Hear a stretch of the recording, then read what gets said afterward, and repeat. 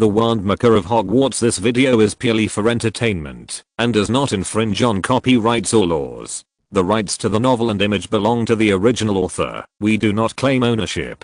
Don't like waiting and want to listen to this fanfic in full now? Subscribe to our Patreon, where you'll find the best fanfics.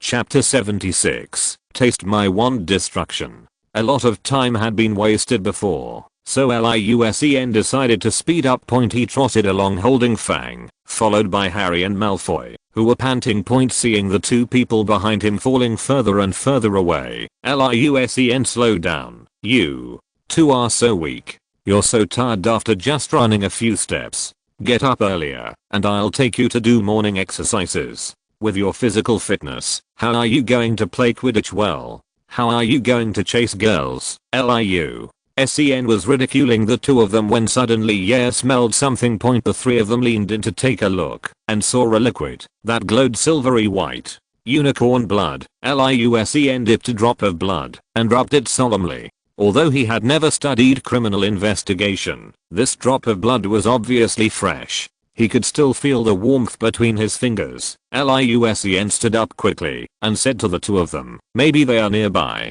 Get ready to fight." Harry held up the magic shotgun expertly and looked around nervously. Malfoy followed suit and held the gun like Harry did. Liu Sen reminded, "If you encounter something strange, aim before shooting.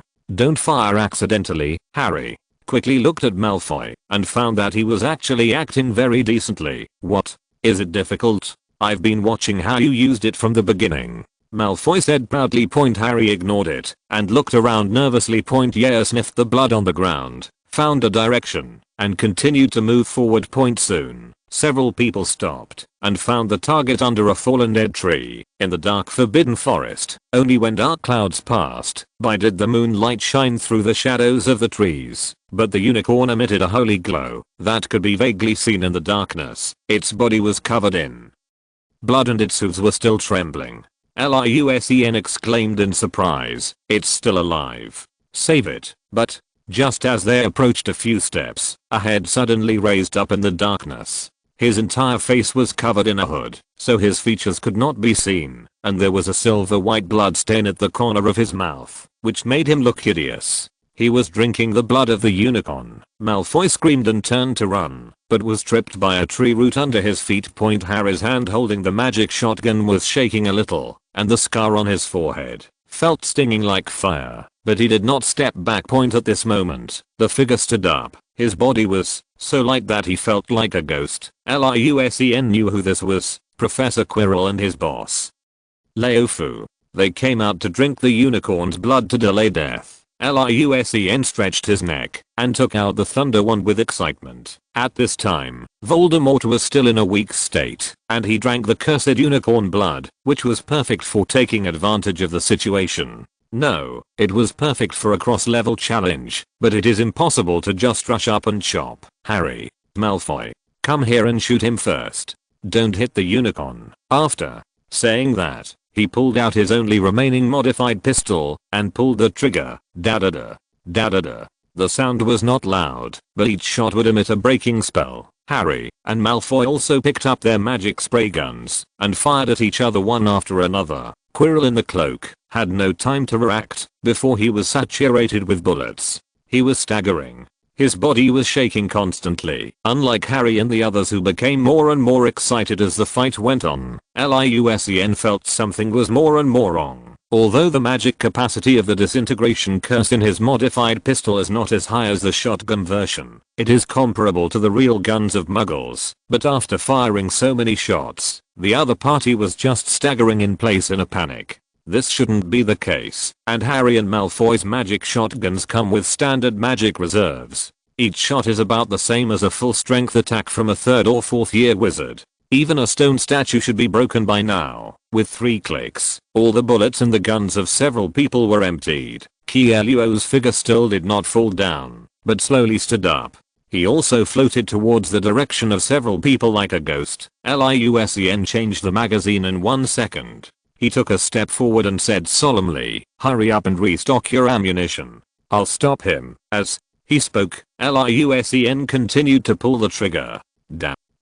But a scene that frightened Liu Sen appeared. After recovering from his shock, Quirrell took out his magic wand and casually deflected the magic that Liu Sen fired from his pistol. Liu Sen was sweating profusely, and he freed one hand to quickly activate the Golden Bell Talisman and the Divine Movement Talisman on his body. He continued to fire 2 shots rhythmically, and at the same time, rushed forward at the right time. With the help of the magic talisman, Liu Sen's body was as fast as lightning, and he had circled from the front to Qialuo's left side in a breath, and activated the Thunder Flame Lightning Sword halfway. A fierce look flashed across Liu Sen's eyes, and he thought, no matter who you are, I'll chop you up first. Die. But Quirrell turned his head at the critical moment and quickly recited a complicated spell. In an instant, a translucent shield appeared out of thin air, just blocking him. The thunderblade seemed to have chopped on a piece of tough cowhide. However, the level of this shield was at least 1 hairpin bend lower than Dumbledore's. Liu Sen could clearly feel that the translucent shield had dents and cracks. An evil arc appeared at the corner of his mouth, and the energy of the Thunder Flame Light Sword in his hand began to surge. But at this moment, a terrifying picture suddenly flashed through Liu Sen's mind. An evil, twisted face showed a creepy and crazy smile. He was standing on a sea of blood and corpses, and behind him was a burning city and screaming muggles. Liu Sen's eyes began to waver, and at this moment, the thunder wand in his hand suddenly emitted an arc of electricity, which gave Liu Sen a shock. His eyes regained clarity, and he immediately began to use occlumency. It was Voldemort. He was using legilimency to interfere with him. It was just a brief moment of distraction, and the magic shield in Quirrell's hand changed again as he chanted. The blood of the unicorn on the ground was attracted and seeped into the cracks of the shield. The shield suddenly changed from a tough cowhide texture to a swamp-like texture. It also emitted an evil cold light. Liu Sen only felt an inexplicable suction force begin to frantically devour the magic power in his lightsaber, and it continued to strengthen the shield itself. Liu Sen was furious, and the Thunder Flame Light Sword changed rapidly from normal mode to 40-meter broadsword mode. This was Liu Sen's first time facing a life and death test. The magic power in his body was instantly mobilized by a strong and determined will, and it madly poured into the thunder wand, emitting an unprecedented dazzling brilliance. Harry and the other man in the distance were dazzled so much that they couldn't open their eyes, and they felt an extremely dangerous aura rising steadily. Qialuo's shield could still absorb enough energy to strengthen itself in the first few seconds. But when Liu Sen's spirit, energy, and soul were united, and the Thunder Flame Light Sword burst out with highly concentrated light and heat, the shield instantly began to collapse. The Thunder Flame Sword, which was suddenly freed from its suppression, was like a dam releasing a flood. It instantly released all of its accumulated power. Suddenly, a bolt of lightning several dozen meters long struck down. Liu Sen, whose magic power was somewhat out of control, had red light in his eyes, and shouted out point instantly. A loud bang came from under the sword. In the direction pointed by the sword tip, all the trees within a few dozen meters were reduced to ashes. A gully about 1 meter deep, and emitting scorching hot steam appeared on the ground. The soil inside was burned by the extremely high temperature, and instantly turned into red lava. The smoke cleared, and Liu Sen stood there panting. His magic power was completely exhausted in the explosion just now. But what was better than the time when he chopped the Pippi ghost to pieces was that his magic power recovered much faster. After taking a few breaths, the dizziness had dissipated a lot. Liu Sen spat on the scorched earth and angrily said in his heart, "Damn, he got away." At the moment when Liu Sen swung his sword, Qialuo suddenly dodged to the side. Liu Sen, who was in a state of magic explosion, had no time to adjust his direction. However, Liu Sen believed that, even if the opponent was swept by the aftermath of the Thunder Flame Sword, he would not be able to survive. The power that he had never seen before was too terrifying. Liu Sen looked at the forest on fire in the distance, shook his head, and then walked towards Harry and Malfoy with unsteady steps. At this moment, Harry suddenly exclaimed, "Watch out behind you." Liu Sen's pupils suddenly shrank, and he quickly turned his head to look. I saw Quirrell, covered in a black cloak, flying towards him like lightning. Liusen quickly raised his hand and was about to activate the Thunder Flame Lightning Sword again, but the other party got there first. He grabbed Liusen's wrist holding the Thunder Wand with one hand and grabbed his neck with the other hand. Liusen was caught off guard by the sudden attack and felt that the opponent's hand strength was surprisingly strong. Even if he activated the Thunder Flame Lightning Sword, it would be useless at this angle. Liusen, who was unable to breathe, quickly started thinking. He used the Chinese object control technique, controlled the Thunder Wand to fly up, and then smashed it on the opponent's head. With a thud, Qialuo let go instantly and almost fainted. Liusen showed a cruel smile and kneed Qialuo hard between his legs. Quirrell immediately let out a shrill scream. It was long and desperate. There were also two faint sounds of shattering. "What are you standing there for? Help me." After shouting, Liusen quickly ran away 2 steps to pick up the Thunder Wand not far away. Harry was the first to react, raised the magic shotgun, and pulled the trigger. Malfoy also hurriedly fired 2 shots in the direction of Quirrell. As a result, a scene that drove Liusen crazy appeared.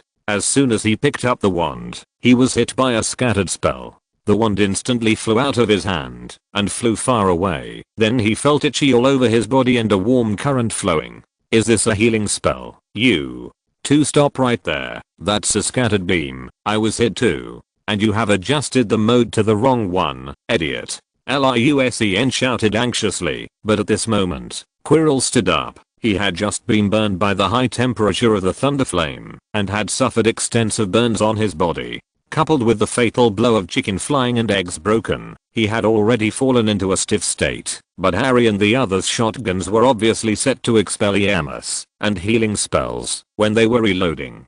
Quirrell didn't have a wand in his hand just now, so Harry's Expelliarmus didn't work on him. Instead, Liusen next to him was affected by the scattered magic. Malfoy cast several consecutive healing spells to ease Quirrell's pain, giving him a chance to catch his breath. Liusen quickly pulled out the number 1 spare wand from the wand sheath at his waist and swung his hand to create 2 shattered movements. Unfortunately, Liusen's casting speed was still far behind his opponent. Quirrell had already picked up the wand at this time. Although his steps were unsteady, he still easily blocked Liusen's attack with a wave of his hand point. Liusen was a little depressed. His speed was not as fast as others, and his magic wand was not convenient to use. How could he fight? No matter how many magic wands he had, it would be useless.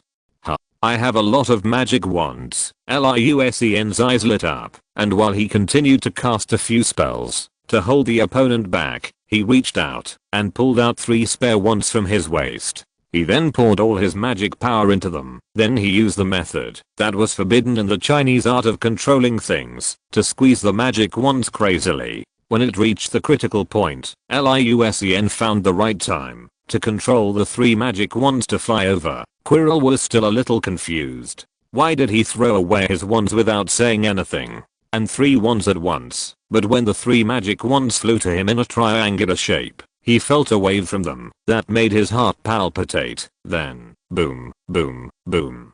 3 explosions were heard. The rapidly expanding flames were mixed with chaotic magical turbulence. The power was quite astonishing. The magic weapon exploded. The effect is quite good. Liusen gave a wicked smile and took out 6 more magic wands and threw them over. Quirrell, covered in dust, fled in a panic under the continuous attacks of the self-destructive wand, and his mentality was somewhat unbalanced. With no other choice, he gave up the attack, covered his body with a tattered cloak, and disappeared into the depths of the Forbidden Forest with a few flashes like a ghost. Chapter 77 Unicorns I Obey. Liusen was a little unhappy that he failed to kill Quirrell, but he couldn't blame Harry or Malfoy. Their performance was already pretty good. In the eerie and terrifying Forbidden Forest, they were very brave to raise their guns and shoot at the weird and terrifying unicorn killer. Thinking of this, Liusen suddenly turned around, ran a few steps, and squatted beside the unicorn. Liusen said to himself, I almost forgot about you. Fortunately, I didn't strike you with my sword just now. Otherwise, you would be dead. I put my hand on the unicorn's chest and felt it again. It was quiet and there was no heartbeat.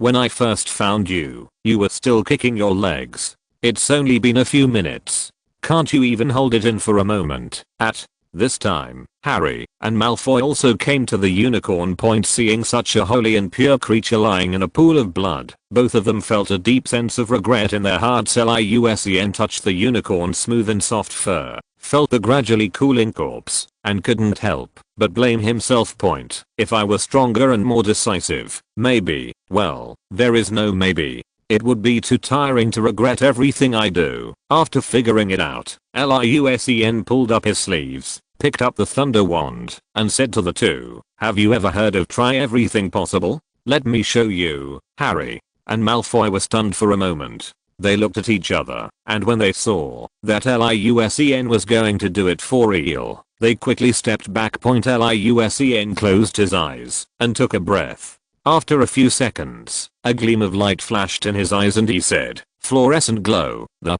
thunder wand suddenly emitted a soft misty white light illumination magic, healing light mode. The healing light on the magic wand covered the unicorn's body, and the unicorn, which was already emitting a holy glow, suddenly became even brighter. The fatal wound of the unicorn was on its neck. The healing light slowly moved, like a living veil. After covering the wound, it emitted a brighter light, and at the same time, streams of black mist were forced out. After the black mist left the unicorn's body, it vaguely formed a number of roaring and ferocious human heads, but they were quickly eliminated by the escaping white light. Liu Sen felt a sense of emptiness. Firstly, his magic power had just exploded once, and secondly, this healing light required a lot of magic power and spirit. When I was treating Snape's leg injury before, I didn't feel this way at all. It was as simple as putting a lid on an overturned water bottle. In comparison, the unicorn's wound is like a dam in India. Not only is there a large amount of water inside, but it is also overflowing with force. Liu Sen's forehead was covered with sweat, and he quickly called out to his friends, "Hurry! Help!" The two of them were in a panic for a while, but this time they made no mistake. Malfoy made sure that the magic shotgun in his hand was in healing mode, and then he pulled the trigger at the unicorn's wound. Harry took out a stack of talisman papers, found the healing talismans in order, injected magic power into them, and stuck them around the wound. Finally, Liu Sen felt the changes. No more black gas flowed out of the wound, and the silver blood stopped flowing out. The horrible wound slowly began to wriggle and close. Liu Sen endured it, and persevered until the skin and flesh on the unicorn's neck were completely healed. At the moment of recovery, suddenly the pressure disappeared, replaced by a soft feedback. The unicorn on the ground lit up under the inspiration of the healing light, and the white light on its body also had a healing effect, giving people a warm feeling. After a thrilling battle, the three people who immediately started the rescue seemed to have less physical and mental fatigue when they were illuminated by the light. Especially Liu Sen, who cast the healing light, benefited the most. His nearly exhausted magic power was quickly replenished by a soft magic power, nourishing every cell in his body. Liu Sen was so comfortable that he just wanted to open his mouth and shout Taishan roar. But he knew that now was not the right time, so he resisted the urge to shout. But soon he discovered that this gentle and holy magic began to fade, and it conveyed a sense of gratitude and regret. Liu Sen guessed that this was the unicorn's vague consciousness saying goodbye to him. It felt that death had not left. At this time, 3 horse hoofbeats sounded behind the 3 of them, but when Harry and Malfoy turned around, they saw that the 3 coming were not horses or unicorns, but had the bodies of horses, but the upper bodies of humans. They were centaurs. Hagrid also came over along the narrow sword mark left by Liu Senator. They had actually been observing from a distance for a while, but seeing that Liu Sen was doing his best to rescue people, they did not make a sound to disturb him. But Liu Sen ignored all this. He hadn't given up yet. The healing light on the thunder wand in his hand became brighter and brighter, but it gradually retreated and finally returned to the wand. The pitch black wand began to glow brightly, with an electric current surging through it. Gradually, Hagrid and his 3 companions in the distance heard the squeaking sound of electricity. A centaur with a silver mane and a horse body had a strange look in his eyes. Mars was so bright tonight, and the stars had already predicted everything tonight. But this little foal, the centaur's name for the cubs of the same tribe and humans, was going to break the predetermined fate. At this time, the thunder in Liusen's hand had accumulated to the peak, and the entire thunder wand was wrapped in blue-purple lightning. The highly concentrated and compressed lightning was like it had just been caught from a storm. Brilliant and sacred, when Liusen's thunder suddenly struck, everyone's eyes were instantly blinded by the dazzling lightning. At the same time, a loud explosion was heard. Boom. The sound shook the 9 heavens, as if it struck the soul directly. The light faded, and just as everyone was recovering from the loud noise and bright light, the next sound they heard almost made them fall. 1, 2, 3, 4, 5, 6, 7, 8. 2, 2, 3, 4, 5, 6, 7, 8. Liusen was performing cardiopulmonary resuscitation. Come. Here Harry, Malfoy, both of you do this to me. Press your hands, and keep the same rhythm as me. When the two of them clumsily took over Liusen CPR, Liusen pulled out the Hawthornwood wand in the nick of time and cast a fresh breath towards the unicorn's mouth. Then he held the unicorn's head and called out, calming, I know you can hear me. Try harder. You are not dead yet. Come back to life. There are many female unicorns waiting to have cubs with you. I don't know whether you are a male or a female, but this is what I mean. Come on. Otherwise, I will give you another electric shock. At Liusen's affectionate call, babbling, the unicorn's eyes trembled. Seeing the movement, Liusen hurriedly used the thunder wand to cast the healing light again. He glanced at the Hawthornwood wand in his left hand and simply tried to use the healing light. Although the power is several levels lower, it can still be considered a proper dual-wielding spell, right? As Liusen thought about it, two rays of healing light in his hands covered the unicorn. After a person dies, cells lose their energy and oxygen supply and die in large numbers every second, especially brain cells. If this continues for a certain period of time, irreversible damage will be caused. Although Liusen doesn't know whether magical creatures like unicorns also follow this theory, using the healing light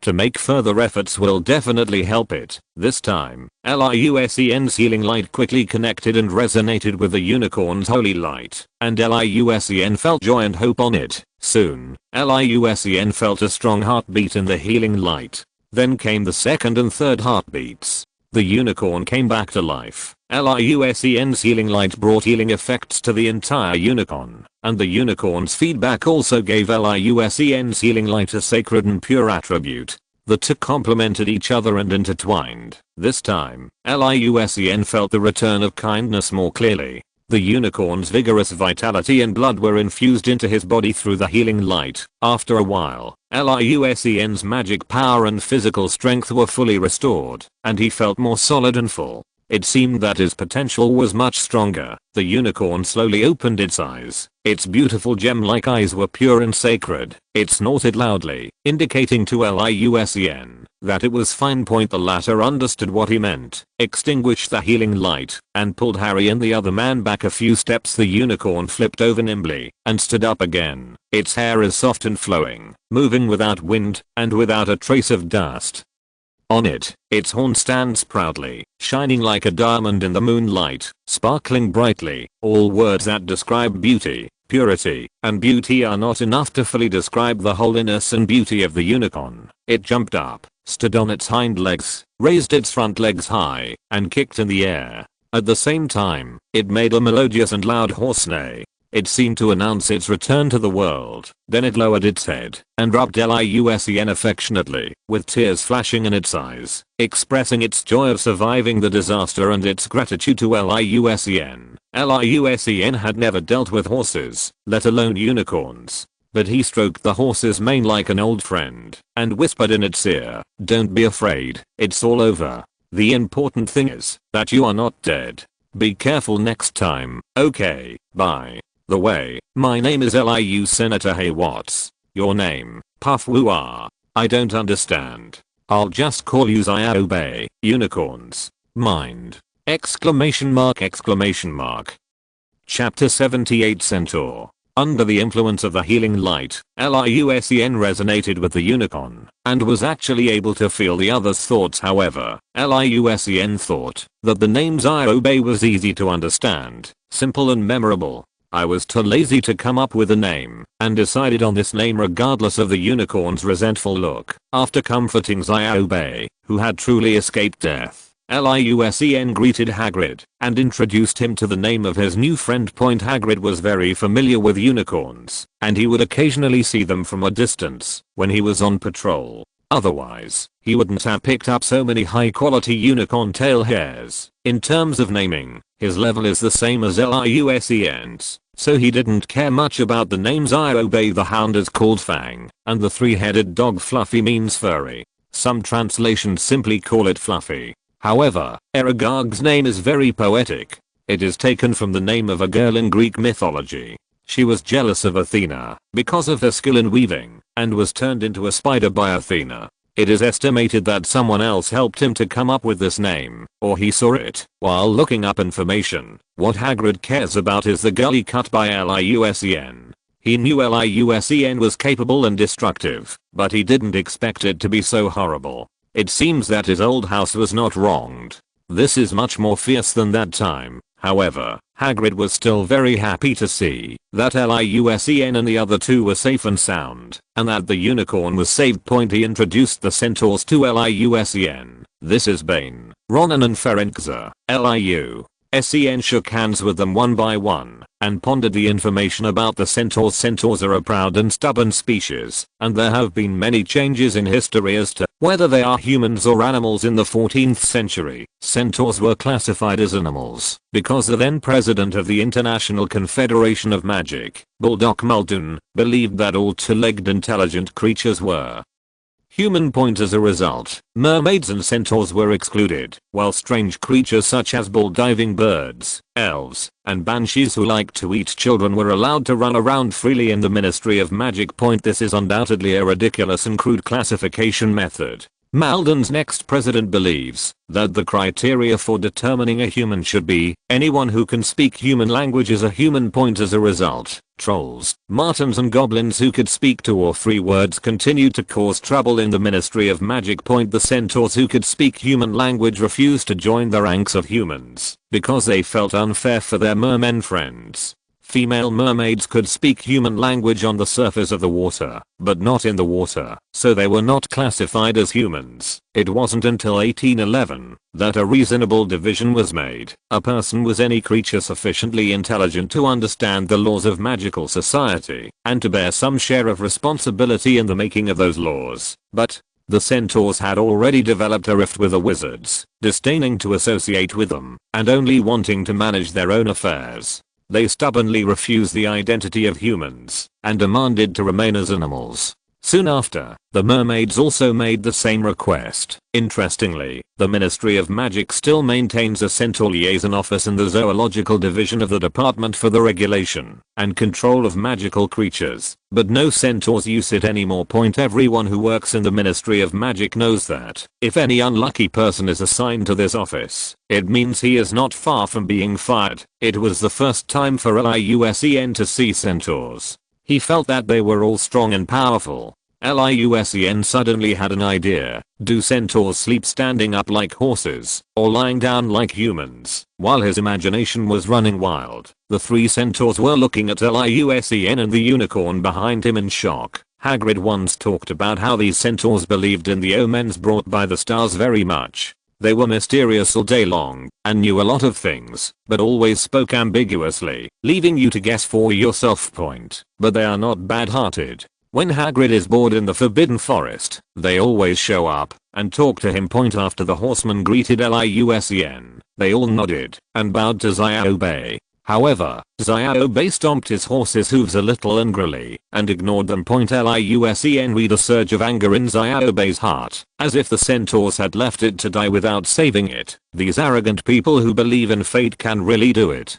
They will get predictions from the stars and believe in them without a doubt. They had predicted the death of the unicorn and the return of Voldemort long ago, but they believed in fate and chose to stand by and watch. But not all centaurs are so old-fashioned. There is also an outlier among them. Ferenczar, the horse with a silver mane, stepped forward with a guilty look on his face. He said to the unicorns, I obey. I'm sorry for not helping you when you were injured. We are all very happy to see you return. At this time, Bane on the black horse said, we can't fight against the omen of fate. Mars is very bright tonight. You should have died. I don't understand why this happened. Liu Sen was a little displeased and immediately retorted, haven't you heard that my fate is in my own hands? Living according to the stars step by step. What's the difference between you and a puppet? Bane and another red horse, Ronan, were stunned by Liu Sen's words, but a gleam of light flashed in Ferenczar's eyes. Ferenczar stepped forward and said, do you know who you are fighting? Do you know who is so eager to regain his life? Bane and Ronan immediately said anxiously, Ferenczar, what are you doing? We swore an oath. We can't reveal the secret. What's more, they are human beings. Liu Sen said indifferently, heaven's secret? You are not the only ones who can predict the future. I can do it too. Is it rare? And I know who it is. Tom Riddle, Hagrid, was the only one present who was horrified. The others had no idea what this name was. Liu Sen chuckled and continued, the one I just chopped was Tom's subordinate. Tom's lingering soul was lying on him. Oh, you may have heard of Tom's nickname, Voldemort. This time everyone was shocked. The centaurs stamped their hooves on the ground nervously. Hagrid, Ron and Malfoy couldn't help shivering. Harry's eyes widened and his fists clenched tightly. Voldemort was the guy who killed his parents. That guy was actually Voldemort. The centaurs were shocked by Liu Sen's bold statement of Voldemort's name and identity. They all kept silent and looked at each other. The centaurs all respect the strong. Liu Sen demonstrated his powerful strength. He not only reversed the fate of the unicorn, but also saw through all the truth, which made them admire and curious even more. Liu Sen's battle didn't last long, but the damage he caused was staggering. There were still flames spreading on the trees not far from the people. If left unchecked, it would easily cause a forest fire. So Liu Sen and several other young wizards started to put out the fire under Hagrid's organization, and the centaurs also contributed their efforts. By the time everyone finished their work, it was almost dawn. Little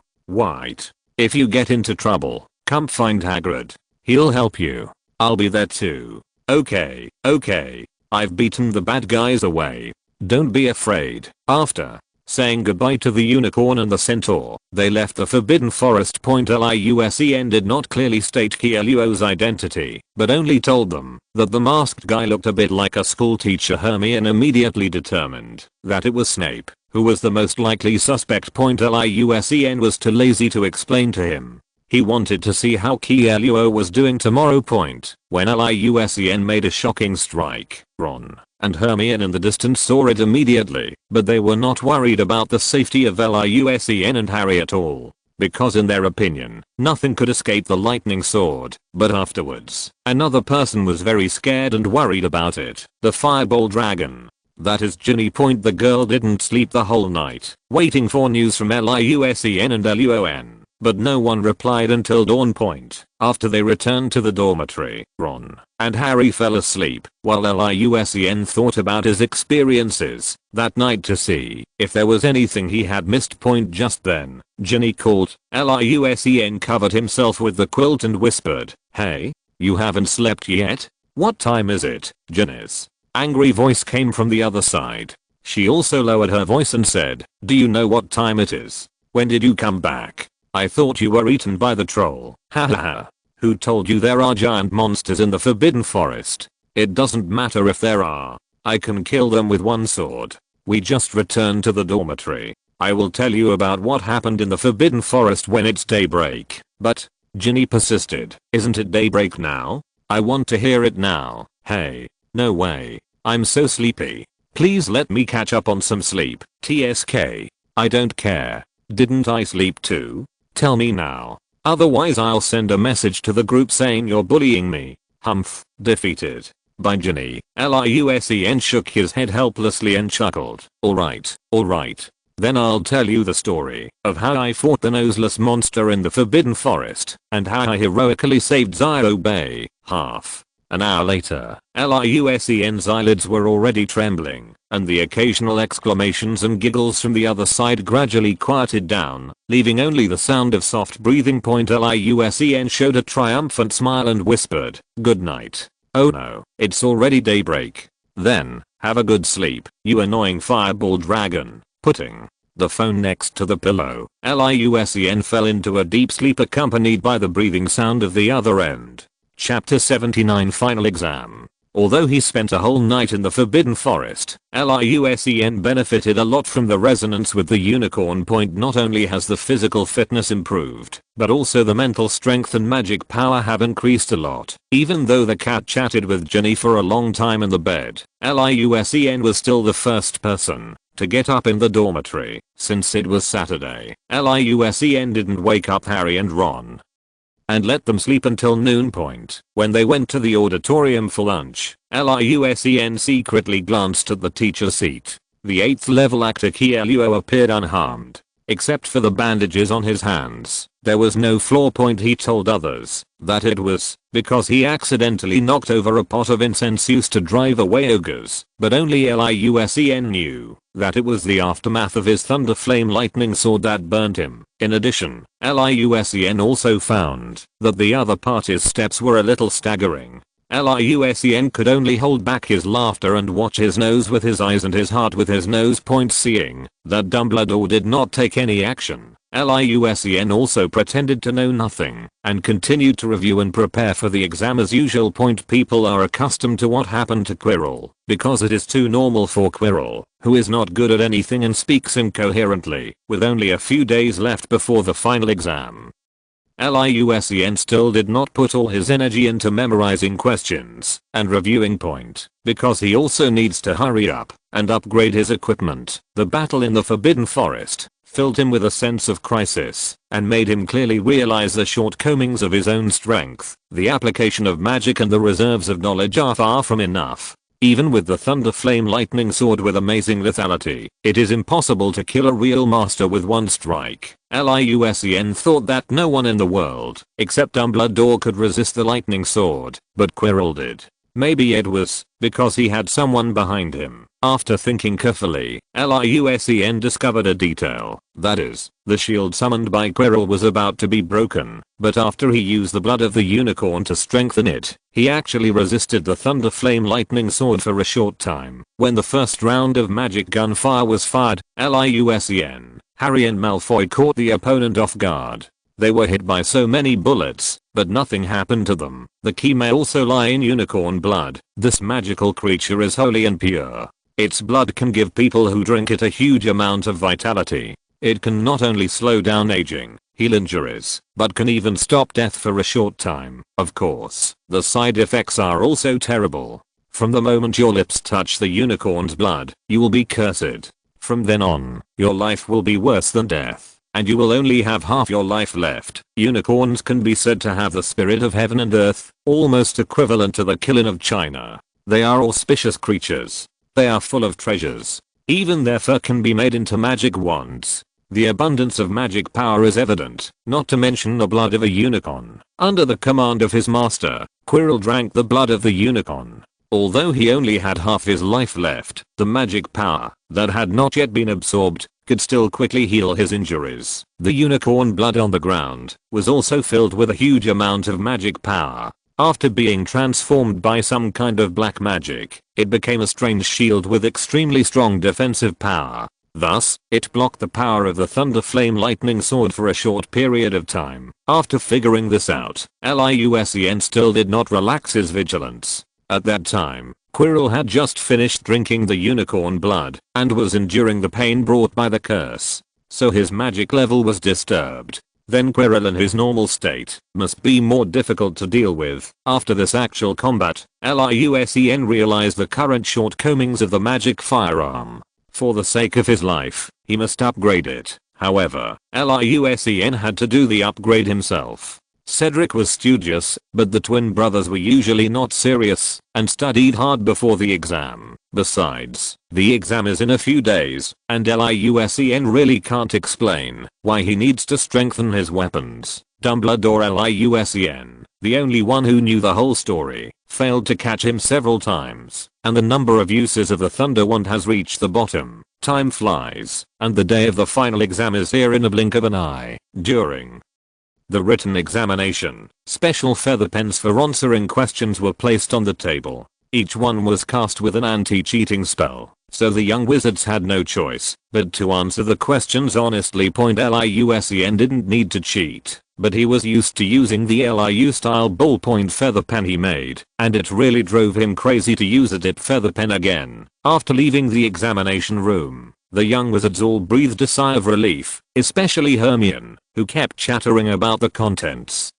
of the examination paper. This made Ron and Harry, who had finally managed to get through it, feel upset, as if there were more than 100 flies flying over their heads. Fortunately, Liu-Sen changed the topic in time and started talking about Harry's invisibility cloak, which was returned to him by someone unknown. When Harry returned from the Forbidden Forest, he found the invisibility cloak neatly folded and placed on his bed, with a note saying, "Just in case." Liu-Sen certainly knew that this was arranged by a certain unnamed principal. Fortunately, this topic successfully saved Harry and Ron, and made Miss Know-It-All no longer nervously study the contents of the test paper. In addition to the written test, several important subjects have practical exams. Professor McGonagall asked the young wizards to turn a mouse into a snuff bottle. The more exquisite the result, the higher the score. If the result still had a mouse whisker or tail, points would be deducted. When it was Liu-Sen's turn, he first greeted Professor McGonagall respectfully, and then handed over the Thunder Wand.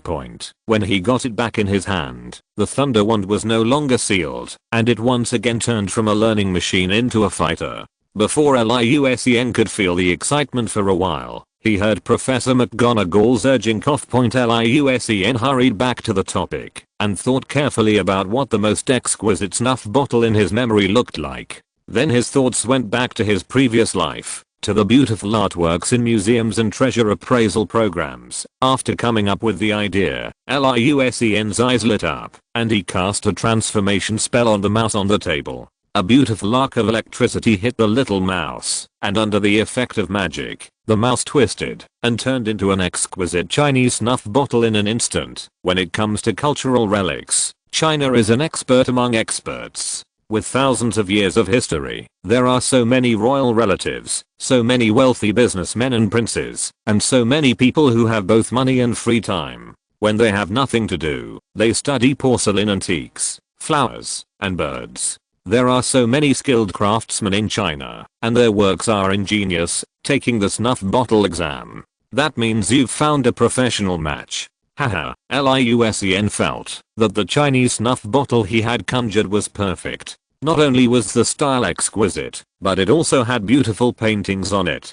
Hehe. Have you seen this before? This is a sure thing. But after looking at it for a while, Professor McGonagall's smiling face revealed a complicated expression, and finally she frowned and gave the same score as Hermione. Liu-Sen is the picture of the 7 fairies playing in the water too cool? But it's very delicate. Liu-Sen showed a flattering look and said, "Dear Professor McGonagall, you see, it's the end of the semester. How about I remove the seal on my wand, Professor?" McGonagall rolled her glasses, waved her hand, and said, "Go to the next test." Liu-Sen nodded excitedly and said happily, "Okay. Thank you, Professor. I will definitely not get into trouble. Study hard and make progress every day." But he hadn't walked a few steps when he heard Professor McGonagall say calmly, "Professor Flitwick's examination room is next door. He will reseal it after the exam." Liu-Sen.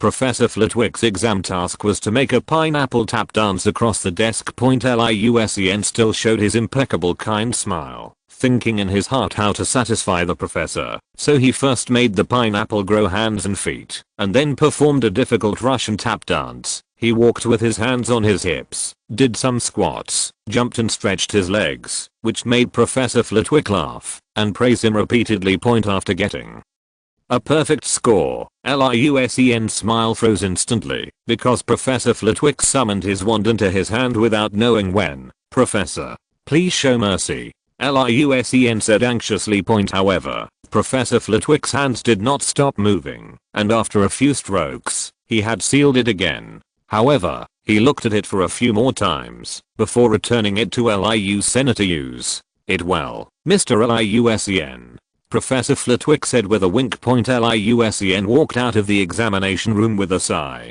His appearance made Ron and Harry, who were about to enter, swallow their saliva. They thought that even Liusen didn't get a good grade, so how difficult must the examination be? After taking the Transfiguration and Charms exams, they had to brew a forgetfulness potion in front of Snape. Snape was hovering behind the little wizards throughout the whole process, causing the little wizards' brains to go blank as they were already nervously trying to recall the recipes and operating steps. However, Liusen, Harry and Malfoy were not the ones who were nervous. Liusen often dealt with Snape, and they had a cooperative relationship, so he was not embarrassed. The Malfoy family has a good relationship with Snape, and this guy has a good talent for potions and loves to study this subject. Then it was Harry's turn. Snape even coughed quietly to remind him of the little mistake he made when making the potion. When the last subject, History of Magic, announced that papers should be submitted, all the young wizards couldn't help but cheer out loud. The exam was finally over. Next, everyone can happily relax in school for a week, and then it will be summer vacation after the results are announced. Liusen did not go for a walk with Harry and the other two to the Black Lake to enjoy the breeze or play with the giant squids in the lake with his twin brothers. He's going to see the headmaster. The wand usage must be recharged.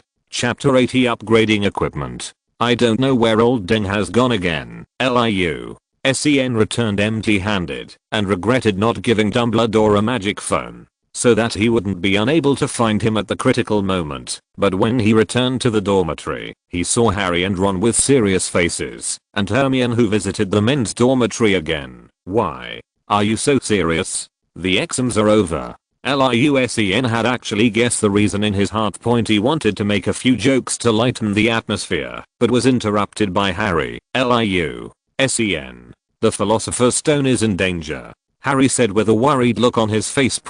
After listening to their stories, Liu-Sen understood that when he went to see Dumbledore, they were not idle either. Mainly Harry, who had a flash of inspiration and thought of Hagrid's Dragon Boy Norbert, who would go around with illegal dragon eggs and lose a bet with Hagrid. Under the indirect questioning of several people, Hagrid told everything that happened. He had not yet realized that the hooded man who gave him the dragon egg had discovered the weakness of the three-headed dog. As long as some music was played, the three-headed dog would fall asleep. Knowing that the three-headed dog had lost its function, the three people hurried to find the principal, but none of them knew where the principal's office was. Who knows where the principal's office is? The first person they thought of must be Liu-Sen. Unfortunately, none of the people who just came out of the examination room brought a magic phone. I happened to meet Professor McGonagall at that time, and after asking, I learned that the headmaster had gone to the Ministry of Magic for some business. Several people suddenly panicked.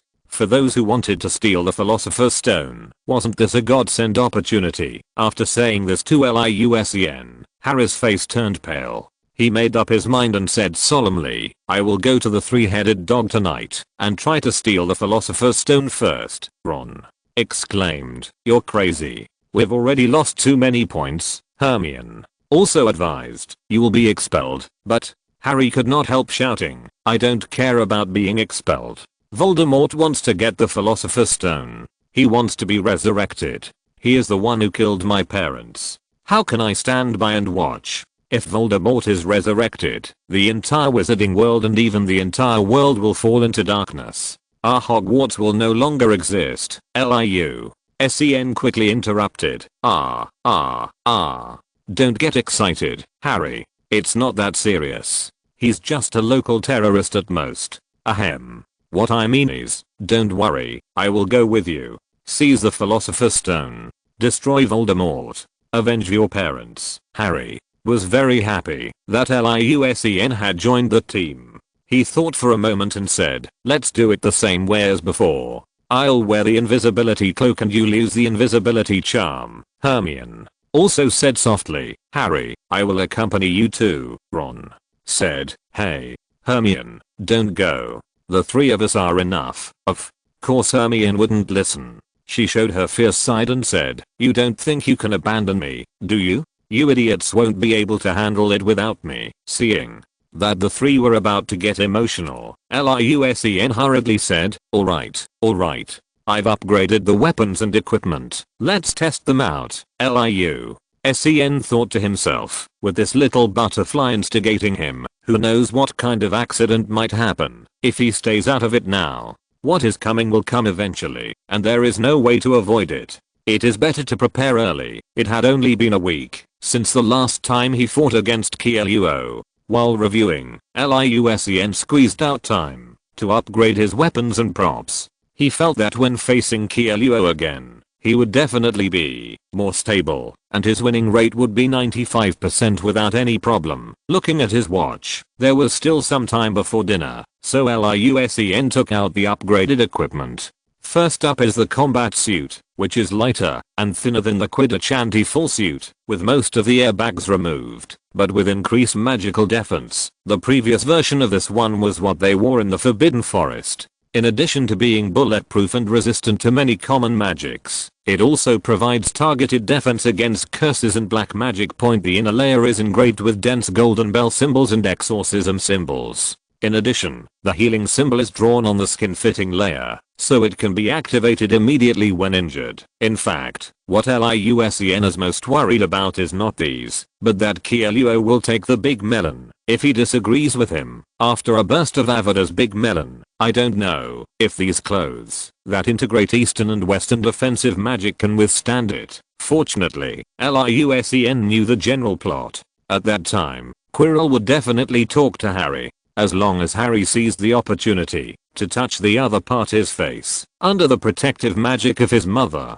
Quirrell with Voldemort would be reduced to ashes. Therefore, their main task is to escort Harry through the numerous levels, and they don't need to take part in boss battles. However, to be on the safe side, Liu took the trouble to paint defensive runes and magic all over his protective suit. In addition to protective gear, firearms have also been revised, because Liu has a fear of insufficient firepower. Ever since he unlocked the Thunder Flame Lightning Sword, he has been going further and further down the path of pursuing lethality. There is nothing that the Thunderblade can't solve. If there is, use the 40-meter broadsword mode. Even though this kind of self-confidence was shaken once by Quirrell in the Forbidden Forest, after thinking it through, Liu still felt that he did not understand the illumination technique well enough. As long as he is given time, the lightning sword will definitely be able to clear the sky with one sword. If that doesn't work, there is still the magic wand self-destruct method. However, in addition to these two tricks, the high attack speed brought by firearms can effectively solve the current problems of single means and slow attack speed. So in addition to the classic shotgun style, Liu also created an AK-47 version. The AK-47 can bring a higher rate of fire and more ammunition.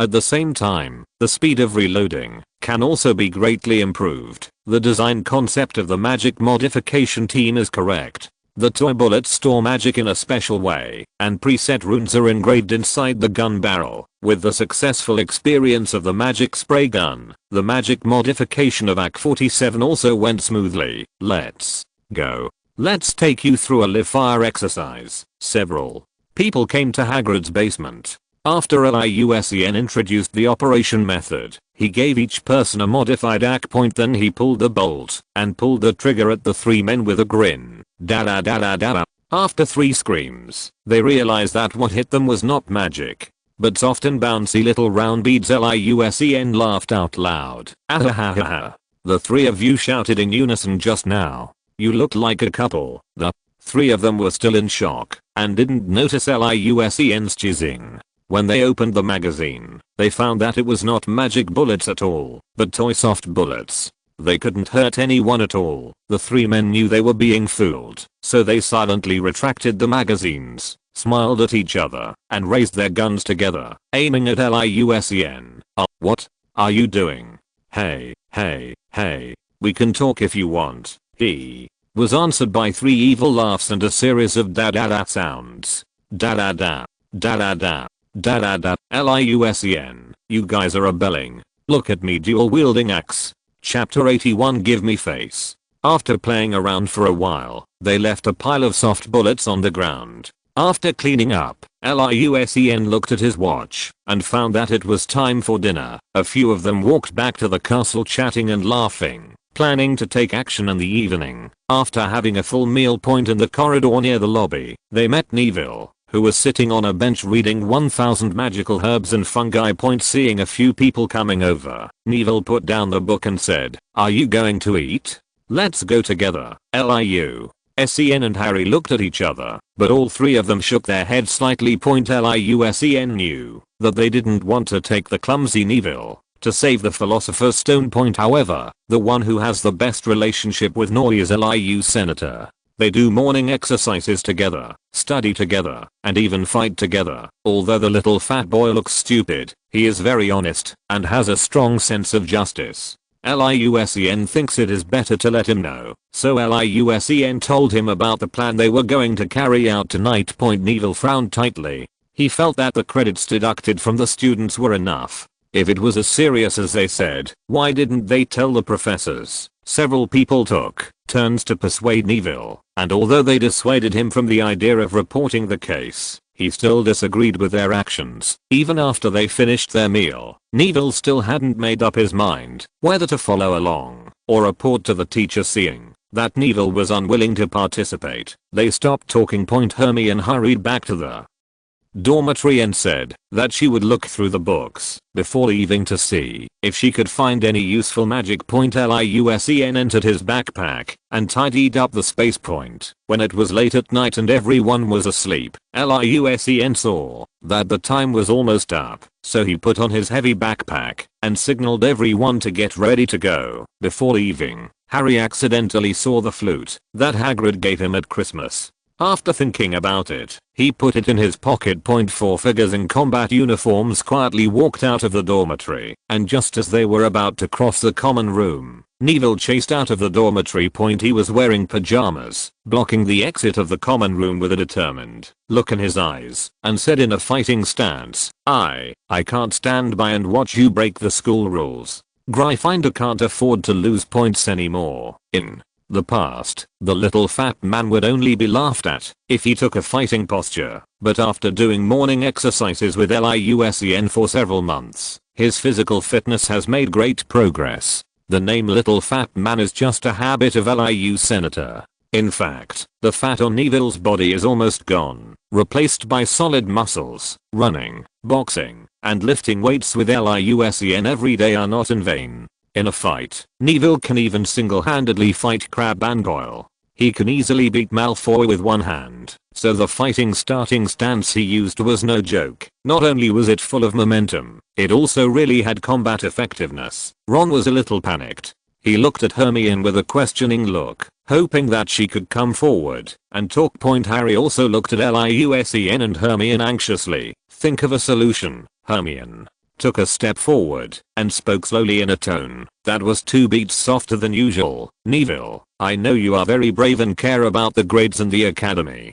but we have to go tonight, so I'm sorry. Neville, as she spoke, she drew her wand and quickly said, Petrificus Totalis. An ice blue spell instantly came out from the tip of Hermione's wand. Neville, who was hit, immediately stood at attention, his hands involuntarily placed at his sides, and his body was stiff, as if frozen. Neville's eyes widened. He had completely lost control of his body, and then lost balance, and fell backwards. Liu-Sen sighed, and quickly supported him. Come and help, Harry. And Ron quickly lifted Neville's feet, and the 3 of them placed him on the largest sofa in the lounge. They also considerately covered him with a blanket and helped him close his eyes. Liu-Sen patted the timid yet stubborn roommate and whispered, we won't be penalized, just sleep here. After saying that, Liu-Sen took out an invisibility talisman first, injected magic power into it, and slapped it on his body.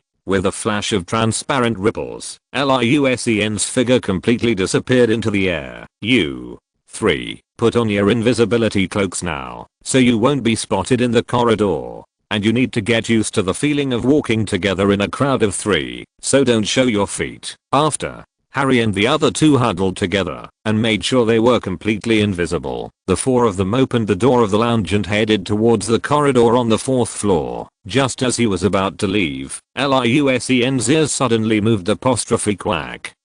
It's Neville's toad point. Liusen's heart moved. He went back and put it in his arms, then walked out of the lounge point. When passing a corridor, they heard the meow of Mrs. Norris's cat. They walked lightly and waited until the kitten went far away before they breathed a sigh of relief. Ron was whispering in his cloak whether he could take advantage of his invisibility to kick the annoying cat. His suggestion was immediately responded to by Hermione. She twisted the flesh on Ron's waist hard point, but at this moment, a question came from midair. Who is there? Come out. It's Peeves with only one head left. It said excitedly. There is something invisible there. Are you a gal, a revenant, or a student kid, Harry? And the other 2 were immediately nervous. Peeves was an even more annoying guy than Mrs. Norris, and now his biggest hobby was to catch little wizards who made mistakes. You're not talking, are you? There are sneaky invisible things running around. Hey, wait. I'll go report to Filch. The 3 little ones in the invisibility cloak panicked. When Harry was thinking of a countermeasure quickly, Liu-Sen spoke first. It's me, Liu Senator. The 3 kids were stunned instantly. No way. They were walking into a trap? They thought Liu-Sen was going to sacrifice himself so they could escape. The Peeves in the air was startled instantly. It immediately put away the smiling expression on its face and said in panic, Master Liu. Master Liu-Sen. Master Liu-Sen. It's you. You are not in the dormitory. But Liu-Sen didn't let it continue. He interrupted. Of course I came out for something important to do. You don't want to make it public, understand, Peeves? Forehead was sweating. He said flatteringly, I understand. I understand. It's all Peeves' fault for being too stupid. He didn't see you, sir. Oh, of course. You have great magical powers, so of course I couldn't see you. Hehe, Liu-Sen whispered. Okay, go patrol somewhere else. Yes, Master Liu-Sen. As it said that, it quickly returned to a high place and turned back as it floated away and said, I wish you good luck in your work, Master. I won't disturb you anymore. After that, it passed through a wall and ran away quickly. The 3 people in the cloaks breathed a sigh of relief. Ron praised, You're amazing. So cool. You're the only one who can control Peeves. The road ahead was unobstructed, and they soon arrived at the door in the corridor on the 4th floor. When they arrived at the door and heard what was happening, they immediately had a bad feeling. That's music, said Ron. Several people quickly pushed open the creaking door, and sure enough, the 3-headed dog Llewellyn was sleeping soundly, with 3 pairs of eyes tightly closed, and 3 loud snorings. It was the first time that Liu-Sen saw the appearance of the 3-headed dog Fluffy, and he admired Hagrid even more. Each of its heads is at least as big as a classroom podium. Its body almost fills the entire room. If it raises its head, it will even touch the ceiling. There was a harp playing automatically in the room, so Hermione said confidently, Look, Snape must have put it here. He has entered the trapdoor. Liu-Sen. Okay, whoever you say is the one, I won't argue with you. If you're listening to this novel on a channel other than Fanfic World, it means they downloaded and uploaded it without effort. We cordially invite you to visit our channel, Mundo Fanfic Novelos. There you'll find the original version of this story and you can explore many other novels of various genres. We're waiting for you to immerse yourself in a world of incredible novels. Chapter 82, Passing the Flute. Harry and the other 2 took off their invisibility cloaks and studied the trapdoor under the 3-headed dog's paw. Hermione's observation skills are still very good. The last time they accidentally entered here, when Harry and Ron were scared out of their wits, she found Fluffy guarding the entrance on the ground. The sleeping 3-headed dog Fluffy was dreaming about something and was smacking his lips, but one of its big paws happened to cover the trapdoor. Harry tried to move Fluffy's big paw, but found it surprisingly heavy, so Ron stepped forward to lend a hand. The 2 were still struggling.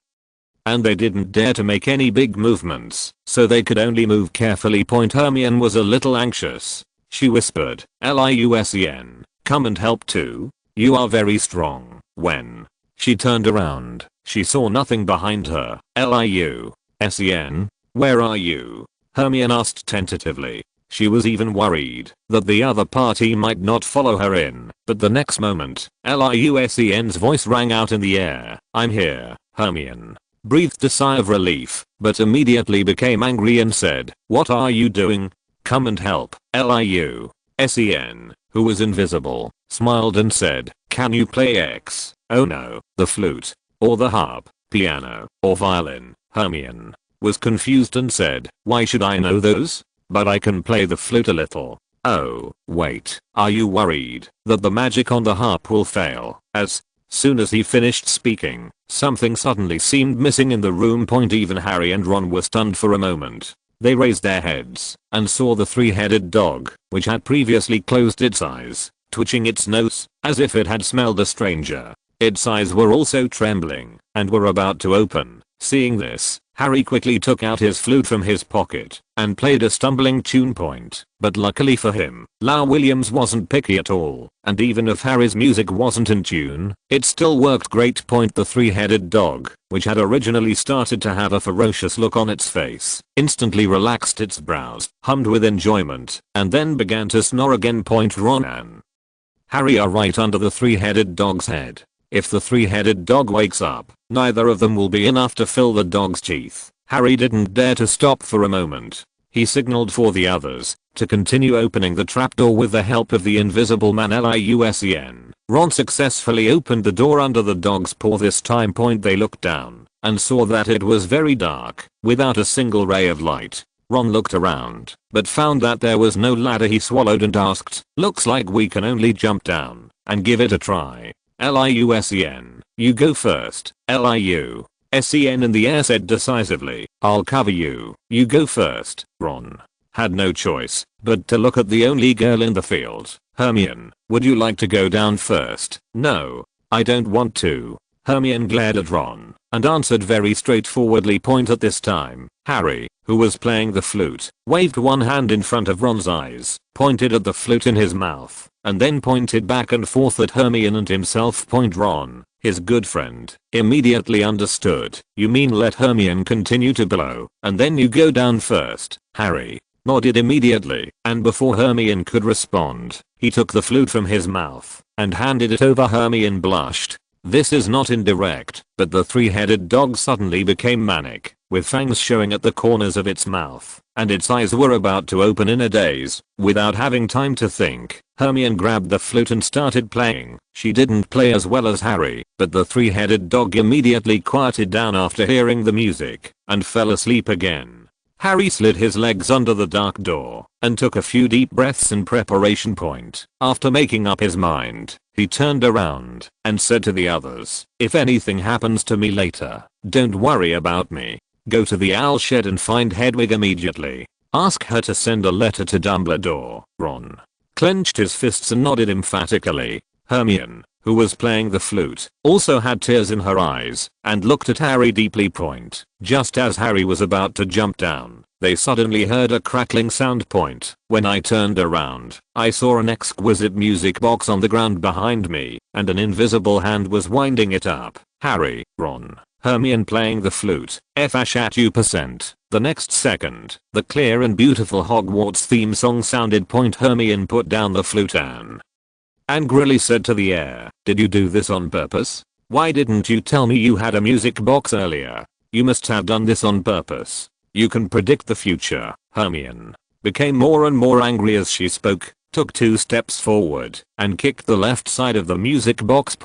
But he didn't kick anything. Instead he staggered and almost fell. "I'm here. Haha. Come and catch me. If you catch me, I'll let Harry and you do that." Hermione was furious. She recalled the time when Liusen teased her in order to find out who Nicholas Flamel was. That time with Harry. "You go to hell." Hermione punched the right side of the music box with hatred, but unfortunately she got nothing. "Okay, stop messing around. I'll let you and Ron next time." "Okay, Ron." who was confused, suddenly felt a chill on his head, as if he had missed something important. Liu Sen, who came to the cave in trance, patted Harry on the shoulder and said, "You did a good job. You are very brave. I will take the lead next. We should finish beating Quirrell as soon as possible, so that we can go back to the dormitory and sleep." As he said that, Liu Sen took out the thunder wand, but counting the number of times, there was only one last time. To be on the safe side, I switched to a poplar wand, suitable for combat, fluorescent glow. The tip of the chopstick-shaped spare magic wand suddenly emitted a flashlight-like light, but under Liu Sen's control, the light gradually retracted, and gradually became a round ball emitting soft white light, lighting ball mode. With a gentle flick, the ball of light floated up, and then flew towards the deep underground under Liu Sen's control point. Liu Sen saw that the ball of light was flying deeper and deeper. In the end, even if he adjusted the lighting range to the maximum, he still couldn't see the situation below. Hiss. What kind of structure is underneath? Why is it so deep? Is this scientific? After complaining, Liu Sen remembered this plot, but it seems that he didn't remember it being so deep. This is so scary. Seeing that several people were looking at him eagerly, he had to force a smile, thinking that Dumbledore would never harm Harry, right? Then he took a deep breath and jumped down resolutely. Liu Sen felt that this height was like bungee jumping. After several seconds, he landed on a soft object with a plop. Looking up, the light from the trapdoor was now only the size of a 2-inch photo. The height was far more than 4 stories. It must have fallen somewhere underground. Liu Sen controlled the light ball to float towards him, and saw a large black vine-like plant under him, which was wriggling like a snake under the illumination of the light ball. Devil's vine. Fear of light. Soft and tough, likes to wrap around its prey like a snake. The more it struggles, the tighter it gets. On the contrary, if it relaxes, it will be ignored. Chapter 83 Devil 039 SIV and the Flying Key. Liu Sen quickly lowered the brightness of the light ball to the lowest level, to avoid disturbing the devil vine, which would cause it to fall down prematurely. At this time, Harry's voice came from above. "Liu Sen, how are you? Don't worry, just jump.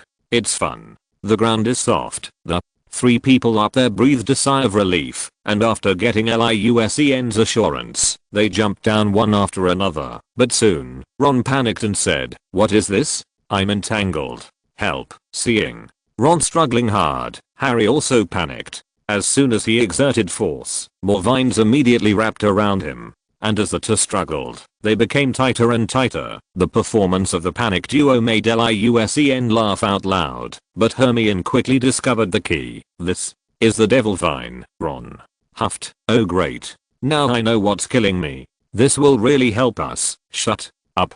I'm trying to figure it out." She remained motionless, pretending to be a stone. Then she said in a calm tone, "Can you guys just be quiet for a moment? Just stay still. Calm down. Take a deep breath." But Ron's voice sounded like he was about to cry. "Just try to calm down. I can hardly breathe. Liu Sen, help me." Liu Sen knew that there was no danger, so in order to watch the excitement for a while longer, Liu Sen struggled a few times every time he was about to sink point. So Hermione became the first person to be ignored and let go by the Devil's Ivy point. When Harry and the other boys saw Hermione being eaten, they immediately struggled with all their strength, but of course it was in vain. But soon, Hermione's voice came from under the 3 people. "Don't struggle. Just stay still, and you'll be safe. I've fallen down. There are no devil vines here." But Harry and Ron, who were surrounded by fear, couldn't listen at all. They were strangled to the point of suffocation. Ron came to the rescue. "Hermione, think of a way. We can't breathe." Hearing her teammates' cries for help, Hermione panicked. She quickly started to think and recall the knowledge about the devil vine. Let me think about it. "Devil's Ivy," Professor Sprout said in class. "Devil's Ivy likes dark and humid places," Harry hurriedly said. "Then burn it with fire." But Hermione jumped around anxiously, twisting her hands anxiously and saying, "But there is no firewood here." Liu Sen burst out laughing. "Firewood? You said firewood. Ha ha ha. Wait a minute, I'll come to you and laugh again. The lighting ball floating next to Liu Sen, emitting a faint light, suddenly became brighter. The devil vine twisted and twitched immediately like a snake encountering fire. In a few breaths, it pulled away all the vines that were wrapped around the three people. The three of them fell down one after another. Ron and Harry landed on their butts, while Liu Sen landed nimbly and steadily point. After withdrawing the lighting ball, Liu Sen saw the stunned Hermione. Then he covered his mouth and laughed out loud again. Ron also imitated Hermione's panicked voice and said, "But there is no firewood here." He sighed and continued, "Hermione, look at what you are saying. You are a witch." "Fortunately, there is Liu Sen," Hermione said angrily. He clearly knew it was a devil vine. But he just watched everyone get entangled and didn't do anything. He just wanted to watch everyone's fun. "Is that Liu Sen? Yeah, I just want to watch the fun. What's wrong? Can't I ease the tense atmosphere? There's no firewood here. PFFT sorry, I'm professionally trained, and I won't laugh easily. Unless I can't help it." Ha ha ha ha. Hermione immediately clenched her fists and was about to hit someone. Liu Sen hurriedly asked, "Listen, what's that sound?" Several people pricked up their ears immediately, but they heard nothing except the sound of dripping water. Hermione thought Liu Sen was trying to change the subject, but she saw Liu Sen taking the lead and walking forward. "I see a light ahead." Several people hurriedly caught up. They walked down the stone-paved downhill road. The further they walked, the more frightened they became. Where were they? Some of them even felt like they had arrived at the underground vault of Gringotts. "Ron, do you think there will be a dragon ahead?" Harry nodded in agreement. He was worried about this too. However, what greeted them was a room with a very high dome. The room was brightly lit, and there was a kind of glittering bird flying high in the sky. At the end of the room is a thick wooden door, which you will need to pass through if you want to move forward. A few people examined the door and found nothing there except 4 flying brooms. Hermione fired an Allahu open at the door, but of course found nothing. After Liu Sen distributed the AK-47 to several people, he commanded, "Everyone has it. Split into pieces mode. Target, wooden door, free to open red." As soon as the words fell, the 4 people's magic 47 spewed out a burst of spells. The power of each shot was more ferocious than a real gun. After a few seconds, Liu Sen was the first to raise his fist and signal everyone to cease fire. He walked forward and saw that the wooden door was covered with bullet holes and cracks, and wood chips were flying all over the ground. But the wooden door is still standing, and even the damaged parts are recovering rapidly. This must be the work of Professor Flitwick. There are defensive and repairing spells on the wooden door. There is also a spell to prevent unlocking. It seems that taking shortcuts is not going to work. In fact, Liu Sen really wanted to activate the Thunder Wand and chop down the wooden door with a sword. There was only one last use left. He had no choice but to hold back. At this time, Harry finally discovered the correct way to open the door, which was to ride on the flying broom and grab the key. That's right. Upon closer inspection, what were flying in the sky were actually keys with wings. Harry was the first to ride on the flying broom, followed by Ron and Hermione. After analyzing the wooden door, they concluded that the target was probably a heavy ancient key. The 3 of them flew into the air and began to move through the keys, trying to find the right one. Liu Sen was struggling. He could use the flying skill of flying objects to fly by standing on the flying broom, but facing such a large group of agile birds, his unskilled flying skill would not have much chance of success. Thinking of the bird, he suddenly had an idea. What can defeat magic? Magic, of course. If you can't defeat it, then join it. So Liu Sen used his spare magic wand to cast a spell and cut the remaining flying broom into 18 pieces. It's not that Liu Sen couldn't help but take revenge on the flying broom, but that he had another use for it. Liu Sen took out the number 5 firwood magic wand and cast a transformation spell on the broken brooms on the ground. Soon the transformation of 18 falcons was completed. Target, old bulky key, go. At the command, 18 falcons raised their right wings and saluted Liu Sen. Liu Sen also nodded and returned a standard military salute. Then an aerial competition began. As the nemesis of small birds, the falcon is not only extremely fast, but also agile and flexible. In a short while, it locked onto an old key with a damaged wing. After several rounds of being surrounded, old key was captured by the falcons and brought to Liu Sen. Harry and his two companions were still searching among the flock of birds. Suddenly the keys began to attack them frantically. Liu Sen shouted to the three of them, "The door is open. You can play Quidditch later, when you have time. Let's get down to business first, Harry." Trio, #An. Chapter 84, Real Wizard Chess encounters a cheating player. After passing through the wooden door, Liu Sen and his companions were shocked by the scene before them. Not far from them, there stood a row of statues made of sand, each with a different shape, and holding a weapon. The ground was covered with thick yellow sand, and there were broken walls, trees, and streams in front of them. In the distance, a two-story city defense tower could be seen with a blue flag erected on it. If the wooden door behind him hadn't been there, Liu Sen would even have thought he had walked into the wrong set. In his memory, there was no such item in the few small levels, right?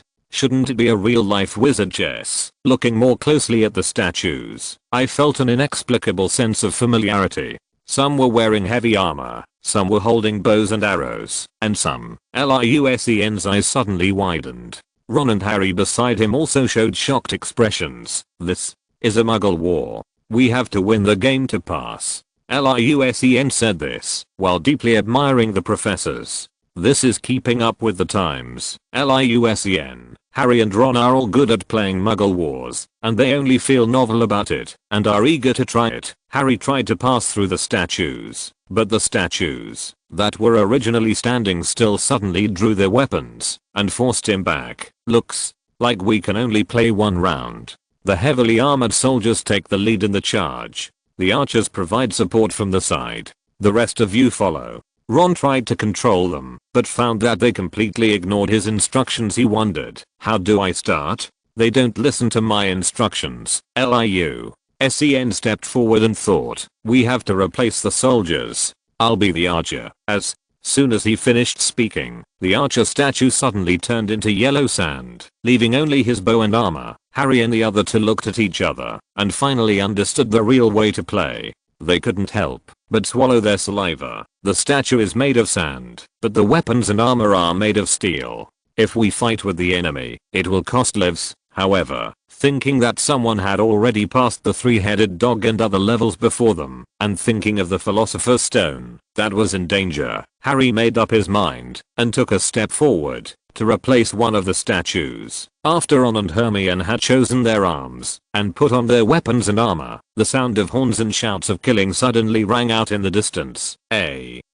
dozen soldiers stood out from the city defense tower opposite, banging their weapons fiercely. Ron panicked. "Why are there so many of them? There are only 4 of us." Liu Sen looked around and saw a set of numbers above his head. He tried to shout, "Bite to spearman." As soon as he finished speaking, the numbers above his head decreased rapidly, and then 2 streams of sand immediately surged up on the sand beside them, and quickly transformed into 2 soldiers holding spears and shields. Ron said excitedly, "Let me do it, let me do it." Following Ron's instructions, they added 2 archers and lightly armored swordsmen. Just when Ron was about to shout start with confidence, Liu Sen stopped him. "Wait, you guys aren't really going to go up and chop it up yourself, are you?" "I plan to follow the soldier." The gold coin on the head has disappeared. This means that in this enlarged version of the Muggle War, we cannot replenish troops midway.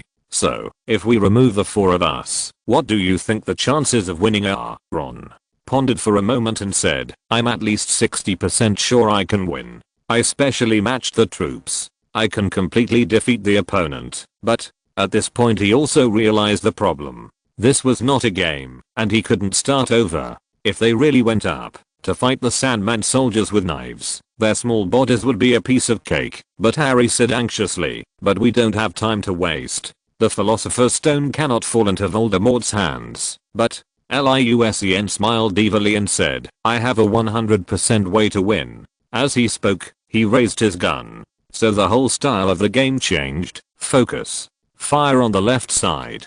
Cover our shield soldiers. Very good. Free shooting next. Run. Shoot down the enemy archers. Ta ta ta. Ta ta ta.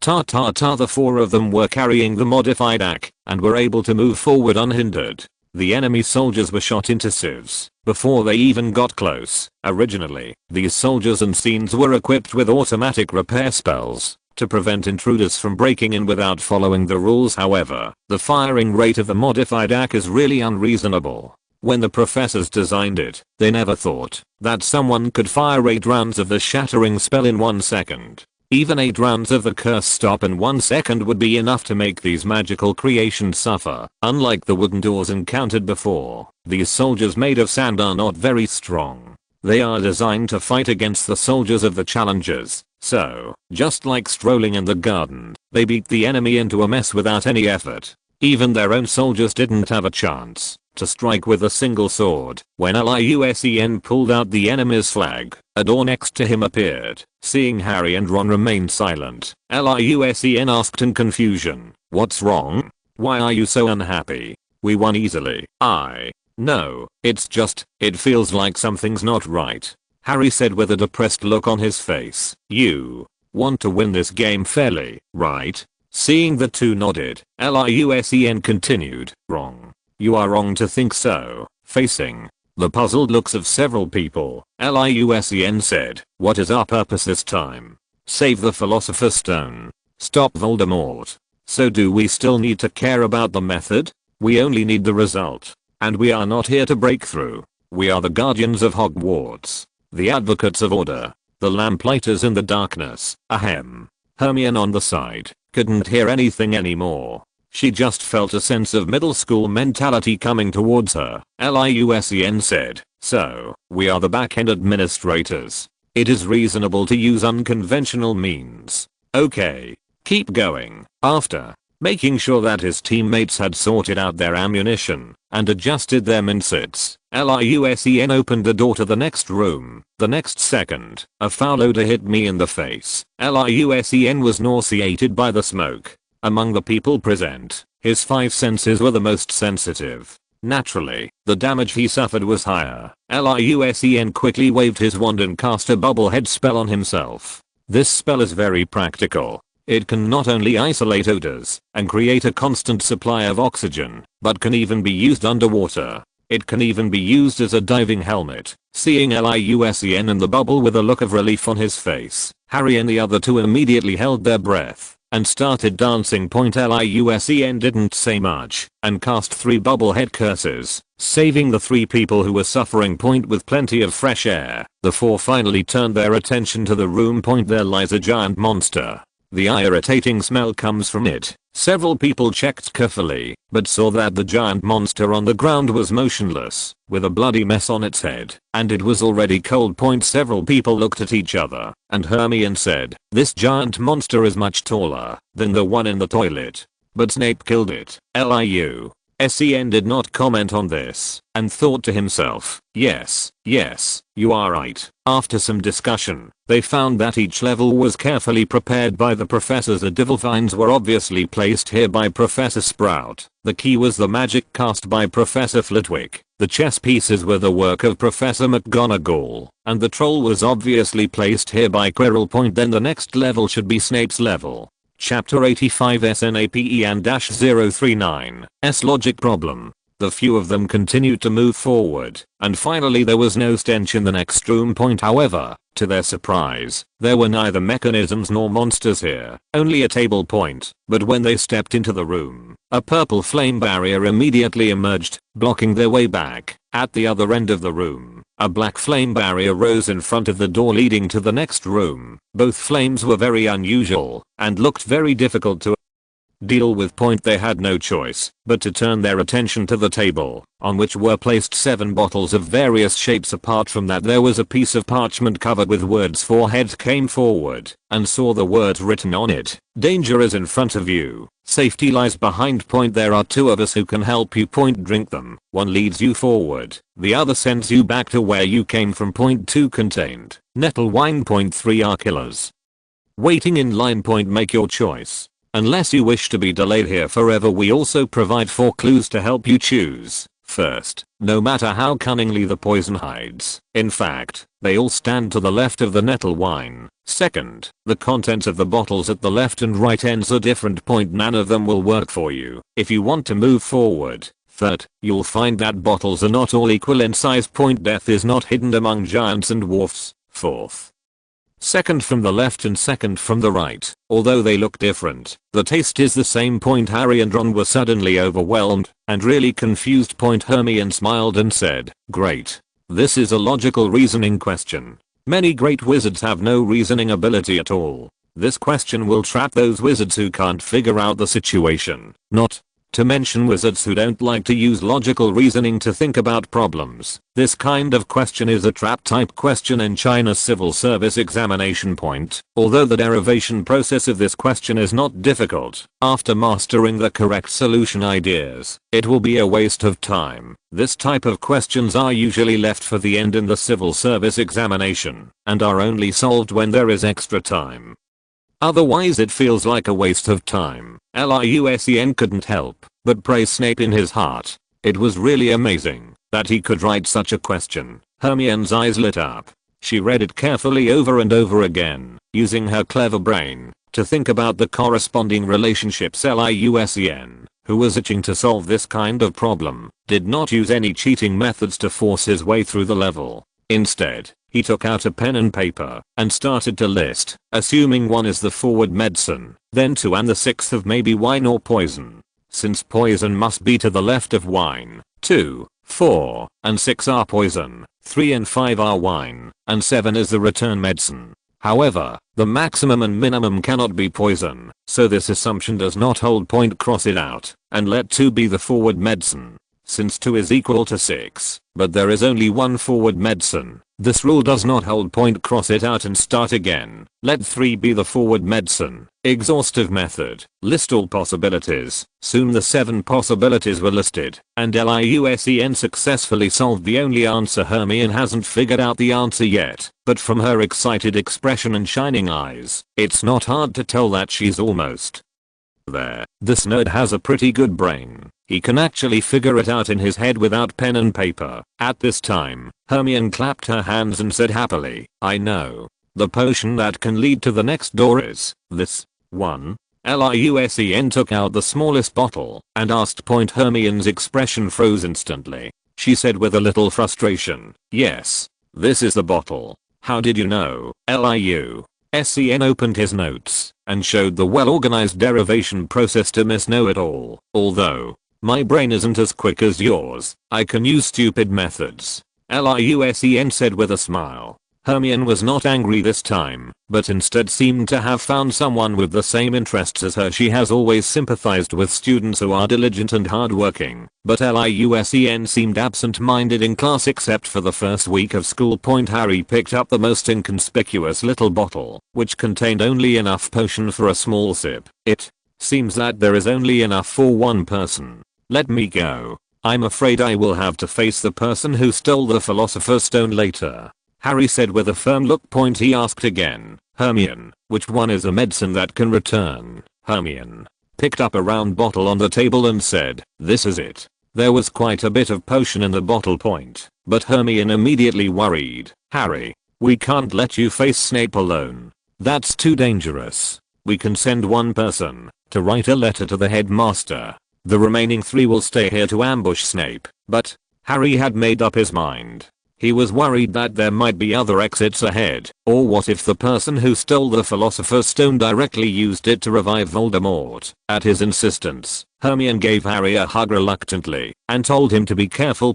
However, Liu Sen interrupted and said, "Actually, we can go together." Several people immediately showed puzzled expressions. "Is it possible to pass through the flame without drinking the potion?" Liu Sen smiled and said, "I have a backpack with me. All Harry needs to do is drink the medicine and carry me over." Ron's eyes immediately lit up and he said, "Then I'll go too. We'll hide in the backpack together. Let Hermione go back and deliver the letter." Hermione immediately pinched Ron and said, "Why should I go to deliver the letter? There's enough space in the backpack anyway." I'll go too. Harry felt warm at heart when he saw his friends risking their lives to accompany him. But he still denied Hermione's idea. Hermione, someone must go back to deliver the letter. We don't know what will happen next. We must inform Dumbledore. The Philosopher's Stone must not fall into Voldemort's hands. Listen to me. You and Ron go back. It's enough to have Liu Sen accompany me. He is powerful, don't you believe it? Liu Sen punched Harry and laughed. You want to talk about my destructive power? Haha. Okay. Hurry up and act. Time waits for no one. Ron. Protect Hermione. If the mechanisms are reset, when you go back, it will depend on you. You two go back to the key room and ride your brooms back to the castle. Then go find Professor McGonagall immediately. Just tell the truth. She will find the headmaster. After that, Liu Sen handed the vial of potion to Harry and instructed, put me down immediately after you pass through the flames. Don't panic if you encounter danger. Your blood carries a blessing your mother gave you. Voldemort cannot touch you. Remember my words. Just find a chance to touch Quirrell with your hands. After saying that, he waved to a few people and got into the backpack. Harry grabbed the backpack and tried to put it on his back, but he pulled it and it didn't move. Liu Sen. Is your backpack out of order? Why is it so heavy? Harry picked it up with great effort and finally put it on his back. Liu Sen's voice came from the gap in the backpack. Sorry Harry. I bought a few experimental materials recently. It's normal that they are a little heavy. Harry shook his head, a little impressed that Liu Sen could carry such a heavy backpack all night and act as if nothing had happened. He picked up the small medicine bottle and shook it, then tilted his head back and drank it in one gulp. A chill instantly swept through his body, and Harry couldn't help shivering. This thing is so cold. At this time, Hermione also drank a sip of the potion that could bring her back. She shuddered and said, this one is like ice too. It's freezing cold. Ron couldn't wait to take the bottle of medicine from Hermione and took a gulp, and he was also freezing. After both sides wished each other good luck, Hermione and Ron were the first to pass through the purple flames, and then Harry also stepped towards the black flames. Chapter 86 Magic Mirror. Magic Mirror, listen to my commands. Harry expected the flames to be hot, but due to the potion, they ignored him. He could see the flames licking at him, but he couldn't feel any warmth. After passing through the flames, Harry saw a staircase leading down and guessed that the next room was there. He put down his backpack, patted it and said, okay, we are here. The backpack opened as it sounded, but Harry waited for a few seconds, but did not see Liu Senator. He was just wondering when he heard the other person's voice in his ear. You know and I know. This way we have a better chance. From now on, you pretend to be alone. Harry's eyes lit up and he nodded. Then he began to walk down the stairs carefully. When Harry reached the bottom room, he finally saw the man who stole the Philosopher's Stone. It was indeed Quirrell. Liu Sen was right. How great it is that it's not Snape.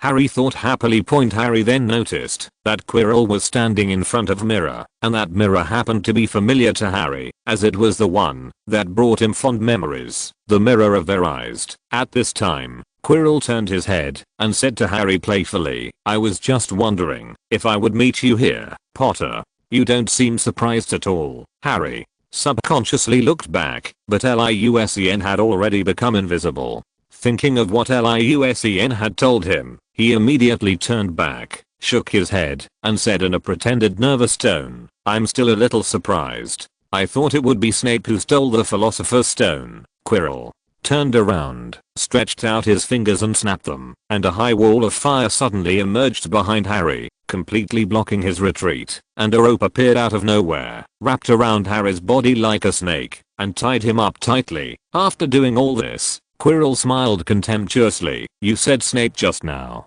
He really doesn't look like a good person. He's like a giant bat flying around. However, it is precisely because of him that no one doubts the poor and stuttering Professor Quirrell. Harry's mind was working fast. Quirrell was looking in the mirror. Maybe Dumbledore had hidden the Philosopher's Stone in some way, and the mirror was the key. Therefore, he had to say something to divert the other party's attention and delay until Dumbledore arrived. So Harry tried hard to recall and talked to Quirrell about the encounter with the troll in the ladies' room, the curse on the Quidditch field, eavesdropping on Snape's conversation, and what happened in the Forbidden Forest. Quirrell, who thought he was just one step away from victory, was in a very good mood. While looking in the mirror, he told Harry all his doubts and all the efforts he had made for the Philosopher's Stone in the past year in a contemptuous and boastful tone. When mentioning LIUSEN, Quirrell sneered sinisterly and said, "If it weren't for that damn LIUSEN, I would have let you fall to your death from your broom during the Quidditch match. But that bastard actually dared to interrupt my spell with his disgusting stench. And he disturbed my great and noble master. I must kill that kid." Quirrell became more and more angry as he spoke, his eyes ferocious as he said, "I'm going to use dozens of heart drilling and bone drilling spells on him, and then slowly remove his limbs. Tell me, Potter, what kind of freak is LIUSEN? How can a mere first year student use such a powerful spell?" "Why?" Harry shook his head quickly. He wanted to know the answer to this question too. I don't know." LIUSEN, who was watching the fun from the side, had been looking for an opportunity since Quirrell started saying bad things about him, and finally made a move when the other party was questioning Harry. LIUSEN stood to the side of the mirror, condensed his thoughts into a line, and instantly issued an order to the working mirror. LIUSEN, mirror, it's me. You do this, and then this. Do you understand? Hurry up, mirror, it's you again. I'm so impressed. I just want to be a beautiful mirror quietly. Why am I so unlucky?" Quirrell turned back to his study of the mirror. He said to himself, "What's wrong with this mirror? I can see the Philosopher's Stone. It's in my hand. But how can I get it? Shatter the mirror." At this moment, the picture in the mirror slowly changed. In the mirror, Quirrell held the Philosopher's Stone tightly in his hand, with greed and determination in his eyes. Then he chanted a spell, and the Philosopher's Stone suddenly emitted a charming red light. Quirrell in the mirror reached behind his head and pulled, and the Voldemort attached to him was immediately peeled off. Under the red light of the Philosopher's Stone, it quickly shrank, and finally turned into a handful of yellow sand. Then the scene quickly changed. Quirrell in the mirror put on a domineering cloak, and countless wizards bowed down in front of him. He became a new generation of powerful Dark Lord. After Quirrell saw the scene in the mirror, the excitement on his face lasted for less than a second before being replaced by horror. No, no, no. What is this? This mirror is broken. I don't have such an idea. I don't. Quirrell said to himself with a trembling voice. He immediately took out his wand and was about to destroy the mirror, but at this moment, the voice behind his head sounded, "Very good. Very good.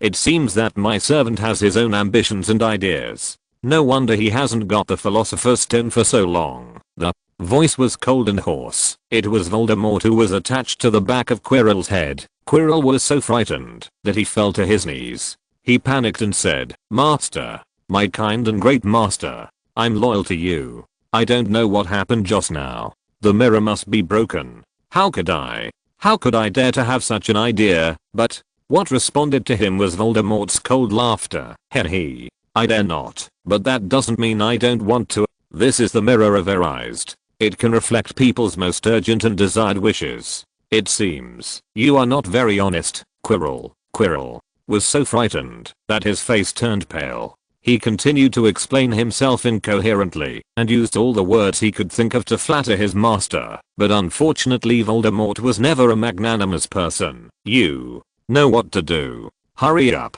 and continue your mission. This is your last chance." When Kealuo heard these words, his whole body seemed to be frozen, twitching uncontrollably every few seconds. "Don't let me down again. Hurry." At Voldemort's urging, Quirrell shuddered violently. He took out his wand tremblingly, then pointed it at himself resolutely, suppressing his extreme fear and shouting, "Crucio!" Then there was a terrible scream. Kealuo was twisted and trembling in pain, and he shrank uncontrollably into a shrimp. After a full half minute, he stood up tremblingly, as if he had just had a serious illness at this time. Kealuo's face was pale, and sweat was pouring down his face, as if he had just been caught in the rain. His legs were still shaking, and his body twitched from time to time because of the pain he had just felt. Harry, who was tied up next to him, was stunned. Why did he commit self-harm? Voldemort's voice sounded again. Now you should realize your mistake. Then continue to get the Philosopher's Stone for me. This is your chance to make amends. Key. Luo even stuttered involuntarily due to the nervousness. Yes, yes, yes. My master. You will always be the greatest existence in my heart. I worship you from the bottom of my heart. I'm willing to dedicate everything to you. Quirrell returned to the mirror and looked at the image in it tremblingly, hoping to see clues about the Philosopher's Stone in it, but what was shown in the mirror was a tall wizard without a nose. Quirrell frowned in confusion. Who was this guy so ugly? But suddenly, he realized why that person's temperament and eyes were familiar. That was Voldemort. His master. Master, I saw you. You regained your body. So unique. Giving me an incomparable sense of oppression. You are so tall. So energetic. Okay. What else? Where is the Philosopher's Stone? Voldemort said impatiently. Let me see. Oh, I see it. The Philosopher's Stone is in your hand. You become the Minister of Magic. The Death Eaters are back too. They are worshipping you. I see many beauties around you. They are vying for your favor. And, is that me? You pulled me into the bedroom, and yet, oh my god. Wait. This is not right. Master. This mirror is broken. This mirror is broken. I'm loyal to you. But I'm not. I don't have that kind of idea. This is impossible. Key. Luo took 2 steps back and looked in horror at himself in the mirror with a seductive look on his face and his anxious master who was having an intense fight. Key Luo wanted to die. What on earth was going on? Liu Sen, who was hiding in the distance, was confused. What did you see? I'll let the mirror do its thing, and it seems to be doing a good job. Chapter 87 Leo Fu, do you dare to take my sword? Voldemort already wanted to kill Quirrell, but now that his resurrection is in sight, he can only stabilize his unreliable subordinate's first point. Then Voldemort said, maybe it's the mirror. Don't be nervous, bring the child here. Use the child. Key. Luo felt as if he had been pardoned. Without saying a word, he snapped his fingers. The ropes around Harry loosened instantly. Stand here. Tell me, what did you see? Quirrell roared at Harry with a ferocious face. Harry was anxious, hoping that Liu Sen would suddenly appear and kill Quirrell and Voldemort with one sword. But he looked around and saw no trace of Liu Sen. At Quirrell's urging, Harry came to the mirror averrized. Where is the Philosopher's Stone? Tell me, Potter. Quirrell asked. Being pushed in front of the familiar mirror, Harry was extremely nervous. He said to himself in his heart, make up a lie. Then create an opportunity for Liu Sen. Yes, that's it. But something unexpected happened. Harry in the mirror showed a meaningful smile, took out the Philosopher's Stone from his pocket, blinked, and put it back in his pocket. Then Harry's pocket suddenly felt heavy. He felt something heavy fall into it. Tell me what you saw. Quirrell urged again. I was shaking hands with Dumbledore. He made up. I won the Quidditch championship. And became a prefect. Quirrell immediately began to curse and shoved Harry away. At this moment, Voldemort on the back of his head said, he is lying. Let me talk to him. Face to face. Key. Luo suddenly panicked and said, no, master. You are still very weak. I still have some strength left. Hurry up. Quirrell didn't dare to refute a word and immediately began to lift up the ridiculous turban on his head. Harry was horrified to see that as the turban slipped off, there was a flat, pale face on the back of Quirrell's head. There was no nose on that ferocious face, only 2 long and thin nostrils. The eyes were red and flashing with dangerous light. The moment he saw this face, the scar on Harry's forehead began to hurt. It felt like it was burning. Voldemort said slowly, the boy who lived. Look. What a great title. But it was obtained from me. Look at me. After that night, I was only a shadow and vapor. But if I get the Philosopher's Stone, I will regain my body. Back to this world. So, why don't you give me the Philosopher's Stone in your pocket? Harry was startled and subconsciously covered his pocket. He knew. What Liu Sen said was true. The other party could read people's minds. Liu Sen. Ha. Do you expect that brat to save you? Don't be silly. I admit that LIUSEN is indeed somewhat capable, but that's all. After I'm resurrected, I can kill him without any effort. You should think about yourself. Come to me. The reason you're still alive is because your parents knelt down and begged me.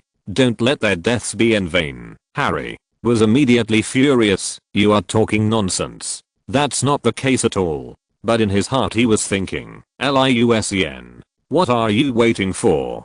Kill this damn guy. Voldemort's expression changed, and after 2 seconds of silence, a sneer appeared on his face. I didn't expect there's a little mouse here. On the left side of the door. Kill him, LIUSEN cried out inwardly. Not good. Before he could react, Kieluo, who was waiting for an opportunity to perform meritorious service, turned around abruptly and raised his hand to emit a green light. Avada eats the big melon. With a snap, LIUSEN fell down. The invisibility charm on his body turned into ashes, revealing his pale face. No, LIUSEN. Harry shouted heartbreakingly, but the figure on the ground showed no reaction and remained motionless. End of this book. Crossed out. Quirrell and Voldemort immediately burst into perverted smiles. See, Potter. Anyone who dares to be my enemy will end up like this. Voldemort said grimly. Now, hand over the Philosopher's Stone. After saying that, Quirrell turned to Harry, went up and grabbed his neck. Harry suddenly couldn't breathe. He struggled hard and subconsciously grabbed Quirrell's hand. Unfortunately, nothing happened. Quirrell's arm was burned by LIUSEN's lightning sword in the Forbidden Forest, and it was wrapped in thick gauze. The protective magic left by Harry's mother did not work. LIUSEN, lying dead on the ground, died with his eyes open. Crossed out. Observing secretly. Harry used the touch hand kill. Quirrell screamed and counted down to 3, 2, 1. Huh. What's going on? 0.5, 0.4, 0.39. Harry rolled his eyes. Why hasn't Quirrell responded yet? 0.05, 0.04. That's not right. Why is Harry kicking his legs? No. Stop moving. Shit. He sat up in shock while pretending to be dead and pulled out an AK-47. Cha-cha-choo. Cha-cha-choo. Cha-cha-choo. Before Quirrell could react, the already dead LIUSEN fired a volley of piercing curses at him. After emptying the magazine, LIUSEN didn't delay for a second. He threw down the modified AK and picked up the thunder wand. After running up to him in 2 steps, LIUSEN's eyes flashed with ferocity, and he was determined to destroy the body. But when he passed by Harry, he saw that he was lifeless. His pupils began to dilate. Quirrell lying on the ground was riddled with bullet holes and blood all over the ground. It looked like he was going to die. LIUSEN wanted to cut him into pieces, but time was running out, so he could only sigh and decide to save Harry first. Voldemort is an indestructible cockroach. He cannot be killed unless his 7 Horcruxes are destroyed. Good buddy Harry only has one chance to live. Fluorescent. Shining. Healing light. Master.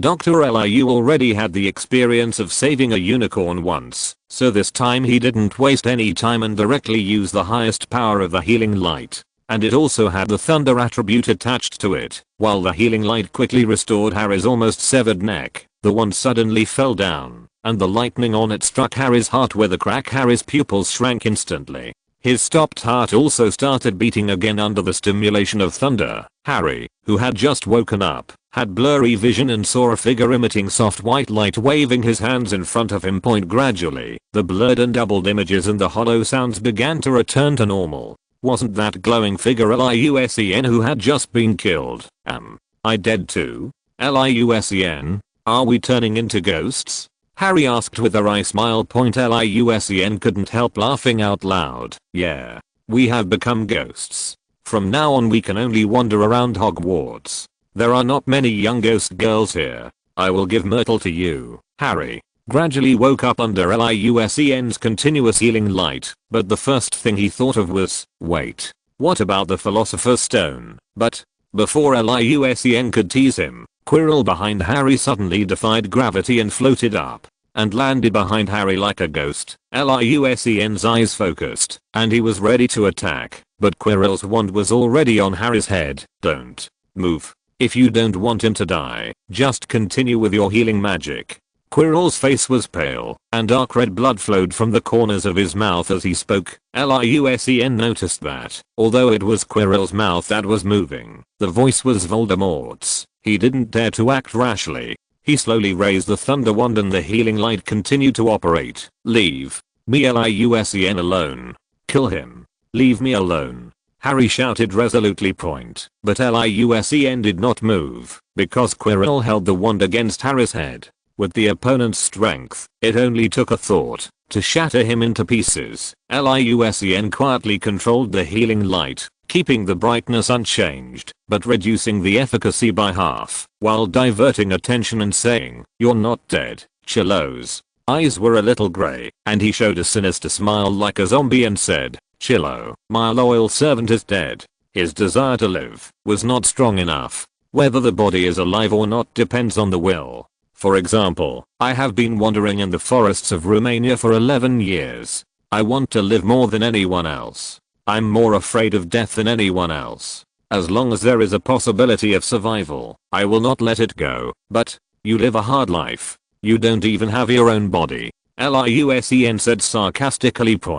But at this moment, Voldemort's face suddenly moved from the back of Quirrell's head to the front, completely replacing him.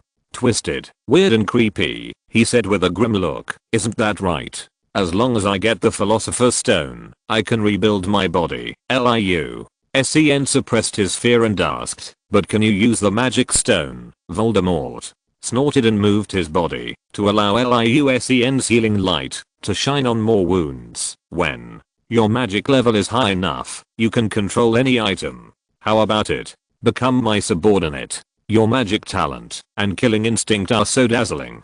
Follow me. I can give you everything you want. Power, wealth, strength, all at your fingertips." Seeing that the other party's wand had slightly left Harry, Liusen raised the corner of his mouth and smiled defiantly. "Really? But my journey is to the stars and the sea." After he finished speaking, Liusen turned his wrist. The healing light instantly changed its form, and the thunder flame light sword slashed down.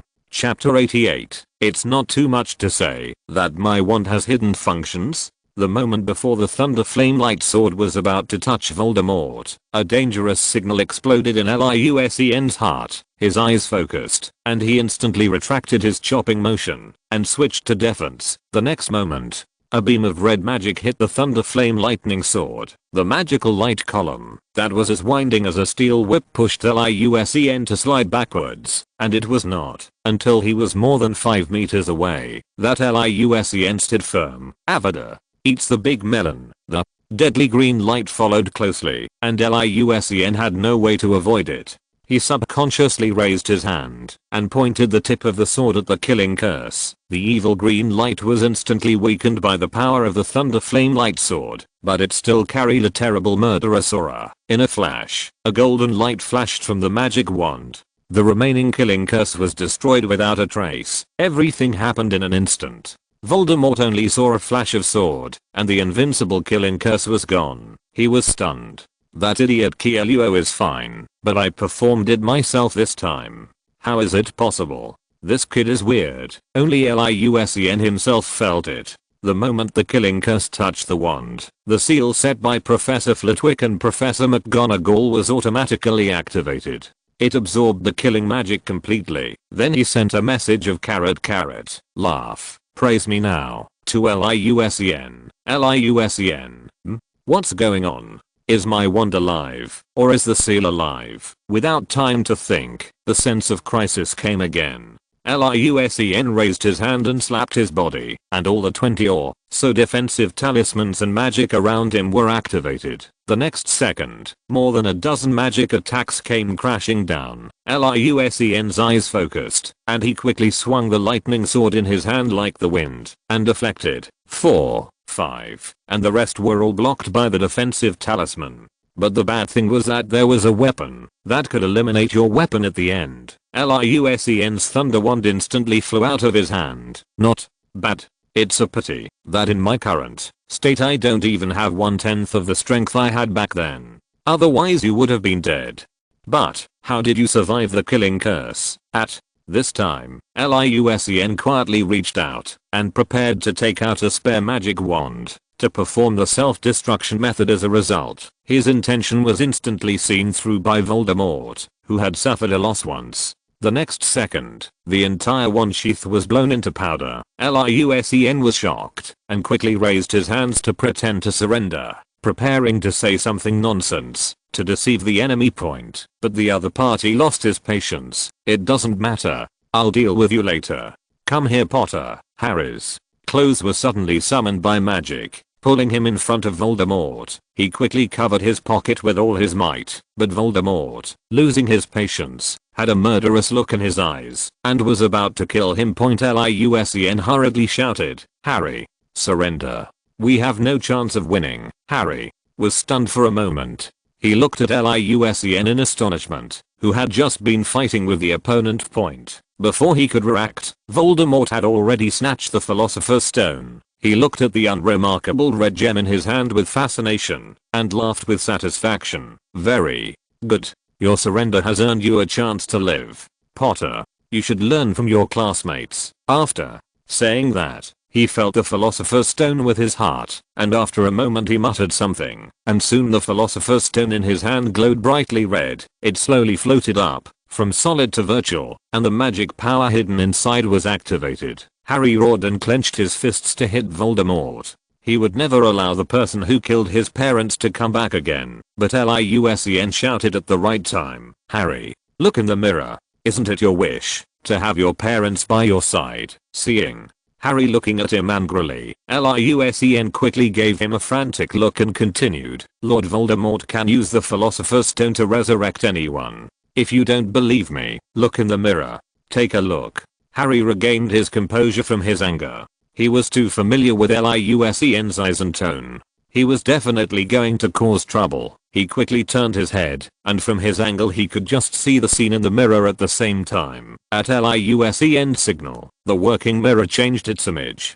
Harry in the mirror stretched out his hand and pressed it against Voldemort's face. Then, the other party shattered. Harry looked puzzled. How could this be possible? And weren't mirrors supposed to grant wishes? What was this? A fantasy. Liu Sen's thunder wand is out of charges and all the spare wands are destroyed. Just as he was thinking about what kind of symbol to draw, suddenly, he thought of a possibility. A possibility that was worth a gamble. Suddenly, his eyes were as sharp as torches, and his hands hidden behind his back quickly made hand gestures. The thunder wand on the ground in the distance reacted instantly. At the same time, the magic stone in the void emitted a dreamy light. With it as the center, an ethereal red magic power poured out, forming a magic energy field in the air that was as gorgeous and magnificent as a cosmic nebula. A huge amount of red magic power slowly rotated, almost covering half of the underground space. "As long as I absorb this magical power, I can become immortal," Voldemort said to himself ecstatically. He had been looking forward to this day for too long. After saying that, he couldn't wait to take a deep breath. The red magic power was inhaled into his mouth, which immediately made his whole body tremble. The borrowed body slowly turned into his own body, while Voldemort was concentrating on his resurrection. Liu Sen made a move and the thunder wand in the distance instantly flew into his hand. In Voldemort's stunned eyes, Liu Sen shouted, "The one who kills you is Liu Sen." At the same time, a dazzling lightning sword shot out, 40-meter broadsword mode. Slash, an expression of astonishment and unwillingness appeared on Voldemort's face, and then with two pops, the two halves of his body fell to the ground, the flames went out, and Harry was already sweating coldly. He was only one step away from that sword. Before Harry could cheer, Liu Sen said solemnly, "Harry, go ahead. Touch him." Harry looked puzzled, but when he lowered his head, the scene in front of him made him gasp. The body that was cut in half by a burnt dividing line from the top of the head to the middle of the legs was actually growing granulation tissue at a rapid speed, and under the influence of the red magic in midair, it quickly gathered and merged. Harry was shocked. He squatted on the ground and put his hand on Voldemort's face without any doubt. The eyes of the noseless monster that had not yet been fully merged suddenly opened. Then a howl that was not like a human voice came out from its body. The places touched by Harry's hands quickly dried up and cracked, as if they had been eroded by thousands of years of time in an instant, and turned into particles of dust and dissipated in the air. But at this moment, Voldemort's body began to struggle violently. His two halves of the body leaned together randomly, and then he took a deep breath with his whole throat. The energy of the magic stone in midair was immediately attracted and absorbed into his body bit by bit. With this magical power, shocking scenes began to appear on Voldemort's body. The sand on his face was melting away, but new flesh and blood was growing rapidly inside at the same speed. The two forces refused to give in to each other. A tug-of-war was formed, but LIUSEN would not give the other party a chance. You know, Voldemort has maximumed out his survival skills. He activated the Thunder Flame Lightning Sword again, and cut the opponent's body into 18 pieces in a flash. But a scene that made him exclaim fuck appeared. Under the influence of the Philosopher's Stone, Voldemort's vitality had become unreasonably strong. Countless insect-like granulations gushed out of the 18 charred wounds and quickly merged back together. If you're listening to this novel on a channel other than Fanfic World, it means they downloaded and uploaded it without effort. We cordially invite you to visit our channel, Mundo Fanfic Novelos. There you'll find the original version of this story and you can explore many other novels of various genres. We're waiting for you to immerse yourself in a world of incredible novels. Chapter 89. Is it okay for me to cut a piece of Voldemort? Voldemort's face was covered with white bones, and he looked at LIUSEN with a resentful look. That look of "you are dead" immediately made LIUSEN very angry. "I don't believe I can't kill you." LIUSEN looked up and saw that the magic power in the Philosopher's Stone was pouring into Voldemort's body at an accelerated rate. This should be the key reason why the opponent can't be killed no matter what. After figuring this out, LIUSEN hurriedly called out to Harry, "Quick, touch him in a large area. As long as you touch him fast enough, he won't survive." Hearing this, Harry quickly started the Magic washing mode. After being cut and chopped by LIUSEN, Voldemort's clothes were gone after he was put back together.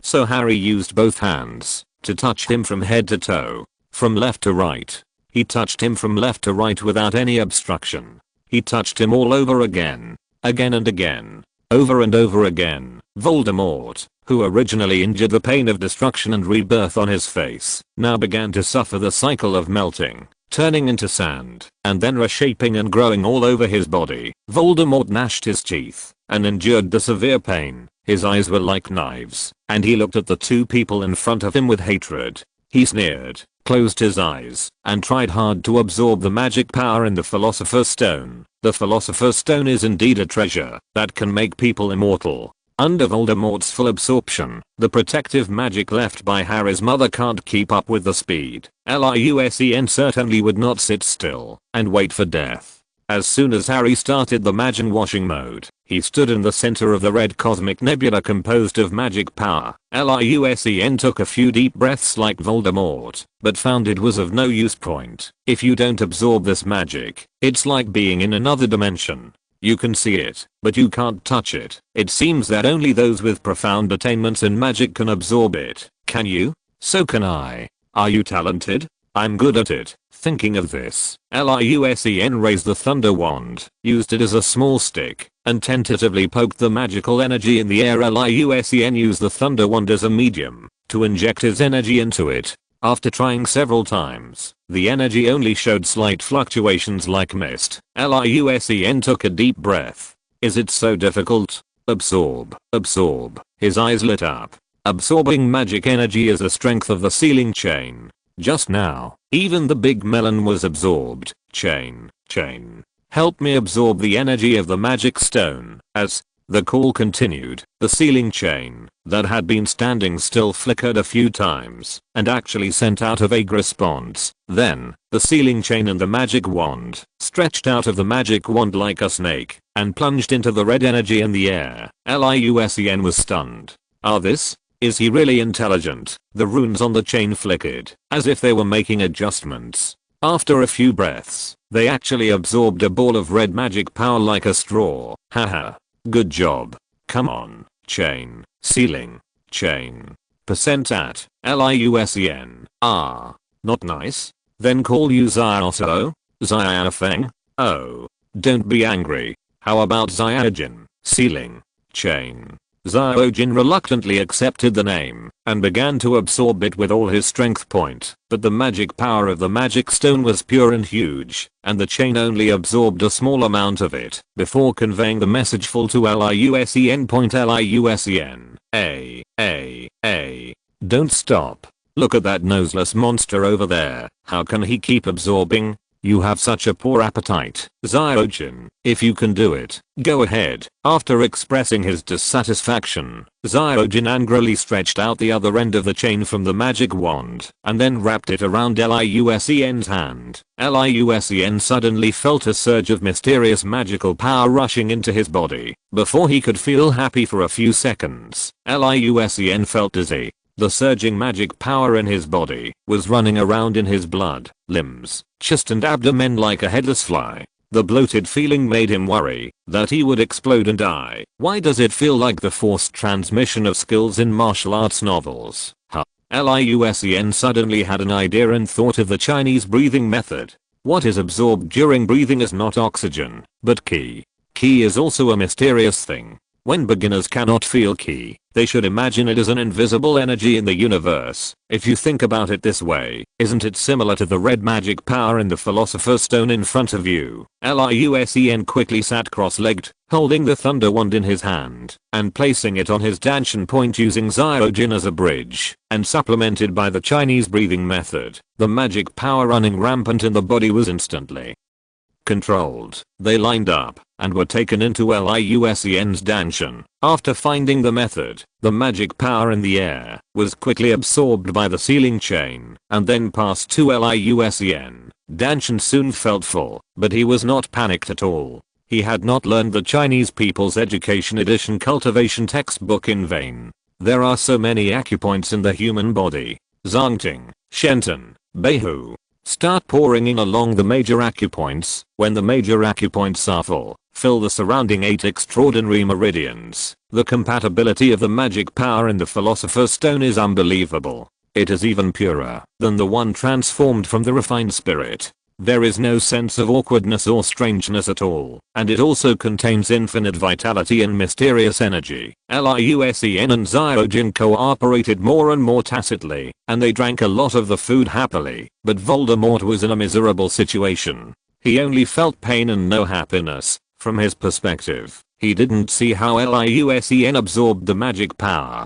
He couldn't imagine that someone could absorb the magic power of the magic stone so quickly. Unless the magic stone was destroyed. Without the magical support of the Philosopher's Stone, the protective magic left by Harry's mother finally prevailed. Voldemort let out an angry and unwilling cry and turned into a handful of dust a few seconds later. At the same time, LIUSEN opened his eyes refreshed. All the brilliant magic power floating in the air was sucked up by him, and Xiaojin, the magic stone in the void, turned back into a solid body and fell quietly to the ground. Its color was still as bright red as ever, and it seemed to have not been damaged at all. Seeing that Voldemort was destroyed, and the Philosopher's Stone was safe and sound, Harry breathed a sigh of relief, and sat down on the ground point. But at this moment, a cold wind suddenly blew into the originally quiet room. LIUSEN's eyes focused. He knew that it was Voldemort's remaining soul trying to escape. Sure enough, the next moment, Voldemort, who had just fallen to the ground, appeared in midair. Only a misty soul was left of him. He let out an unwilling and resentful roar, and suddenly pierced through Harry's body. The exhausted Harry was impacted by the residual soul of Voldemort, and lost consciousness instantly. Voldemort did not dare to retaliate against LIUSEN, because the lesson of Peeves was there. Moreover, the defeat just now came inexplicably, so he had no choice but to decisively choose to escape. However, LIUSEN showed a sinister smile. This is what I've been waiting for. While speaking, LIUSEN took out a talisman to suppress evil and stuck it on the thunder wand. Thunderstruck Peachwood Staff Body plus Thunderstaff Core plus Evil Suppressing Talisman plus Lightning and Flame Lightsaber. Fully anti-evil buff. Feeling the pressure from the mighty power of heaven, Voldemort in midair suddenly felt something was wrong. But alas, It was too late. The sword with full anti-evil buffs actually made a buzzing sound like a huge bell. After a scream from the soul, Voldemort's remaining soul shattered instantly. But what made Liu Sen helpless was that after just a few seconds, the remnant soul reunited under the influence of some force. It's like turning on a restore cheat. Wind Spirit Moon Shadow. Turned on. Liu Sen understood in his heart that it was the effect of the Horcrux. As long as the Horcrux was not destroyed, the residual soul of the noseless monster would be immortal. After figuring this out, Liu Sen stopped forcing it and slashed at the remnant of Voldemort who was escaping again. He took out a talisman to suppress evil and threw it over. What? After a scream, Voldemort fled and disappeared without a trace point, but a slightly trembling talisman paper ball was left on the ground. Chapter 90. It's not too much for me to get a few 100 million gold, right? After carefully picking up the paper ball of the evil suppressing talisman and sticking 10 more layers of talismans on it, Liu Sen nodded with satisfaction and put it away. Liu Sen then checked Harry and was relieved to see that he was only mentally traumatized and would be fine after a good night's sleep. Quickly transform. To Liu Sen's surprise, the ceiling chains still dutifully held their posts and did not waver, not allowing anything to be used except the illumination spell. Zaro. Jin, can you open the back? I'll use the transfiguration spell. Zaro. Jin, no. Dad and Mom won't let me. With an aggrieved expression, how about the illumination spell? Zaro. Jin, it was given by the grandma with white beard. Liu Sen, who? Old dang. In a sense, you're right. Well, it looks like we need the professor's approval. Liu Sen stopped making things difficult for Zaro-jin. He found Harry's wand and used a transfiguration spell to change his bedding into something new.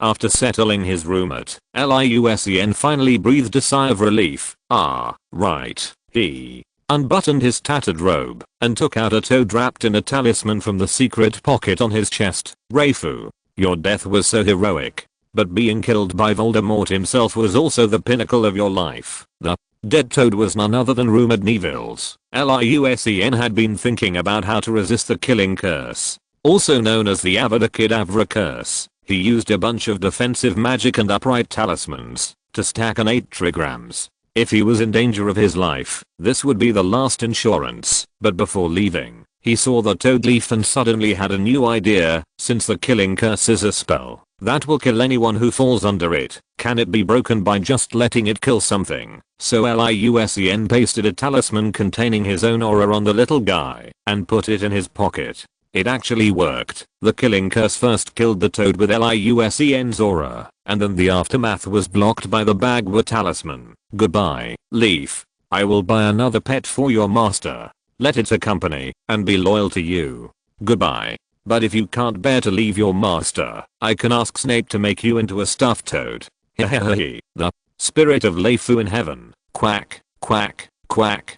%#. And, after seeing off Leifu, Liu Sen rubbed his hands and picked up the magic stone on the ground. Liu Sen estimated that there was not much time left before the principal came back, so he quickly took the magic stone and put it into his backpack. The originally spacious backpack space now has no place to stand. Inside is densely packed with piles of iron blocks. However, Liu Sen did not stop, but entered the small villa inside the door in the corner through the gap. There were 4 bedrooms, 2 living rooms, a kitchen and 2 bathrooms, all made of iron. All the furniture and books were moved away, and the place was filled with iron blocks. 4. If the compressed space inside had not been reinforced layer by layer, these heavy iron lumps would have caused the space to collapse. In addition to the steel, the entire space inside the door only had a huge safe placed in the corner of the living room, which contained 100 different nutritional potions. There were also 2 boxes of mineral water and various beverages. Liu Sen started making arrangements a month in advance.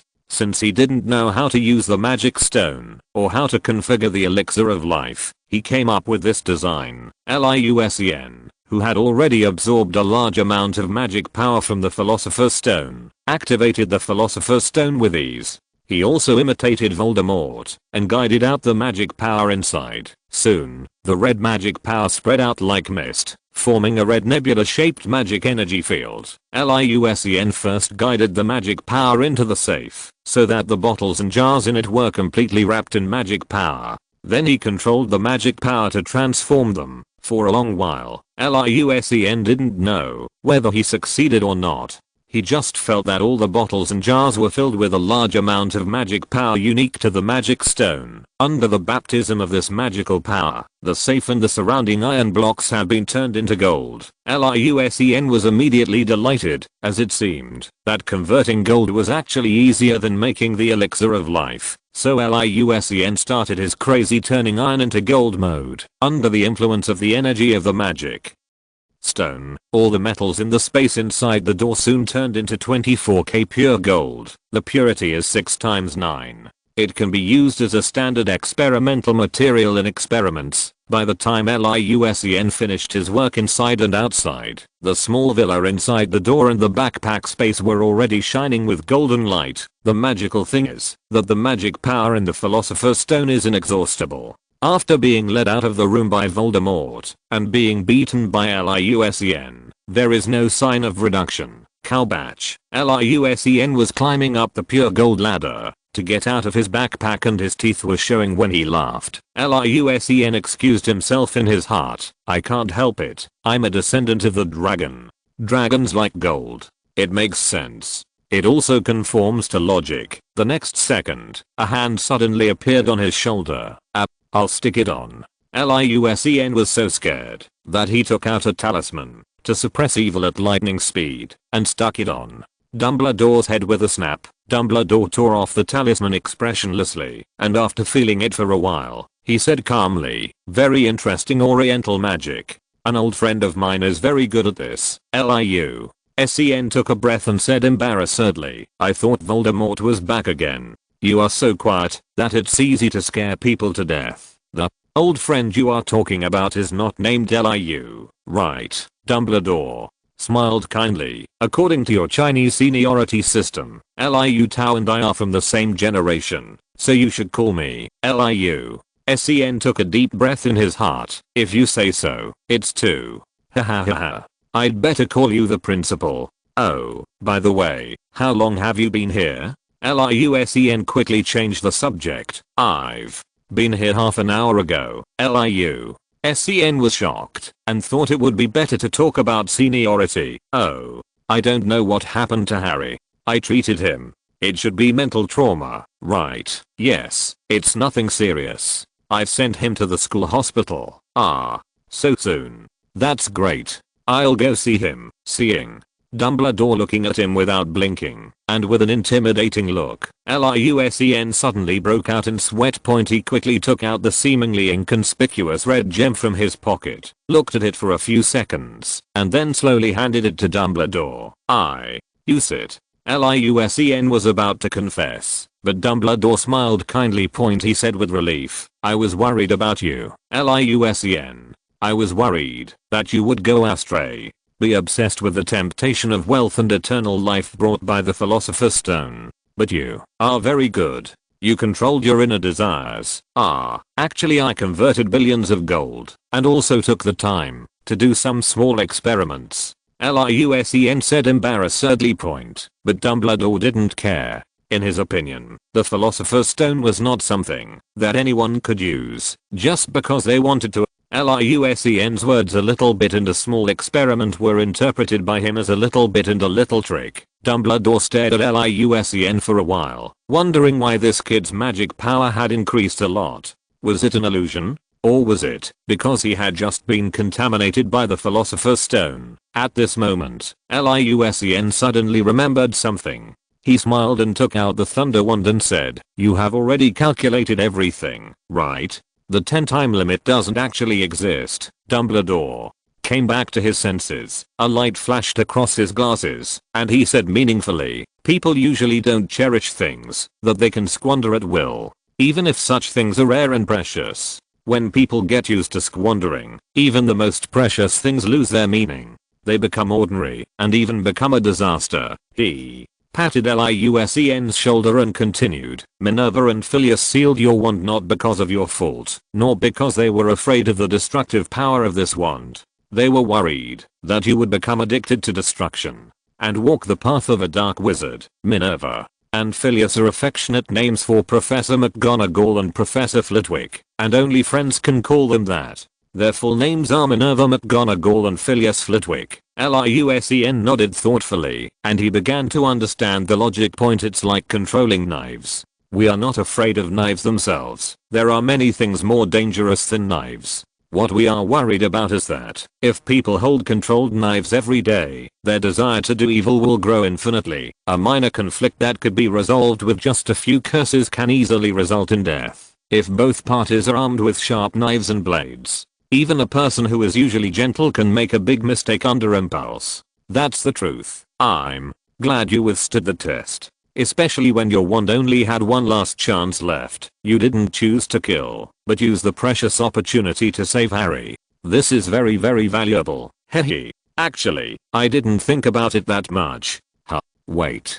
Do you know what happened at that time? You wouldn't be there the whole time, right? Liusen was laughing and discovered the key point, which is terrifying. When he thought about it more carefully, Dumbledore shook his head and sighed. Too many things happened tonight. I didn't expect Quirrell to secretly contact some Death Eaters and cause a lot of chaos on the Muggle streets. In short, it took me a long time to get back. As for knowing your performance tonight, haha. When I was decorating this place, I left some small magic, so I can roughly know what you did. Liu.Sen narrowed his eyes and looked at the other person, a little bit unconvinced by such explanation, but he soon remembered something else. Headmaster, you planning to destroy the Philosopher's Stone next? Dumbledore was a little surprised, but when he thought about Liusen's superb prophetic ability, it made sense. He sighed and said calmly, I will talk to Nicholas Flamel in a few days.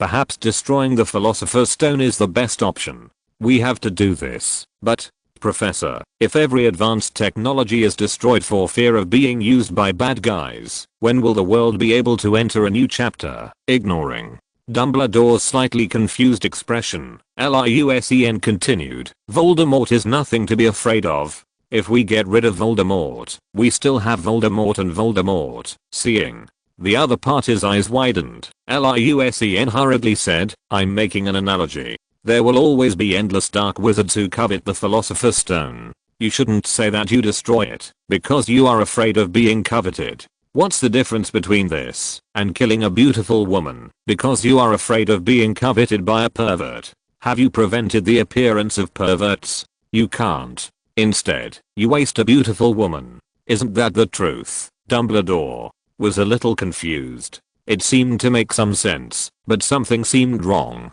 Liusen struck while the iron was hot and said, just take out a high quality imitation and smash it in public. Then, after a while, tell the public that Nicholas Flamel died heroically. Then erect a monument for him, and you go on stage and shed a few tears. Wouldn't the matter be resolved? I don't believe anyone can find someone protected by the Fidelius curse, especially with a top wizard like you as the guarantor. Dumbledore was thoughtful, and the scales in his heart began to tilt. Liusen suggested again, if it really doesn't work, I have someone in China. Let them take a few years off. We'll have to wait until Voldemort dies. Seeing that Dumbledore was already a little shaken, Liusen smiled and whispered, let me tell you the inside story. Voldemort won't live more than 7 years. Then he will be completely wiped out. Dumbledore immediately smiled kindly. This prophecy is so comforting. Why didn't you say it earlier?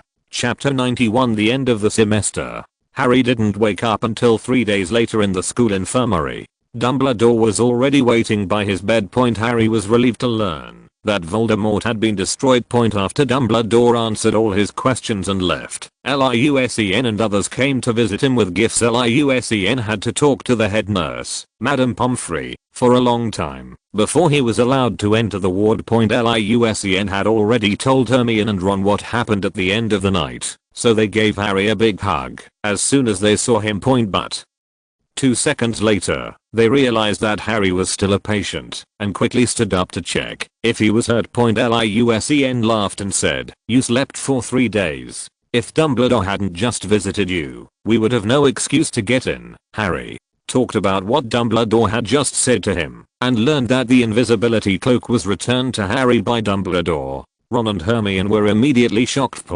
When Ron heard the news that the Philosopher's Stone had been destroyed and Nicholas Flamel would die soon, he immediately sighed and said it was a pity. Liusen. Huh. Oh, yes, it's ruined. It's in pieces, Harry, but what did Dumbledore say? To the perfectly sane, death is but another great adventure. Ron told Harry what happened after he and Hermione left. When they returned, everything went well, except for the Muggle War level. The game was reset. If you want to pass it, you have to play it again. Ron won the game in a normal way with his rich gaming experience. Before they could finish their chat, they were kicked out by Madame Pomfrey. The next day, at the final ceremony, Harry finally recovered his strength and arrived at the auditorium on time. At this time, the decoration in the hall is green and silver, representing Slytherin, to celebrate their winning of the House Cup for 7 consecutive years. Originally Gryffindor had a hope of winning,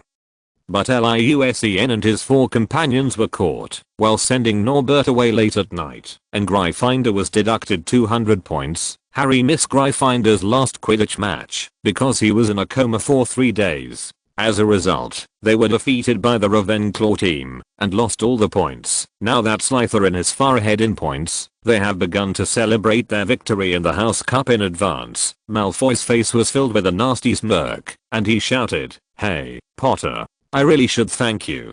If it weren't for your help, we wouldn't have won the House Cup so easily." His words immediately caused the Slytherin students to burst into laughter. This kind of laughter was very harsh to Hermione, Ron and the others. Hermione immediately lay down on the table and started crying out of self-blame. Harry and Ron, who were already grief-stricken, became even more furious when they heard Hermione crying and turned around to start scolding. But Liusen shouted first, "Draco, who said you won the college cup?" The scene suddenly became quiet, and Liusen's words made many Slytherin students couldn't help but sneer. But Malfoy waved his hand to quiet down the people around him. As one of the 28 sacred families, the Malfoy family still has some appeal in the pure blood circle. The little wizards around him immediately stopped laughing. Draco looked at Liusen with complicated eyes. Ever since he witnessed Liusen's strength in the Forbidden Forest and had the experience of fighting side by side with him, his opinion of Liusen has changed a lot. However, as the college cup was a done deal, he couldn't think of anything to worry about after thinking about it over and over again. So he plucked up the courage to say, "Am I wrong? We are several dozen points higher than the 2nd and 3rd place. We are even 200 points higher than you, Gryffindor. The championship belongs to Slytherin." Harry and many other young Gryffindor wizards thought that Liusen was so angry that he lost his mind, and they all used their eyes to persuade him not to be impulsive. However, Liusen said confidently, "I bet 100 gold galleons Gryffindor wins this year's House Cup. I say it." Malfoy looked puzzled immediately. He turned to look at the scoring ball showing the score, then looked at his Slytherin friends who were equally confused. "Ah, you still asleep?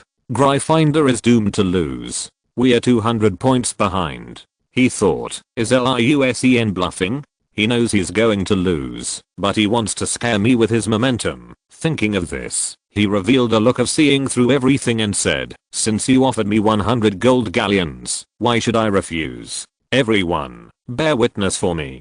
Don't think of denying your debt when the time comes." Ron quickly pulled Liusen's sleeve and whispered, "Stop it. Forget it. You're talking about 100 gold galleons, not 100 copper nuts." Liusen gave his friends a reassuring look and then continued, "Draco, so is it a deal?" Malfoy said proudly, "It's a deal. 100 gold galleons. I bet on Slytherin to win." After that, he sat down and happily high-fived Crabbe and Goyle to celebrate his windfall. In advance. Hermione's eyes were red as she said, "How can you be so impulsive? Isn't this obviously giving him money?" Harry's eyes suddenly lit up, and he asked excitedly, "Did you predict something?" Ron's eyes widened immediately, and he suddenly said, "Yes, you must have seen something. Otherwise, even if you are not short of money, you would not make such a mistake.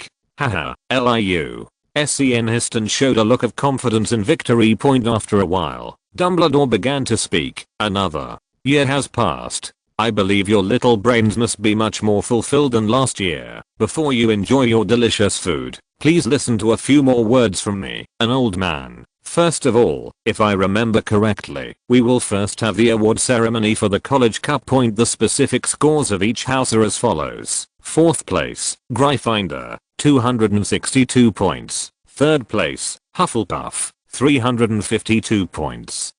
Ravenclaw 426 points. Slytherin 472 points. As soon as the words fell, a deafening cheer broke out at the Slytherin table. Malfoy could be heard slapping the table and shouting arrogantly, "Liu Sen, did you hear that? I won." Harry, Ron and the others were so angry that they gnashed their teeth and felt that Malfoy was particularly annoying at this moment. Dumbledore continued, however, several recent events must also be taken into account. The hall became very quiet, the Slytherin smiles faded a little, and Malfoy suddenly had a bad feeling. Dumbledore cleared his throat and said, "Some things have happened recently that I think need to be counted in the house score. First of all, Ron Weasley. He played the most exciting game of Muggle War in Hogwarts. I'm going to give him 50 points. The Gryffindor table suddenly erupted in cheers. Percy excitedly showed off to the classmates on both sides. Ron, my brother.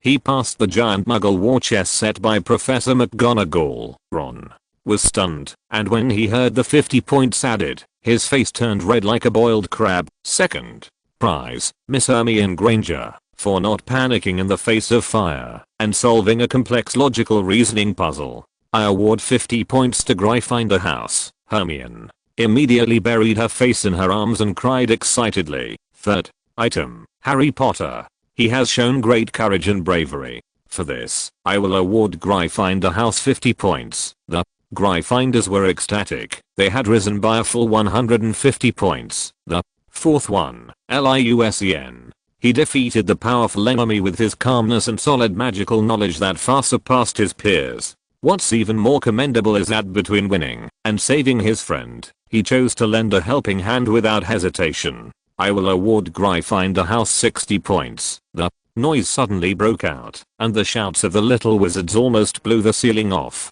The little wizard, who was silently calculating the scores in his mind, was surprised to find that Gryffindor had tied with Slytherin with the extra points of the 4 people. Dumbledore raised a hand, and the hall gradually fell silent again. There are many kinds of courage. Facing enemies requires courage and fearlessness, and the same is true for facing friends. I'd like to give Neville Longbottom 10 points. As soon as the words fell, the whole hall went crazy. Gryffindor made a comeback and won the House Cup. Hufflepuff and Ravenclaw were also happy from the bottom of their hearts for defeating Slytherin. Harry and his 2 friends stood up and cheered happily, but Neville was so shocked by the sudden extra points that he stood there in a daze. Many classmates rushed over to give him hugs, but he didn't react. Liu Sen looked back and saw that the Slytherin table was gloomy, especially Malfoy, who looked as if he had been cast under a petrification spell and was even trembling a little. When he looked closely, Ron noticed Liu Sen's gaze and looked over. Seeing the dazed Malfoy, he immediately shouted happily, "Malfoy, we won.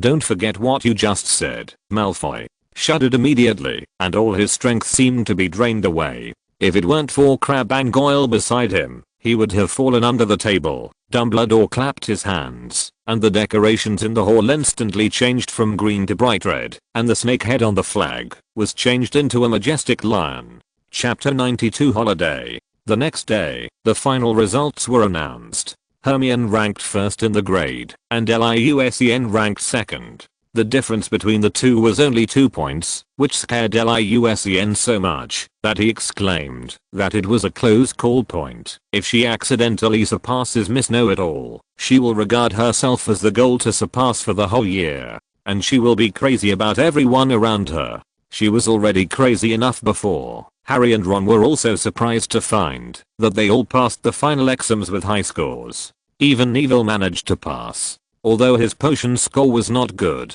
he got a high score in herbology, which brought the average score back up point. Before leaving the school, LIUSEN found Professor McGonagall and Professor Flitwick. Before he could say anything, the two professors smiled and said that they knew why he was there. They also said that they had already noticed the back door left by the headmaster, but they just turned a blind eye. Professor McGonagall smiled and said, "Albus has already told us about your wand. He also told us about your performance that night in the rescue of the unicorn in the Forbidden Forest. Hold power in your hands and be kind in your heart. We are pleased with your performance. We were really afraid that you would become addicted to power and go astray. Child, you have proved yourself with kindness and integrity. I think it is time to unseal your wand." LIUSEN felt a little embarrassed by the compliment, but he quickly said, "Wait, Professor, I think the seal is pretty good." Amid the shocked expressions of the two professors, LIUSEN called out, "Zyojin,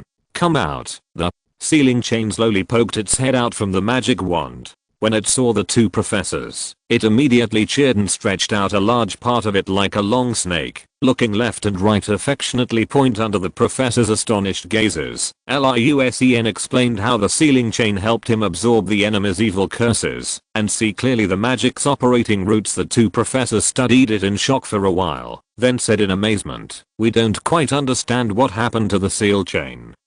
That can generate spiritual intelligence, but it can help you see the operation of magic. This should be a magical coincidence. Your wand is very powerful, and it constantly fights against the seal during the casting process, so this effect occurs. So, are you sure you don't want to remove the seal?" LIUSEN blinked in disgust. "Zyojin is pretty good. I hope it can stay. Hey, can you make Zyojin listen to me? Like, add a switch, half." An hour later, LIUSEN happily said goodbye to the two professors and happily received the upgraded version of the Thunder Wand. Under the ideological transformation of the two professors, the sealed chain Zyojin obediently recognized LIUSEN as his master and was completely under his free control. Under normal circumstances, magic can be cast freely, and the Thunder Wand with its own lightning special effect has officially returned as a king. With just a thought, Zyojin can switch to learning mode and instantly activate the seal runes on his body.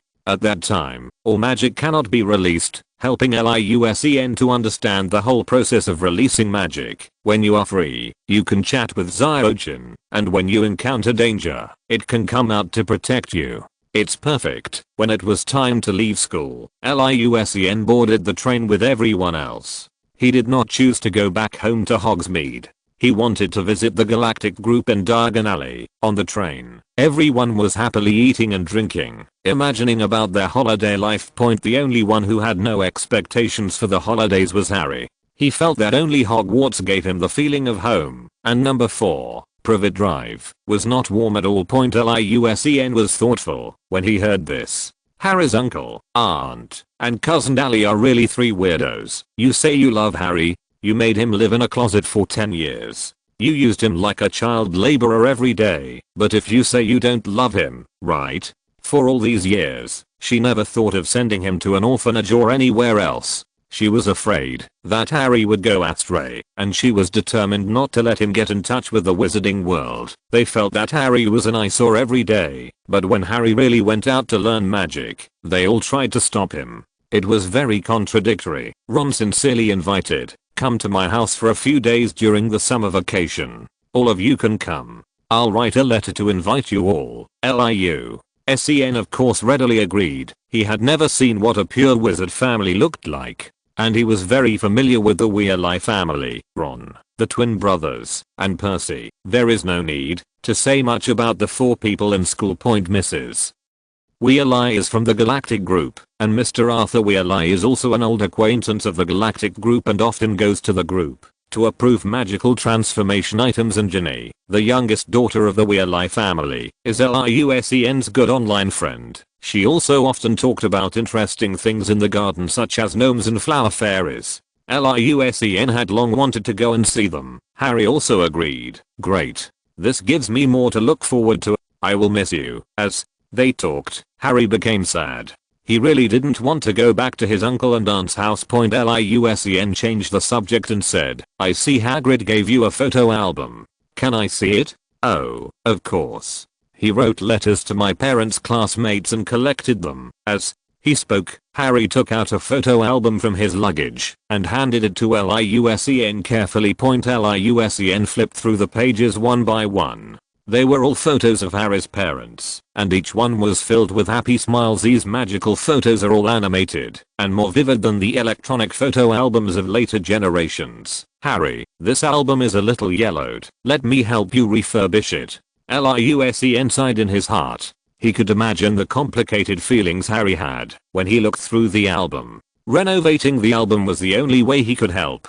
He could also take the opportunity to make a copy, which a certain old bat would collect as a treasure. Harry was a little reluctant to let go of the photo album. He loved every photo in it. If it weren't for this album, he wouldn't even know what his parents looked like. The one in the mirror of their eyes doesn't count. It's just his imagination. Liu Sen comforted him. Don't worry, Harry. The company has a full set of printing equipment. I will refurbish, enlarge, and reframe the photos and mail them to you as soon as possible. Of course, the original copies will also be returned to you intact. Only then did Harry feel relieved and thanked Liu Sen. After the train arrived at the station, the little wizards lined up and crossed the platform 9 3/4 in batches. There are workers watching over the wizard station, and only 3 little wizards are allowed to pass through at a time, to prevent the muggles on the opposite side from noticing anything wrong.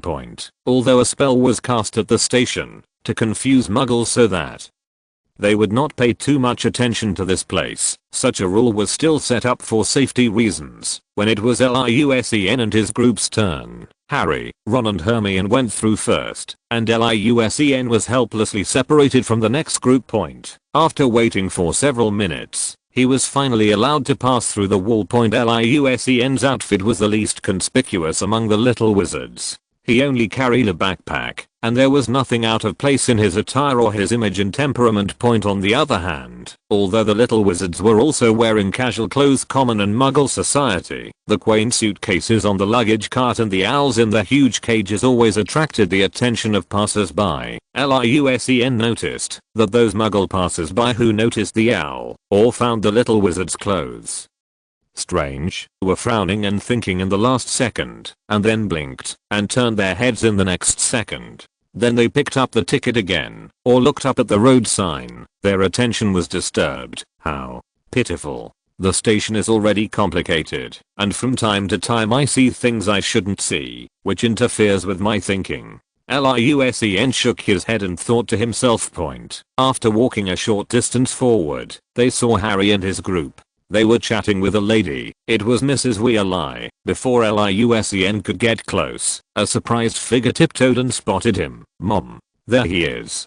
Hey. Liu Sen. Here. It was Ginny. She was wearing a beautiful baseball uniform, with long hair draped over her shoulders, looking very energetic. Ginny. Hello, Mrs. Weasley. So nice to see you. Mrs. Weasley was hugging Harry. Upon hearing this, she turned around and gave Liu Sen a big hug. Liu Sen took this opportunity to wink at Ginny, who responded with a playful tongue-out emoticon. I heard from Ron that he invited you to visit our house during the holidays. Oh, Liu Sen. I'm so happy. I will cook a delicious meal for you then. You can also play Quidditch with Ron and the others. My bedroom is a bit crowded, but believe me, the garden is definitely spacious enough. Mrs. Weasley said enthusiastically. I'm really looking forward to it. I'll bring Chinese seasonings with me when the time comes. I'll also make you some Chinese dishes to try. As he was speaking, a middle-aged fat man, estimated to weigh 250 pounds,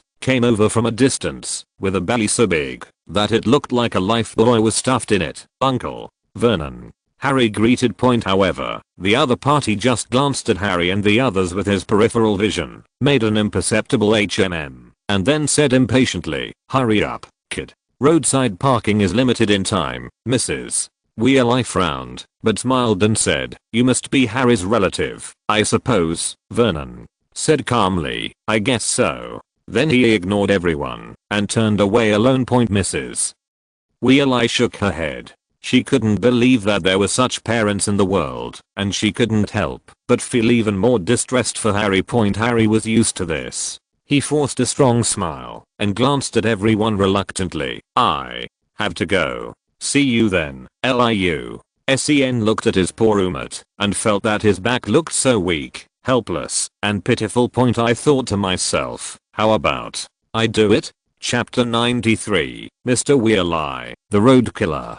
Walking out of the train station, Sen met Mr. Arthur Weasley, who came to pick him up. He warmly invited Sen and said he would give him a ride, no matter what. Sen actually wanted to have a good time in the Muggle world and deliberately did not let his family come to pick him up. After all, we are used to modern life, and suddenly going to a magic school for a year really feels like a lifetime ago. However, he couldn't refuse the Weasley family's kindness, so he didn't refuse and was pushed into the car by Ginny. Sen watched the Weasley twins, Percy and Ron, carry their luggage in one by one. Then, when the Muggles were not paying attention, they got into the carriage one by one.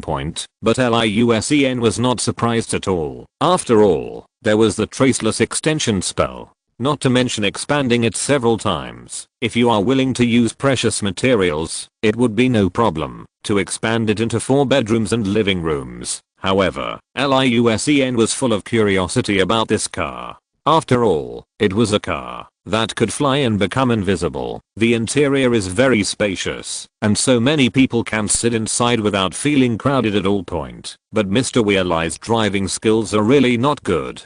He almost hits vehicles or pedestrians at least 5 times on every street. If his car didn't have some self-awareness, the way he drove would definitely be a road killer. However, the Weasleys seemed to have gotten used to it. Even though vehicles were making sharp turns and overtaking on the street, they continued to chat with Sen without panic. Sen was sandwiched between Ron and Ginny. He really wanted to grab a handrail or something to increase his sense of security, but he could only drift like a lone boat in the bumpy ride.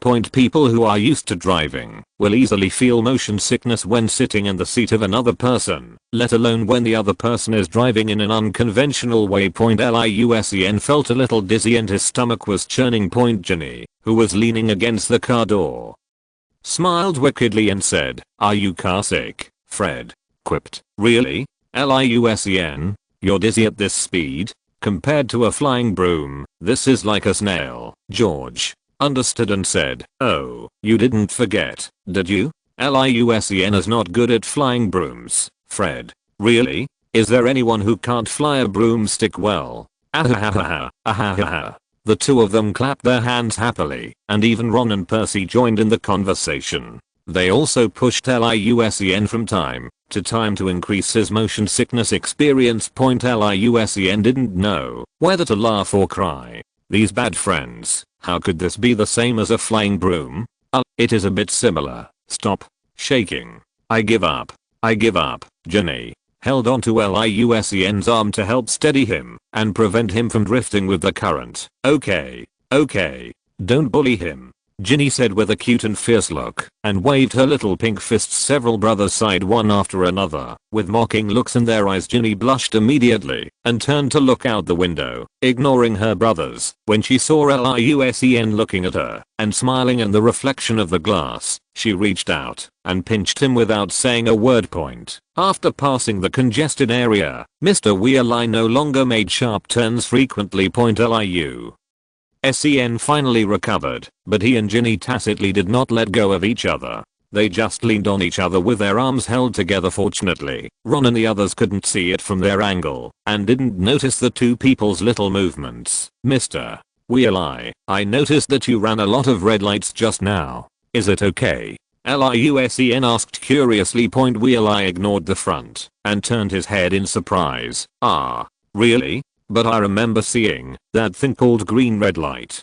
Go when it turns green, stop when it turns red. Am I remembering it correctly?" Liu Sen's face, which had just recovered, turned a little paler. He quickly said, "Be careful. There's a car coming up ahead." Mr. Weasley suddenly realized what was happening and quickly turned his head back, but it was clear that he was not panicked at all. "Pay attention, Arthur." We are in the muggle world. Mrs. Weasley, who was sitting in the passenger seat, scolded him harshly, then turned around and said gently, "Liu-Sen, don't mind him. He is very curious about muggle things, but in fact, he doesn't understand many things at all. But, it is indeed very complicated, isn't it?" Mr. Weasley was an easygoing guy, and he was really obsessed with muggle things, so, Liu-Sen, did I do something wrong just now? Mr. Weasley asked humbly. Liu-Sen thought for a moment and said, it's true that you can stop at a red light and go at a green light, but you have to look at the lane. If you are standing on the left turn lane, you have to look at the left turn light. When the straight light is on, you can only wait in the waiting area. Also, when there are pedestrians on the zebra crossing, you can't drive through, even if the light is green. You have to wait until they have passed. Oh, he said suddenly, no wonder I always hear the beeping of horns behind me and the gesture of passers-by. I thought it was some kind of vulgar etiquette of muggles. He was very interested in this and was very happy to learn new knowledge, but don't worry. I put a confusion charm on the car. The muggles will forget about it as soon as they turn around. Haha. He explained with a little pride point. So Liu-Sen turned the topic to car modification technology, and the twin brothers were no longer sleepy and happily joined the chat group. Mr.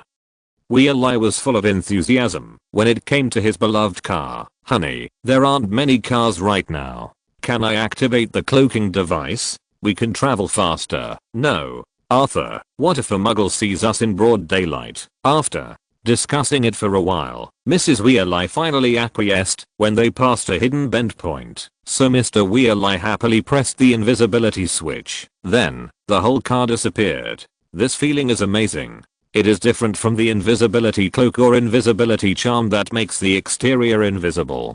The car and the interior are invisible together. Liu-Sen only felt a chill, and then his body became transparent. Everyone became transparent. Cool. This is more powerful than my invisibility talisman. I want to learn this. Liu-Sen said excitedly. There was sudden laughter in the car, but soon Liu-Sen couldn't laugh anymore. Because everything was invisible, the perspective was like he was moving forward quickly in midair. When Liu-Sen lowered his head, he saw the road moving backwards rapidly, and when he raised his head, he saw a truck coming towards him, face to face.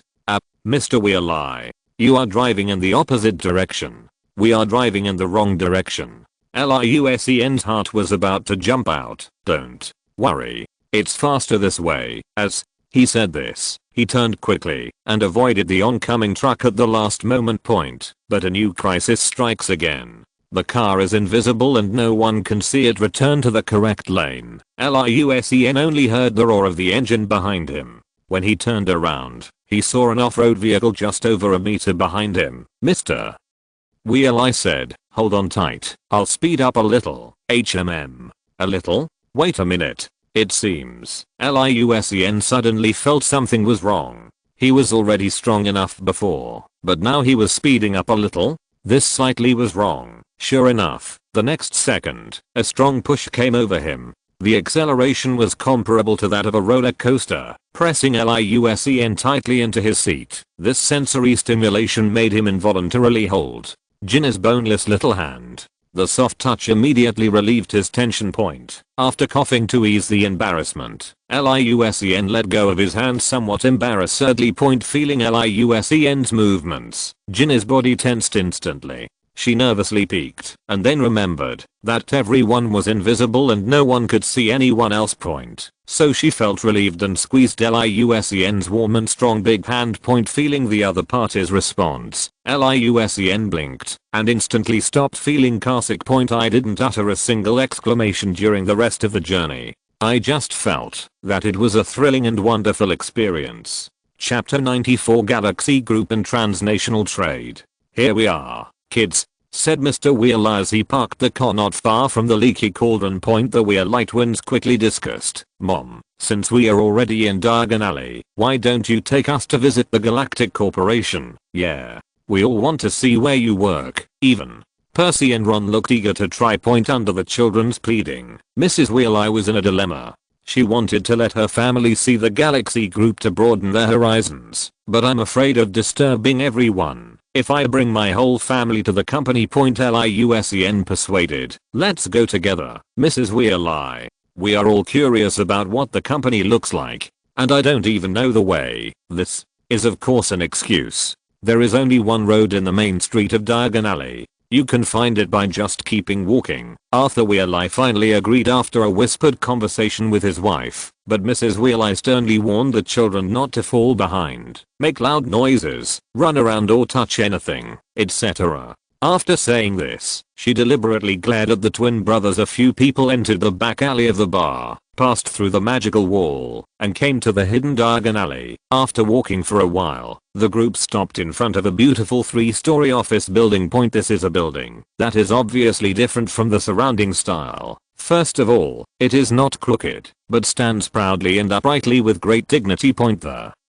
front is a huge glass wall. You can see the neat and tidy interior from the outside. The first floor is the brightest and most transparent, and it is the company's product display area. The second floor is the business reception area. The third floor is the office area. This architectural style that transcends its time was designed by Liu Sen with reference to the later Apple Incorporated. There are very few beams and columns inside, and it is built with tree-shaped hollow metal. It is complex yet orderly, and every detail exudes an artistic atmosphere. As soon as they entered, staff members came to greet them with a smile.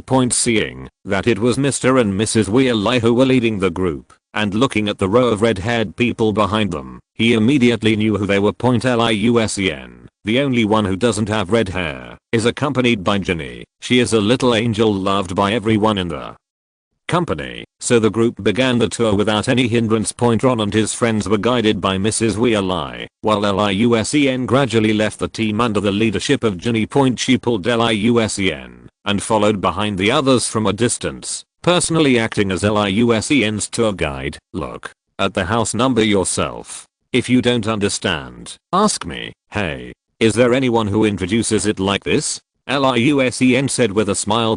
Ginny rolled her eyes at him playfully. You are in contact with Mr. Lupin every day. How could you not know what departments the company has? Huh. I'm a hands-off boss. I only know a rough outline of the company's situation. He didn't tell me as much as you did. Really? Of course. You are most familiar with this. What's fun about it? Ginny pouted and thought for a while. Then suddenly her eyes lit up and she said, then I'll take you to the costume department. To left the sightseeing group and turned into a corridor, which was a shortcut to Stanley Company next door. Liu Sen looked around curiously and saw many Muggle industrial sewing machines running automatically. Cutting machine, sewing machine, edge banding machine. Under the control of magic, the fabrics quickly tumbled and jumped and lined up to enter the machines. The whole process was smooth and flowing, and the entire production process only requires 2 wizards waving their wands. Liu Sen nodded secretly. What a magical assembly line. Awesome. Continue walking forward. Each room on both sides is an assembly line where different styles of clothing are produced efficiently and orderly. Ginny took Liu Sen all the way to Mrs. Weasley's office. There are many wooden mannequins here, wearing newly matched clothing samples. The entire wall behind the model is lined with neatly arranged squares, containing hundreds of fabrics, various buttons, accessories and colorful balls of yarn. Next to the window is a huge desk or sewing platform where Mrs. Weasley usually designs new clothes. There is a comfortable and large sofa next to it, which is Ginny's permanent seat.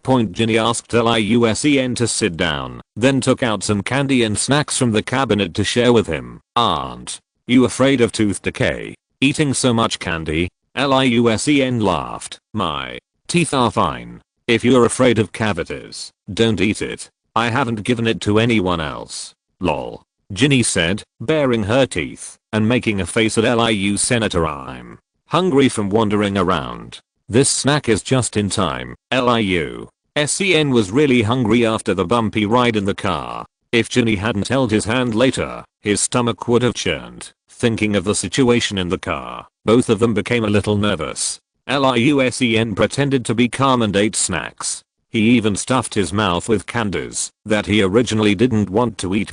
Ginny stared at the ceiling swinging her legs on the edge of the bed, her face gradually turning red, trying to find common topics in her mind. Suddenly her eyes lit up, and she said happily, "I almost forgot about her." She turned around, reached into the gap between the sofas, and pulled out something Liu Sen hadn't seen for a long time. It is shaped like a token, similar to the first generation magic communicator, and is inlaid with a transparent gem. Liu Sen tilted his head in thought. This inconspicuous gem above was given by Dumbledore. He thought it was ordinary and plain before, but why does it seem more and more familiar now? Holy shit. Why does this thing look so much like the Philosopher's Stone? Ginny stretched out her little hand and waved it in front of Liu Sen's eyes. "Why?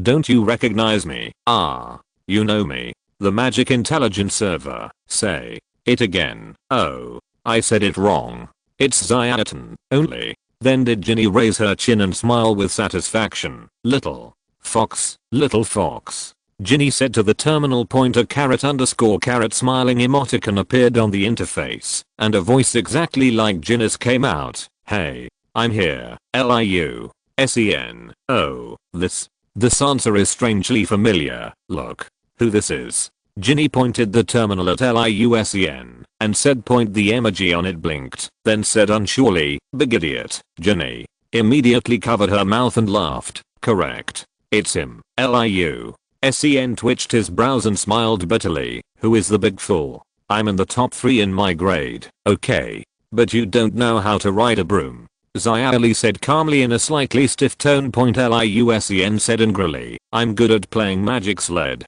I won the 2nd place in the competition. But you can't ride a broomstick." I have an extremely high level of magic. The principal even praised me for my talent. But you can't ride a broomstick. Liu Sen and *##. Ginny was already laughing on the sofa. Liu Sen was mad and said, "What did you teach her? How dare you call me a big fool? Ahahaha. Nice work, little raccoon. Since you love to laugh so much, I'll let you laugh enough." Liu Sen pretended to tickle her. Ginny immediately fought back, throwing the candy at the other party as a weapon. The laughter was suddenly interrupted by the sound of footsteps, and the two hurriedly got up to clean up the messy scene. "This is my office. Fred, George, come here. Don't disturb others." "Mrs. Weasley," said in a low voice. When she opened the door, she saw Liu Sen and Ginny sitting in front of the office, fiddling with little fox seriously. "Oh, honey, you are here. I thought before Mrs. Weasley could finish, Fred interrupted, "I thought Ginny had kidnapped you, or Liu Sen has kidnapped Ginny." Ginny's pretty face turned slightly red. She was so angry that she frequently cast unfriendly glances at the two of them. Then she said, "I saw that Liu Sen was hungry, so I found her something to eat." Mrs. Weasley believed it and said with concern, "Look at me. What time is it? You must not have eaten anything on the train. Come with me, children. I'll take you to the staff restaurant." Several people immediately perked up and followed Mrs. Weasley to the restaurant on the basement floor. The dining environment and layout here are completely different from those of Hogwarts and follow the style of later corporate restaurants. The food and drinks were all served buffet style, which was extremely novel to the 4 Weasleys who were visiting for the first time.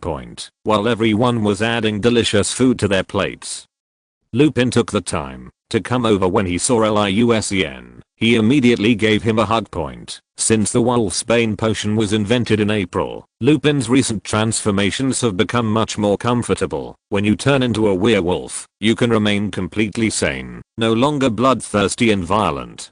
Just stay in the office and lock the door. This gave Lupin, who had been devastated by the transformation, a rare opportunity to recuperate. He looked much better than the last time he participated in the bobsleigh race. Lupin had a staff meal with everyone, and then took Liu Sen and the twin brothers to visit the magic chess production workshop and laboratory. Several people found endless topics to talk about in R&D and reluctantly ended the visit after agreeing to discuss it again next time. More than 20 days passed in the blink of an eye during the holiday. In addition to visiting the Galaxy group, LIUSEN also handled a few small matters since last year. LIUSEN has been paying attention to China's bear neighbor, the Soviet Union. There were many drawbacks within the huge bear, and the rifts between member states continued to widen. Since '91, more and more member states have declared independence. Finally, at the end of the year, the entire Soviet Union officially announced its disintegration. With LIUSEN's advanced disclosure, Julian Bell made arrangements for cross-border trade in advance, earned billions of dollars, and gave LIUSEN billions of commissions. It's not about plundering, but exchanging food for weapons,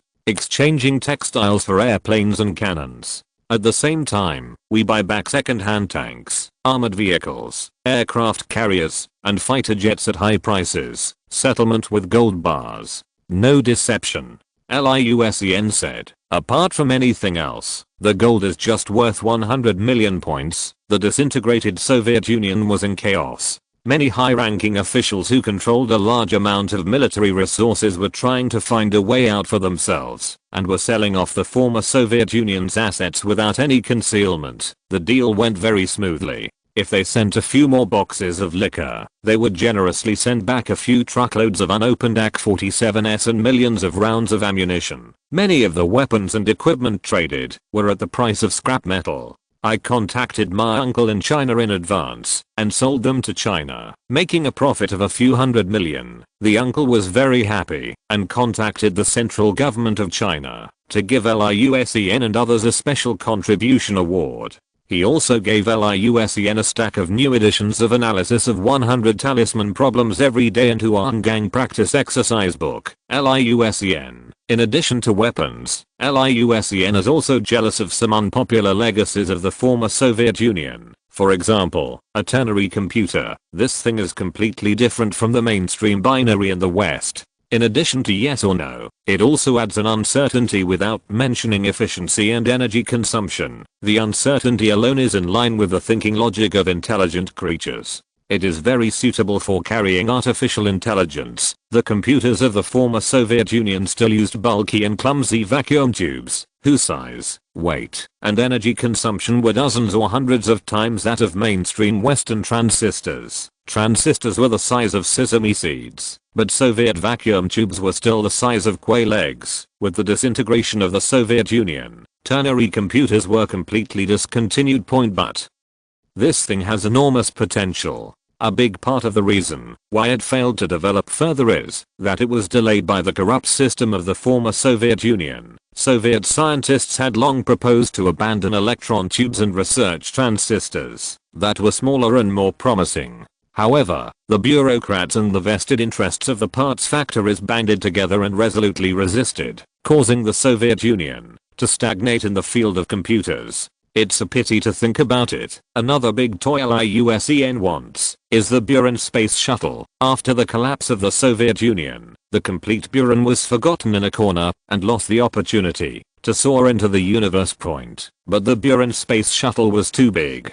There was no way to get it back. So LIUSEN had to settle for the next best thing and asked them to copy the full set of drawings and technical data. As for how to get the blueprints and information, of course, Erguo Tau and gold bars are the way. We are a scrap collector. I won't embarrass you. The business has not been concluded, so it's not too much to just take a look. Right. Lupin, who was in the negotiation team, I can W. Done. A mountain of information. I can cast a shrinking spell. Done. He made a copy of the information he got back and gave it to Uncle Huazar, and LIUSEN received another banner and a stack of summer homework from the People's Cultivation Education Press. Uncle, you are so kind to me. Thank you. Chapter 95. First visit to the burrow. In addition to dealing with matters related to the former Soviet Union during the holidays, LIUSEN's most active work was to develop flying props with his father Liu Guozhang. LIUSEN's inability to ride the flying broomstick properly has become a problem for him. Fortunately, LIUSEN had accumulated a lot of experience in modifying objects, and the prototype of the first flying backpack was soon born. Just when LIUSEN was thinking about where to test the equipment, Ginny invited LIUSEN again. LIUSEN couldn't remember how many times he had invited her. Originally, this little girl had the company of her brothers, so she didn't need to come to the company with Mrs. Weasley. But she would come every few days, and every time she would be bored, and follow Liu around, watching him do research all day. Then when she left, she would complain about being bored, and say she would never come again. But she would show up at the company again a few days later. This time Liu agreed readily, and the other party immediately jumped up and down with a victorious expression. The news that Liu was going to visit the Weasley family spread in the Weasley family chat group immediately. Ron, wow. My sister is really awesome. I have invited him several times, but Liu always said he was not done yet. Fred, you certainly can't. But Ginny's got two of us. George, exactly. Who can resist the charm of our sister? Fred, are you sure you're not powerless against her? Ginny, shut up. If you keep saying that, I'll throw yellow paint on the quilts you hung outside. The Weasleys gasped in unison. Ron, surrender. Fred, +1 for surrender. George, +1 for surrender. Percy, +1 for surrender. Then, under Mrs. Weasley's order, the whole family cleaned the house inside and out, waiting for Liu to arrive. Liu planned to use flu powder to get there. Although this cheap and efficient way of travel would make people feel embarrassed, its efficiency was beyond reproach. Early in the morning, he stood in front of the fireplace at home, grabbed a handful of glowing flu powder, and then shouted in a clear voice, Devon, Ottery Saint Catchpole, the Burrow. The next second green flames rose in the fireplace, filling the entire fireplace. Liu only felt dizzy, and his whole body seemed to be twisted into a stream by the vortex of the flush toilet, and then instantly crossed a long distance, and was thrown into another fireplace. The flames dissipated, and Liu stumbled forward a few steps. As soon as he regained his sight, he was surrounded by several red-haired figures. Liu Sen. Welcome. Welcome. Mr. and Mrs. Weasley said enthusiastically. Then came Ron, the Weasley twins and Percy, and then Ginny, who was hugging her shoulders and blushing. Liu noticed that Ginny was wearing a pink pajamas today and a cute little bear hairpin on her head, which made her look particularly cute. Liu greeted everyone one by one, and only then did the dizziness in his head slowly subside. The experience of being a flu fan was not at all comfortable. He took out his wand, thought about it, and put it back, then took out an M1911 Cub, Pink Bunny Color Edition, set the mode to clean, then shoot it in the head. If this scene was seen by muggles, they would definitely feel nervous. But the few people in front of them were genuine pure-blood wizards, and did not feel anything at all. After a crisp click sound, a cleaning spell came out from the small pistol, instantly removing all the dust on Liu's body. After hitting the ground twice more, Liu blew on the muzzle of the gun, after completing his mission. Unfortunately, no one understood what this unnecessary action was. You can't use magic outside of school. It's not me who used it. It's a gun. Liu joked. Ron said indifferently, it's okay, the Ministry of Magic can't detect who used it. The twins snatched the pistol and played with it skillfully. Fred said, he's showing off to us. George, yeah. Has the technology improved? They made it so small to show off. But we are not idle either. I will show you our new invention later. Ginny kicked up her feet and shouted, let me see. Let me see. After grabbing the pistol without any explanation, Ginny fired several shots at the house, appearing extremely happy. Do you like it? Here you go. If you need a model, just tell me, or Fred and George, we can modify it. Ginny's face was full of smiles when she got the new toy. She will go to school this year, but she doesn't have her own wand yet. It's quite interesting to experience the joy of releasing magic in advance. Thank you, Liu. After saying that, the girl's face blushed again, and she ran upstairs embarrassedly. Ron patted Liu on the shoulder. She keeps talking about you. If you don't come, our ears will be calloused. Liu smiled. This little girl has been talking about it a lot in the company during this period, not to mention on the phone. Mrs.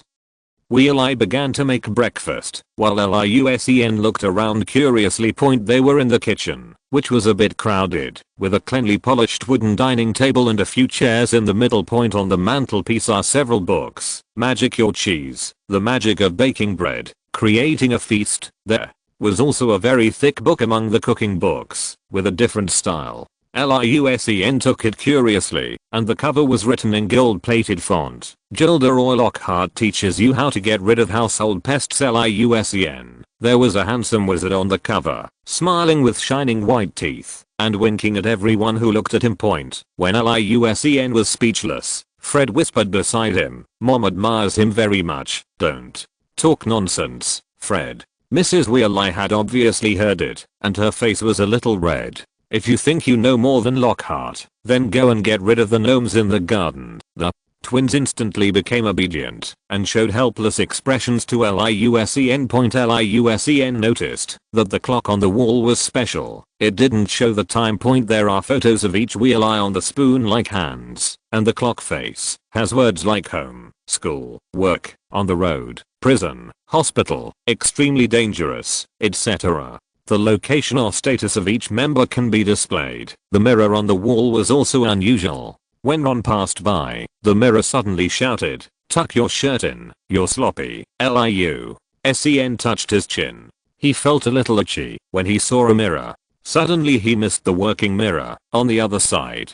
under the magical command of Mrs. Weasley, the frying pan and spatula started working automatically, and the eggs and sausages floated up and jumped into the pot in an orderly manner. In a short while, a simple but nutritious breakfast is ready. Mrs.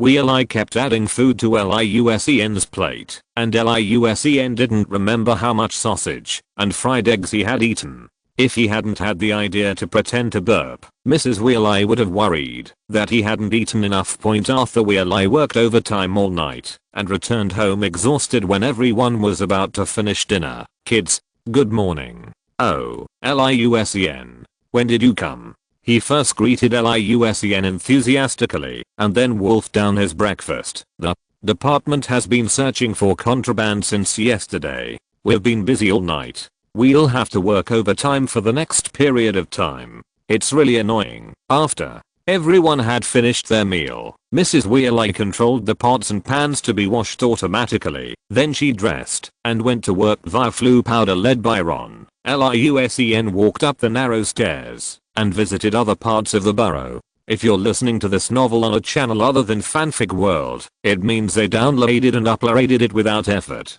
We cordially invite you to visit our channel, Mundo Fanfic Novelos. There you'll find the original version of this story and you can explore many other novels of various genres. We're waiting for you to immerse yourself in a world of incredible novels.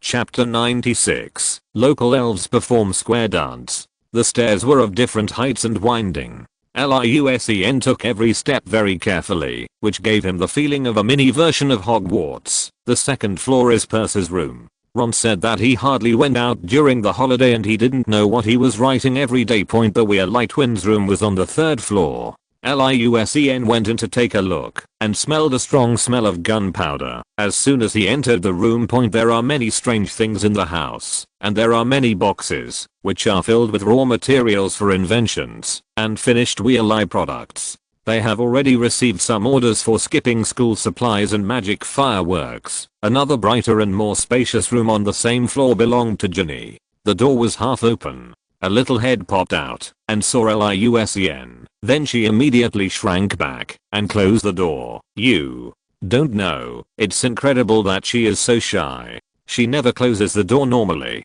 Ron shrugged and introduced. There is a small room on the other side of the third floor. That's Bill's. If Charlie comes back, he will live there. It's full of their awards. Ron introduced. There was only one room on the fourth floor, and it belonged to Mr. and Mrs. Weasley. Going up one more floor, I reached the end of the stairs. The door had some paint peeling off, and a small sign hung on it. Ron's room. After opening the door, Liusen was surprised to find that the house was orange-yellow. The sloping ceiling and walls were covered with Quidditch posters, all of which belonged to the same team. Even Ron's quilt was painted with the team's logo, a speeding cannonball and two black letters C. The Chudley Cannons. Ron introduced. The club is ranked 9th. There are many books about Quidditch on the bookshelf, such as Magical Quidditch, History of the Golden Snitch, He Flies Like a Madman. There are various small ornaments under the bookshelf, including Wizard Chess, Hogwarts Castle Crystal Ball, and a Ford Anglia car model, which is exactly the same as the flying one.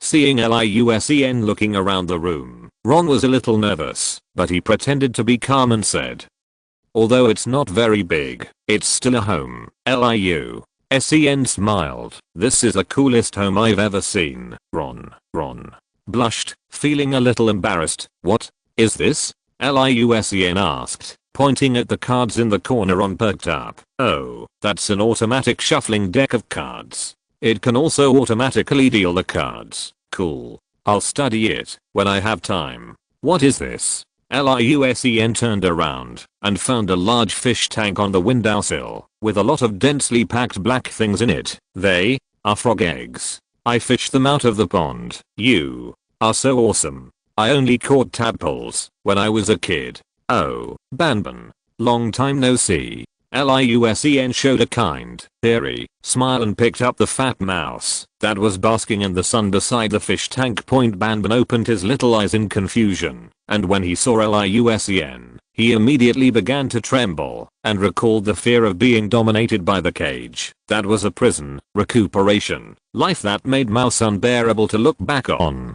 It was also his lost youth and dignity. Liu Sen put Banban down and suddenly found something moving in the garden outside the window. They had a bald round head, a small body, and rough skin, like potatoes with hands and feet. "Ron, what are those?" Ron stretched his head to take a look and said helplessly, "It's the goblins. I just cleaned them up a few days ago. They're back again." Liu Sen's eyes suddenly lit up. "Come on. Let me help you clean up. I haven't seen a goblin yet." After going downstairs and out the door, Liu Sen looked back and saw the whole picture of the burial ground for the first time. The kitchen and living room at the bottom is a big round house with red tiles and a pointed roof, just like an ordinary muggle house. It even looks a bit like a round pigsty. However, there are 2 wooden towers on top, and the large suspended area is supported by thin wooden pillars. It is crooked, very characteristic of wizard architecture. The outside of the house is full of country atmosphere. There are 2 little pigs in the pigsty, and there are fat chickens and ducks walking around in the yard. The garden is very big, with all kinds of flowers and plants growing very lushly. There is also a green pond with many frogs swimming in it. Ron's face turned red again, and he said embarrassedly, "It's a bit messy. Definitely not as beautiful as yours." No. This is the breath of life. I like it very much. Besides, I don't have such a big garden at home." The "t" came to a bunch of peonies. Ron saw the right moment, lowered his head and reached out, grabbing a goblin. The goblin kicked and stomped at Ron with its calloused little feet, but Ron had anticipated it and stretched out his arms to lift the goblin up. "You have to do this." Ron grabbed the goblin's feet and lifted him above his head, then swung his arms in wide circles like a lasso. Goblins have low IQs, but they can speak a few human words. Historically, they were classified as humans, but people found that the wisdom of goblins was not enough to understand what law and order were, so they were eventually reclassified as magical creatures. "Let me go. Ah." The goblin yelled. With a whoosh, Ron threw the goblin in his hand out, and it landed far outside the fence. "We have to make them dizzy, so they can't find their way back." Ron shrugged. At this time Ginny also ran over. "That's strange. You never helped after you were 6. Ron said curiously. "It's none of your business. Can't I just move around?" "Lulu," Ginny replied, sticking out her tongue. After saying that, he grabbed a goblin, knocked it unconscious skillfully, and then threw it far away. "Beautiful. You have great athletic talent." Liu Sen praised sincerely, and the other person's face turned red instantly. Liu Sen also grabbed one, swung it like the other 2, and then threw it out with force. The 3 of them threw a few more, and Liu Sen was surprised to find that the remaining goblins did not hide away, but instead came over curiously to watch the fun. Liu Sen suddenly understood why he was so gentle towards these annoying pests. They were so funny. The personalities of these little guys were exactly the same as a mythical animal called silly roe deer in northeast China. Hunters don't even need to aim. They just need to shoot into the sky when they find a robe. Then the robes in the distance will curiously run over to watch the fun. Oh my god. What's making such a big noise? Let me take a look. After one was killed, the rest of the stupid roe deer started to run for their lives, but they would stop after a few steps and look back at the excitement. Where are you? Why don't you chase after them? Come on. Then they use their intelligence to make themselves protected animals. Liu Sen collected his scattered thoughts and suddenly asked, Ron, what do goblins like to eat? Ron stopped his boring work, thought for a moment and said, vegetables. They always destroy the vegetables in the garden. Carrots, tomatoes and so on. Ginny disagreed. No, they like fruit. I fed them apples and oranges. Ron was shocked at the time. You actually fed them? I'm really impressed. Okay. Vegetables and fruits, right? Liu Sen smiled, pulled out the thunder wand, and cast a transformation spell on a stone point. The stone twisted and turned into a carrot with legs. Liu Sen waved his magic wand again and again, and conjured up apples, tomatoes, cauliflowers, all with legs. Then, under Liu Sen's command, they began to dance in a rhythmic square dance. It was the kind of dance that people would dance while walking in the streets and alleys of China in the future. Liu Sen touched his chin and felt that something was missing, so he conjured up a small speaker, which played a melodious and rhythmic divine song. The vast horizon is mile of flowers are blooming at the foot of the endless green mountains. What kind of rhythm? As the magical music sounded, the dance steps of the vegetable and fruit team immediately reached a new level. Soon after them, a row of dancing goblins followed, each of them happily twisting their hands and feet. As the team grew stronger, Liu Sen waved his magic wand, and the leading fruits and vegetables began to lead the team away. Liu Sen nodded with satisfaction and turned around to see Ron and Ginny blushing and putting down their dancing hands. Exclamation mark. Chapter 97 Chinese Food Yides. On the first night at Ron's house, Liu Sen volunteered to go to the kitchen, ready to show off his skills to the Weasleys. Ron quickly stopped him. How can we let guests cook? You'd better just play with us. Ginny's eyes lit up and she asked, you can cook? Really? Of course. And it's Chinese food. Let me give you a taste of the authentic oriental flavor. Liu Sen said with a profound look on his face point, but Ginny's next sentence completely wiped him out. So, can you make General Tso's chicken? How about sweet and sour pork? How about fortune cookies? Can you make them? Where did you hear this? Liu Sen said embarrassedly. Ginny said proudly with an expression, as if she was about to praise me. I saw it in a Muggle magazine that my dad brought back. It said that you can eat authentic Chinese food in the Chinese Street district in the UK. What's the name of the street? Chinatown. Liu Sen rubbed Ginny's hair and continued, but those are not authentic Chinese dishes. Ginny's eyes flashed with ferocity, and she slapped Liu Sen's hand away. I don't care. I want to eat General Tso's chicken. Liu Sen said, okay. Then kill a chicken for me. Ginny walked out of the door angrily, and soon Ron and Liu Sen heard the sound of chaos outside the yard. Ron was shocked and said, no way. Ginny usually treasures those chickens. She wouldn't even let us eat them. Liu Sen grinned and ran out quickly. What a scene it would be if Ginny came in with a bloody chicken, but Liu Sen was relieved when he got to the yard. The other party didn't want to catch the chicken at all. Instead, he chased and hit his fat chicken with stones and muttered, run, or I'll eat you. Liu Sen shook his head, called him back, and said that the ingredients were ready.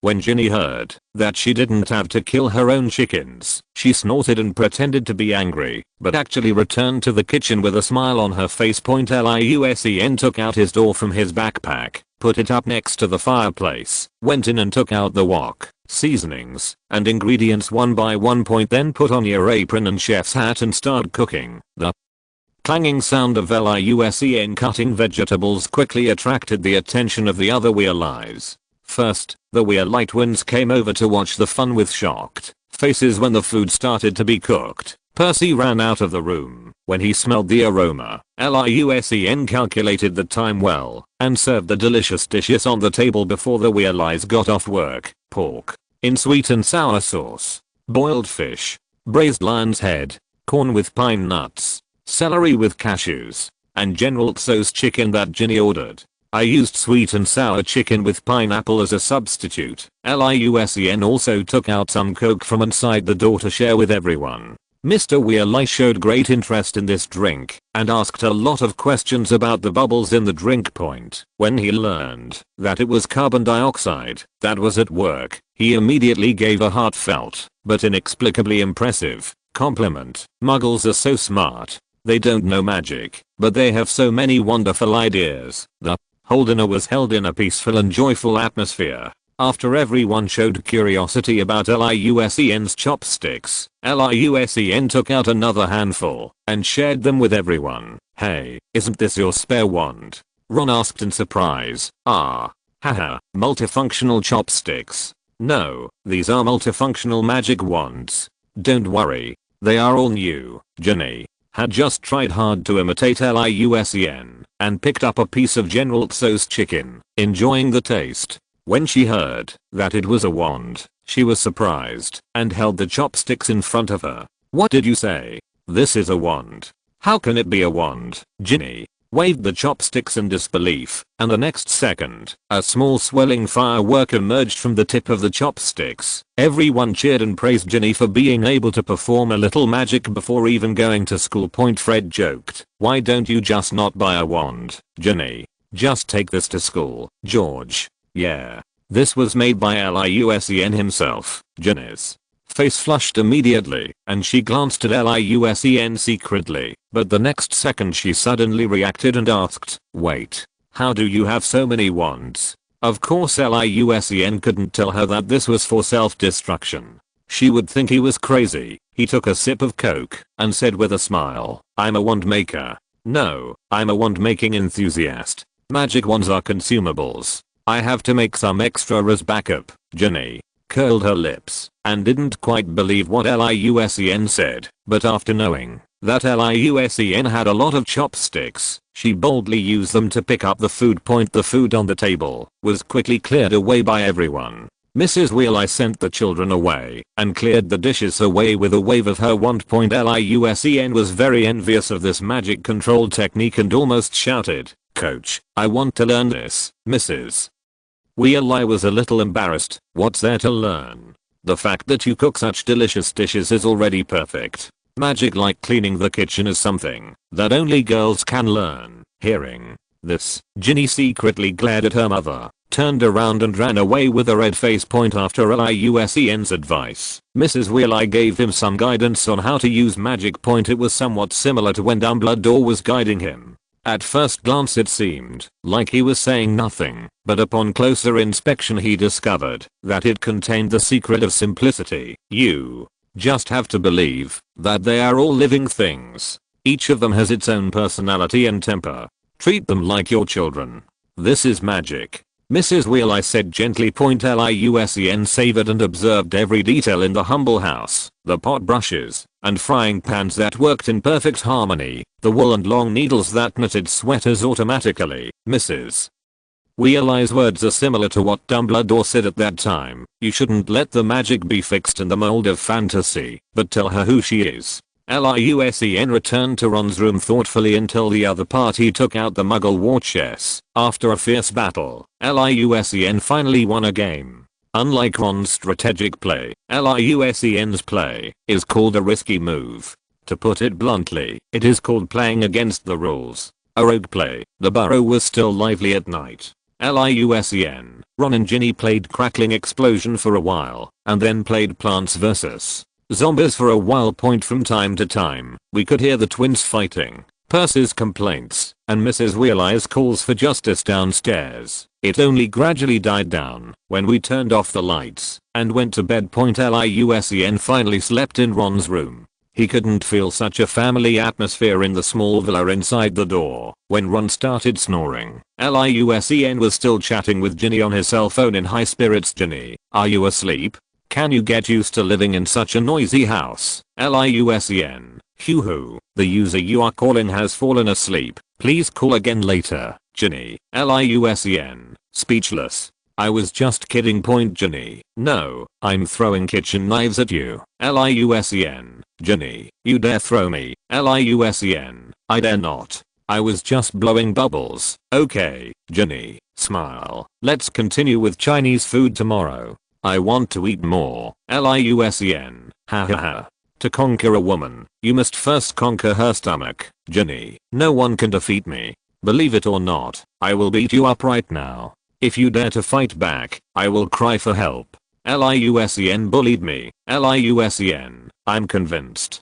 I'm convinced. Ginny. He. That's more like it. Dingling clang. Clang clang clang. LIUSEN. Did you hear any sound? Ginny. Ah, that's my gal. It does this when it's too quiet. LIUSEN. Why do I feel the sound is very close to me? Ginny. He. It's in the attic above your head. Don't be afraid. LIUSEN. Count to 123. Ginny. What? Point 123. Huh. Why is my gal silent? LIUSEN. I don't know. Good night. See you tomorrow. LIUSEN turned over with satisfaction, and a golden talisman appeared on the ceiling. Gal, what did I do to offend anyone? Woohoo. This guy is so scary. Chapter 98 Saving Harry. LIUSEN's days at the Weasley house are very fulfilling. He drives away goblins, plays chess, cooks Chinese food for everyone, and invents with the Weasley twins. Mr. Arthur Weasley was obsessed with Muggle things, and his warehouse was filled with a large number of Muggle items. Some were collected from Muggles, and some were contraband seized by the Ministry. But without exception, they were all taken apart by Mr. Weasley, modified with magic, and then installed back. This brought a lot of inspiration to LIUSEN and the Weasley twins, which directly led to the explosions coming from the twins' bedroom becoming more frequent than before. Considering the danger of the experiment, at LIUSEN's suggestion, the three people changed the experimental location to the warehouse. Mrs. Weasley was always against the twins doing research, thinking that those magic gadgets would be a waste of time. But several inventions of the two brothers have now brought them regular income. Weasley magic comb, Plants vs Zombies, funny props, etc. This changed Mrs. Weasley's opinion of the two, and she no longer forced them to pass 12 owls. It seemed that joining the Galaxy group after graduation was also a good choice. In the Owl's ordinary wizarding level test, the eldest brother Bill passed 12 certificates. Percy just received his report card, and he also passed 12 certificates. This is quite impressive. For example, if you want to become a special police officer in the wizarding world, you need 5 certificates. But many wizards can't pass 5. On this day, the three were debugging LIUSEN's flying backpack. Ron, who was playing with the magic phone next to him, suddenly said, "Strange, why didn't Harry reply to my message? And I asked Errol to send a letter, but he didn't reply either." LIUSEN put down the tools in his hands, slapped his forehead and said, "Oh no, I forgot about poor Harry. I found it when I sent him the photo album." LIUSEN certainly knew what was going on. Harry must have been locked in the room and not allowed to come into contact with any magical things. Calculating the date, Harry's birthday is coming soon. So, don't worry, leave it to me. LIUSEN came up with a plan and picked up the phone to contact his uncle. A few days later, on July 7th, number 31, Privet Drive. "Listen, kid, you stay indoors. Today is the day the Blanchard family is coming to visit. Don't mess with me. Today is Harry's birthday." But no one in the Dursley family even remembered it. They were all busy welcoming a distinguished guest, who is said to be a big investor. If they can reach a deal with him, they can directly exchange it for a Seaview villa. Since a few days ago, the Dursleys have been busy practicing how to open the door, what expression to use to greet, etc. Harry couldn't help but feel sick at the thought of his fat cousin Ali showing that disgusting fake smile. There was no portion for Harry on the table full of food and beautiful cakes. He was only allowed to eat a piece of bread before being driven out of the living room. Harry sighed as he walked to his room. He missed Hogwarts and his friends so much. But on the first day of the holiday, all his magic-related things were confiscated, and his right to write letters was cut off. Even his owl hadn't come out of the cage for a long time, but when he returned to his room, he was shocked. A strange creature with huge ears and eyes as big as tennis balls was jumping on his bed. It was Dobby the house elf who came.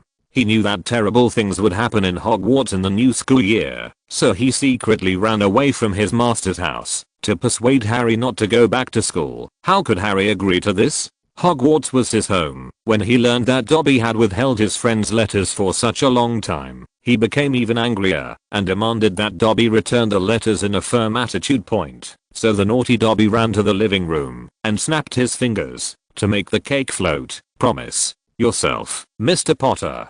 Don't go back to Hogwarts.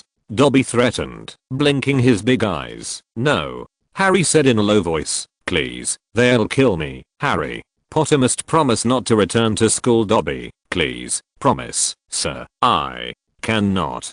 Dobby gave him a sad look. That's all Dobby can do, sir. It's for Harry Potter's own good. But just when Dobby was about to throw the cake at the guest, a nimble figure quickly stepped forward, picked up the fruit plate beside him, and nimbly caught the falling cake. Point. Of course the one who was more shocked than Dobby was Harry. He said in disbelief, Liusen? The distinguished guest turned out to be my roommate. Good evening, Harry. Why did you come down just now? Is this the surprise you prepared? Liusen blinked and put the cake down steadily. Point. The Dursleys were completely stunned. From the angle they saw, Harry threw the cake at the guest, and then the guest's child caught the falling cake at an extremely fast speed. This is my nephew. He's not very smart and gets nervous when he meets strangers. Dursley explained in a panic, sweat starting to form on his chubby forehead.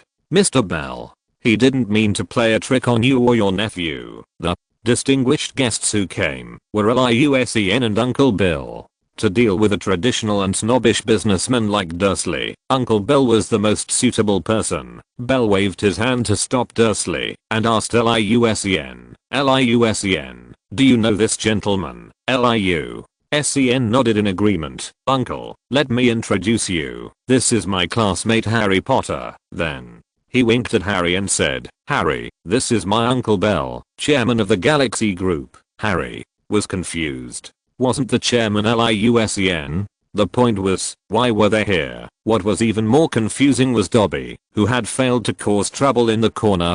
The unfolding of the plot in the living room was completely beyond the little guy's expectations. Seeing Liusen's playful look, Dobby's heart suddenly tightened, and a sense of terror, as if being stared at by a giant dragon, came over him. Liusen secretly used legilimency to send a message to Dobby. Your young master owes me 100 gold galleons. Go back and keep an eye on him. Is he trying to default on his debt? Dobby shuddered suddenly and quickly snapped his fingers and disappeared. No one else knew about the exchange with Dobby. They just thought that Liusen was tilting his head and looking at Harry. Dursley swallowed and loosened the tie around his neck. He asked suspiciously, Mr. Bell, is your nephew a classmate of Harry? I wonder where he goes to school. Bell heard the other party's implication and did not answer. Instead, he took out a document and handed it over. Dursley took one look, then his eyes widened, and he immediately turned around with ridiculous little steps, trembling all over, and turning the pages. Liusen pulled Harry to sit on the sofa, handed him some fruits and snacks, and gave him a look that told him to watch the show with peace of mind.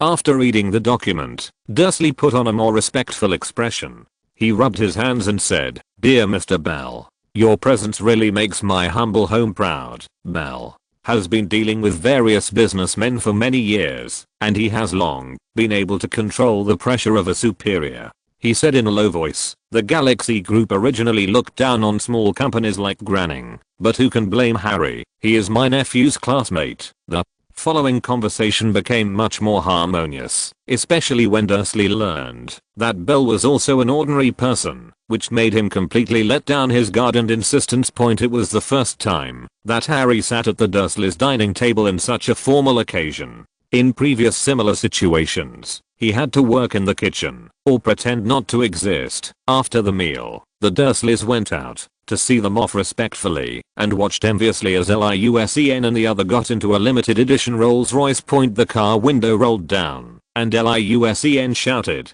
"Harry, keep in touch. I'll tell you when there's any inside information from the company." By that night, Harry sent a message to Liu Sen on his magic phone. "Liu Sen, thanks to you and Uncle Bell, my uncle and his family returned all my things to me right after you left. And they treated me much better. How did you do it? Liu Sen, haha.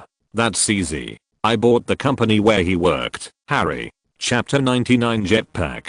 Harry's life became much better after Liu Sen's visit to the Dursleys. The magic book and phone were returned to him, so he was no longer out of touch. The meals also returned to normal. No longer was there clear soup passed through the crack in the door or bread without butter, but now he could eat at the dining table with his cousin Dudley.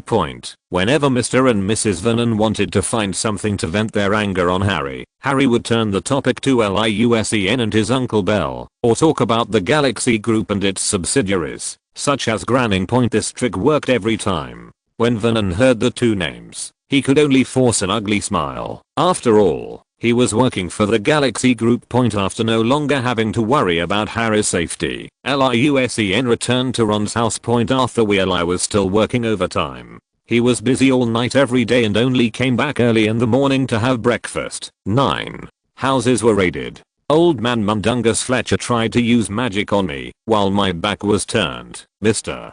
Weasley took a sip of his tea and breathed a sigh of relief. "Did you find anything, Dad?" asked Fred eagerly. "Just some shrinking house keys and a biting kettle." Mr. Weasley's in the misuse of Muggle artifacts department, which sounds useless, but is actually a department with law enforcement powers, and Mr. Weasley was the man who wrote the laws. He also quietly left a loophole in the law. Although it is forbidden to modify Muggle items without permission, as long as the Muggles do not see it, or do not intend to use the modified items, it is not illegal. There is a lot of room for maneuver here. For example, his car. If he had a little bit of crooked thoughts, there would definitely be a lot of people putting money into his pocket. But obviously he is not that kind of person. The reason why Liu Sen was in a hurry to return to the burrow was because an important equipment had reached the testing stage. "Are you ready?" The 7th startup test. Begin. In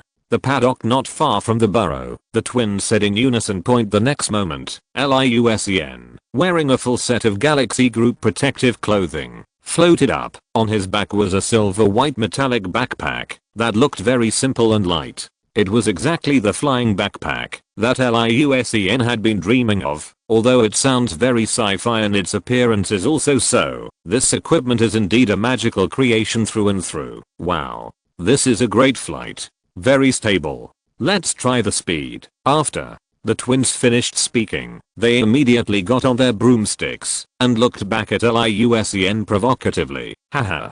Don't run. Look, I'm going to pass you." Liu Sen's mind moved, and the flying backpack behind him immediately increased the output of magic power, providing him with a higher speed. Oh, flying feels so good.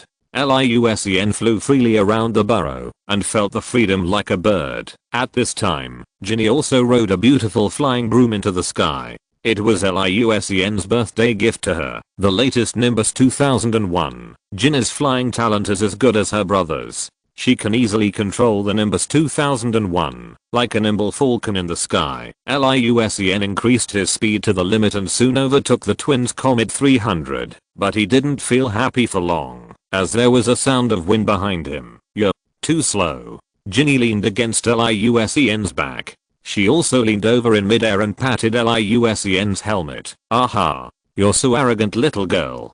Don't let me catch you." Another voice came from behind. "I'm leaving first too. Come on, buddy." It was Ron. He was riding the Nissan 2000 modified that Liu Sen gave him. Why add the word modified? Because this was the one that had been disassembled countless times. Many of the parts were not the original ones, but had been modified by Liu Guozhang and others. The flying speed is just as good as the new 2001. Liu Sen followed closely, but Ginny and Ron were not only fast, but also very agile. Every time Liu Sen approached, the brother and sister would dodge swiftly and speed up to overtake him. The few of them flew farther and farther, gradually leaving the shabby dwelling and flying towards the distant mountain. Ginny left a trail of after images in the air, turning back from time to tease Liu Sen. So slow. Come catch up with me. Someone's backpack won't work. Ron also assisted. A flying broom is still better. Just chase it slowly. Haha. Liu Sen quickly shouted slogans to Borf himself. For the Horde.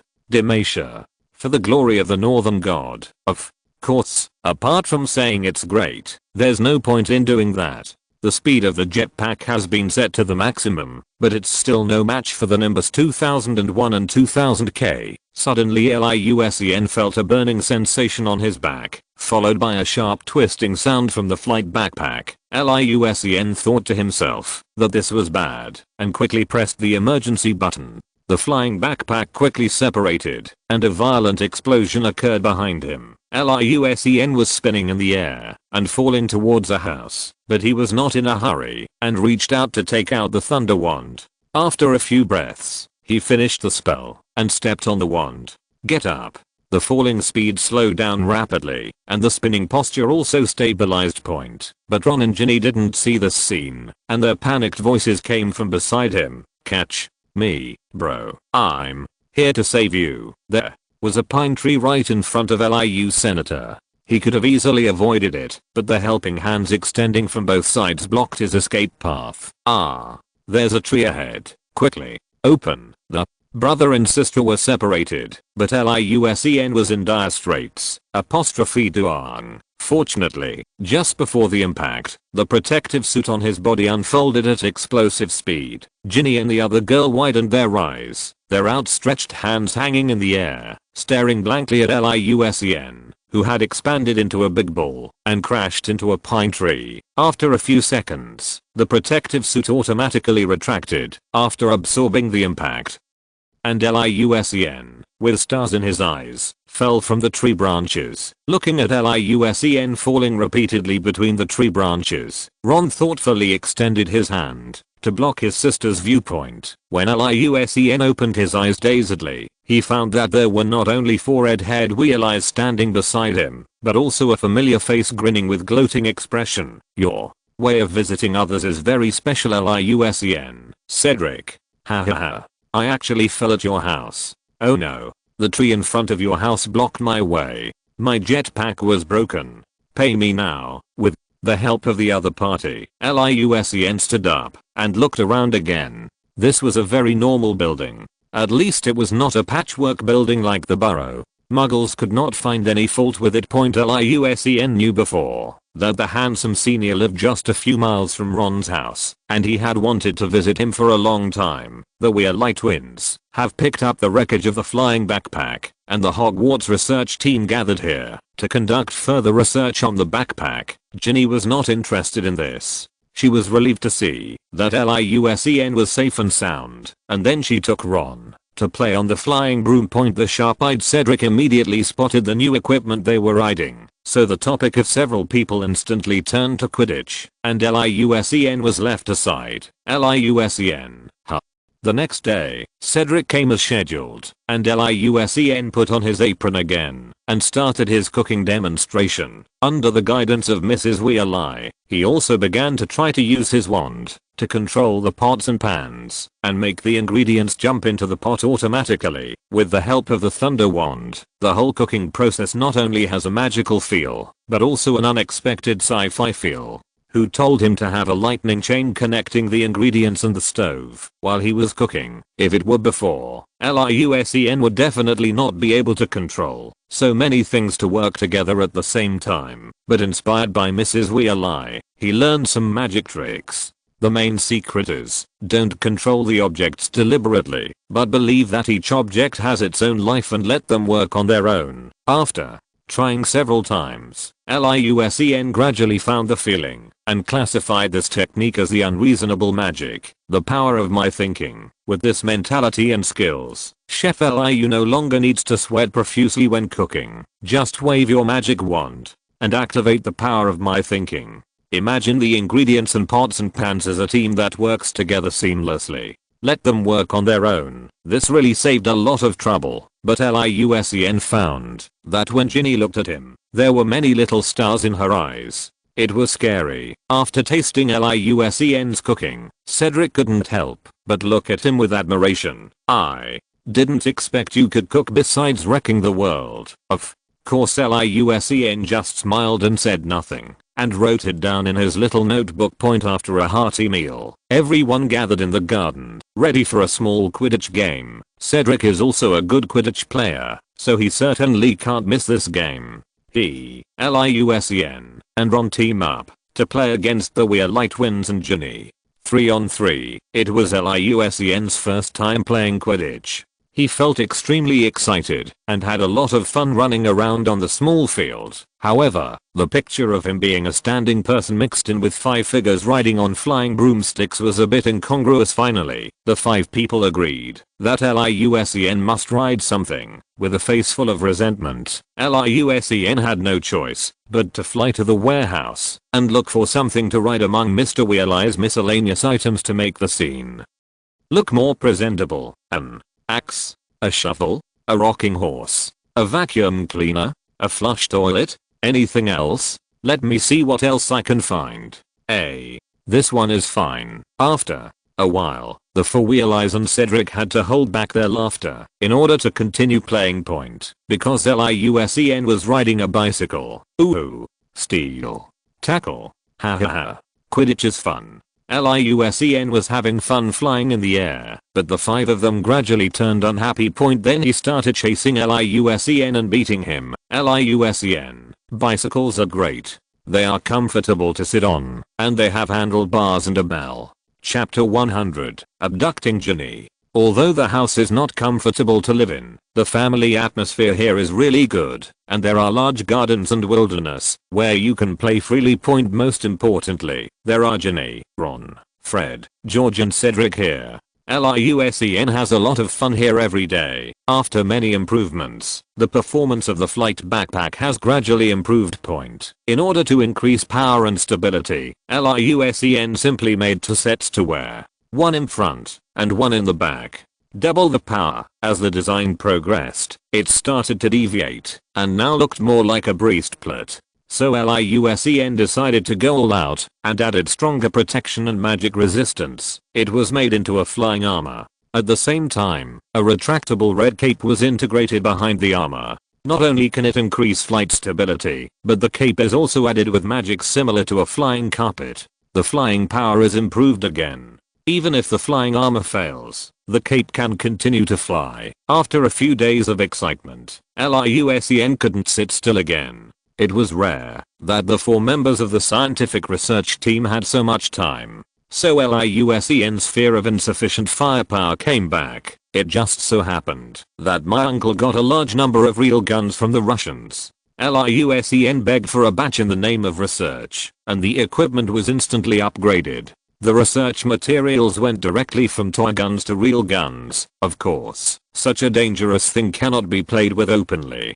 At the twins' suggestion, they set their sights on Mr. Weasley's warehouse. They planned to dig a huge basement under the warehouse to build a secret experimental base. The twins have been wanting to do this for a long time. They spend all day researching prank products and magic fireworks, and they really need a place like this. Several people hit it off and started the secret operation. Of course, their magic level is not as high as that of the professors, so it is unlikely that they can use transfiguration to transport a large amount of soil like the professors do. Those who rely on their transfiguration or levitation spells may have to perform them hundreds or even thousands of times. The few of them had successful examples of magic guns before, so of course they wouldn't go about digging the soil with magic shots one by one. They directly created several multi-shot magic guns that combined the earth collapse spell and a powerful cleansing spell. With one shot, a half-meter sized hole will instantly appear in the soil layer.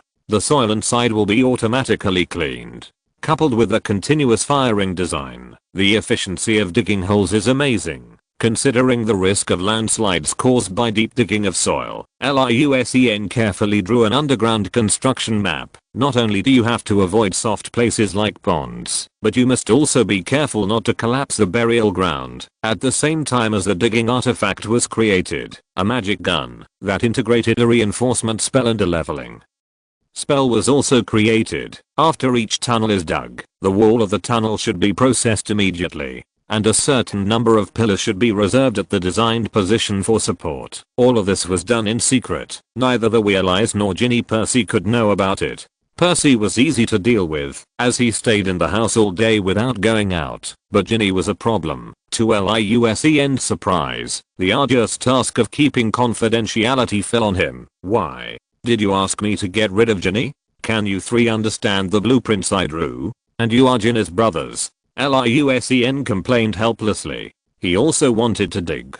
Such a fun thing directly awakened the flower-growing bloodline deep in his soul. The twins and Ron looked at each other, and Fred spread his hands and said, "Brother, haven't you realized yet? My little sister's family status is not comparable to ours." George also patted Liusen's shoulder and said, "Do you think she will listen to what we say? That will be counterproductive. So, Liusen, thank you for your hard work. Go ahead, young man. Even if you have to use the beauty trap, you have to control Ginny, this unstable factor. I'm rooting for you, bro." Just like that, Liusen reluctantly accepted the reality and knocked on Ginny's door after the Weasleys went to work.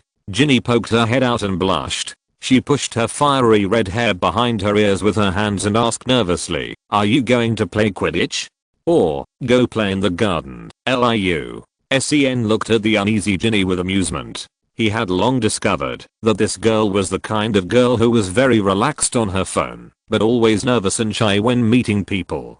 It was quite a cute contrast. Point bang.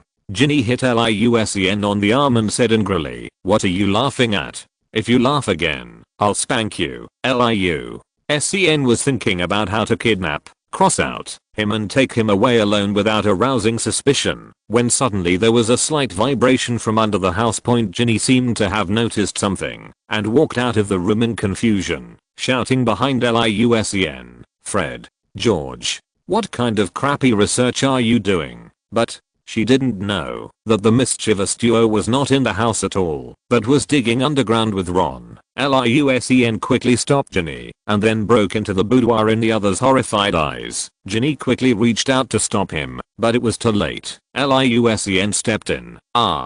Excuse me. There shouldn't be anything I can't see, right? I'd better close my eyes." Although Liusen said this, and made a gesture of no, with his hands, his eyes were still wandering all the time. Ginny's face was covered with red clouds and there was almost steam coming out of her head. She lowered her voice and said fiercely, You.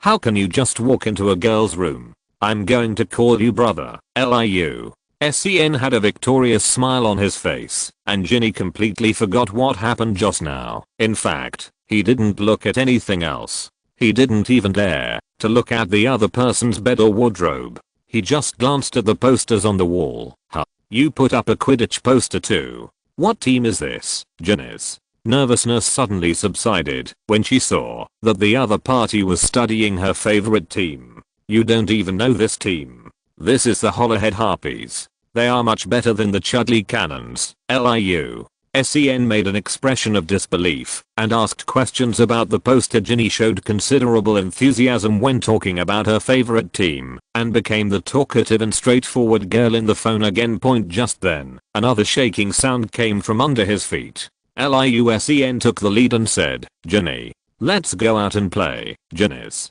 puzzled look was instantly retracted and she simply replied, "Okay, then I'll go call Fred and George so that they won't tear down the house." Liusen broke out in a cold sweat and hurriedly stopped Ginny. "Actually, I want to go out with you alone.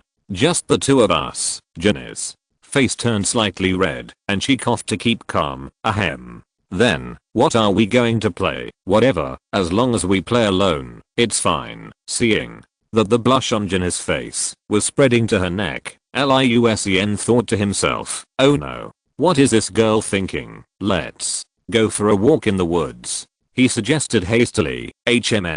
Ginny responded in a voice as thin as a mosquito point. After leaving the burial ground, Liu Sen deliberately bypassed the warehouse and kept finding topics to attract the little girl's attention. Finally, he managed to trick Ginny into crossed out and bring her to the distant woods without any danger, and Liu Sen immediately breathed a sigh of relief.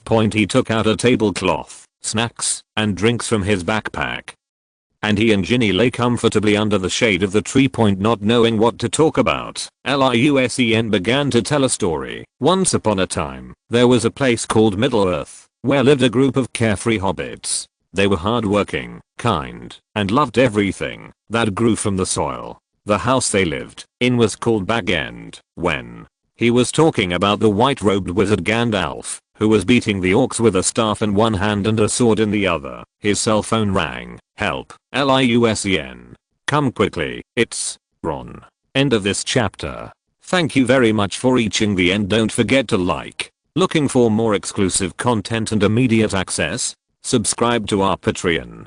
Remember, every like, subscription, or donation encourages us to continue. Thanks to everyone. See you in the next video.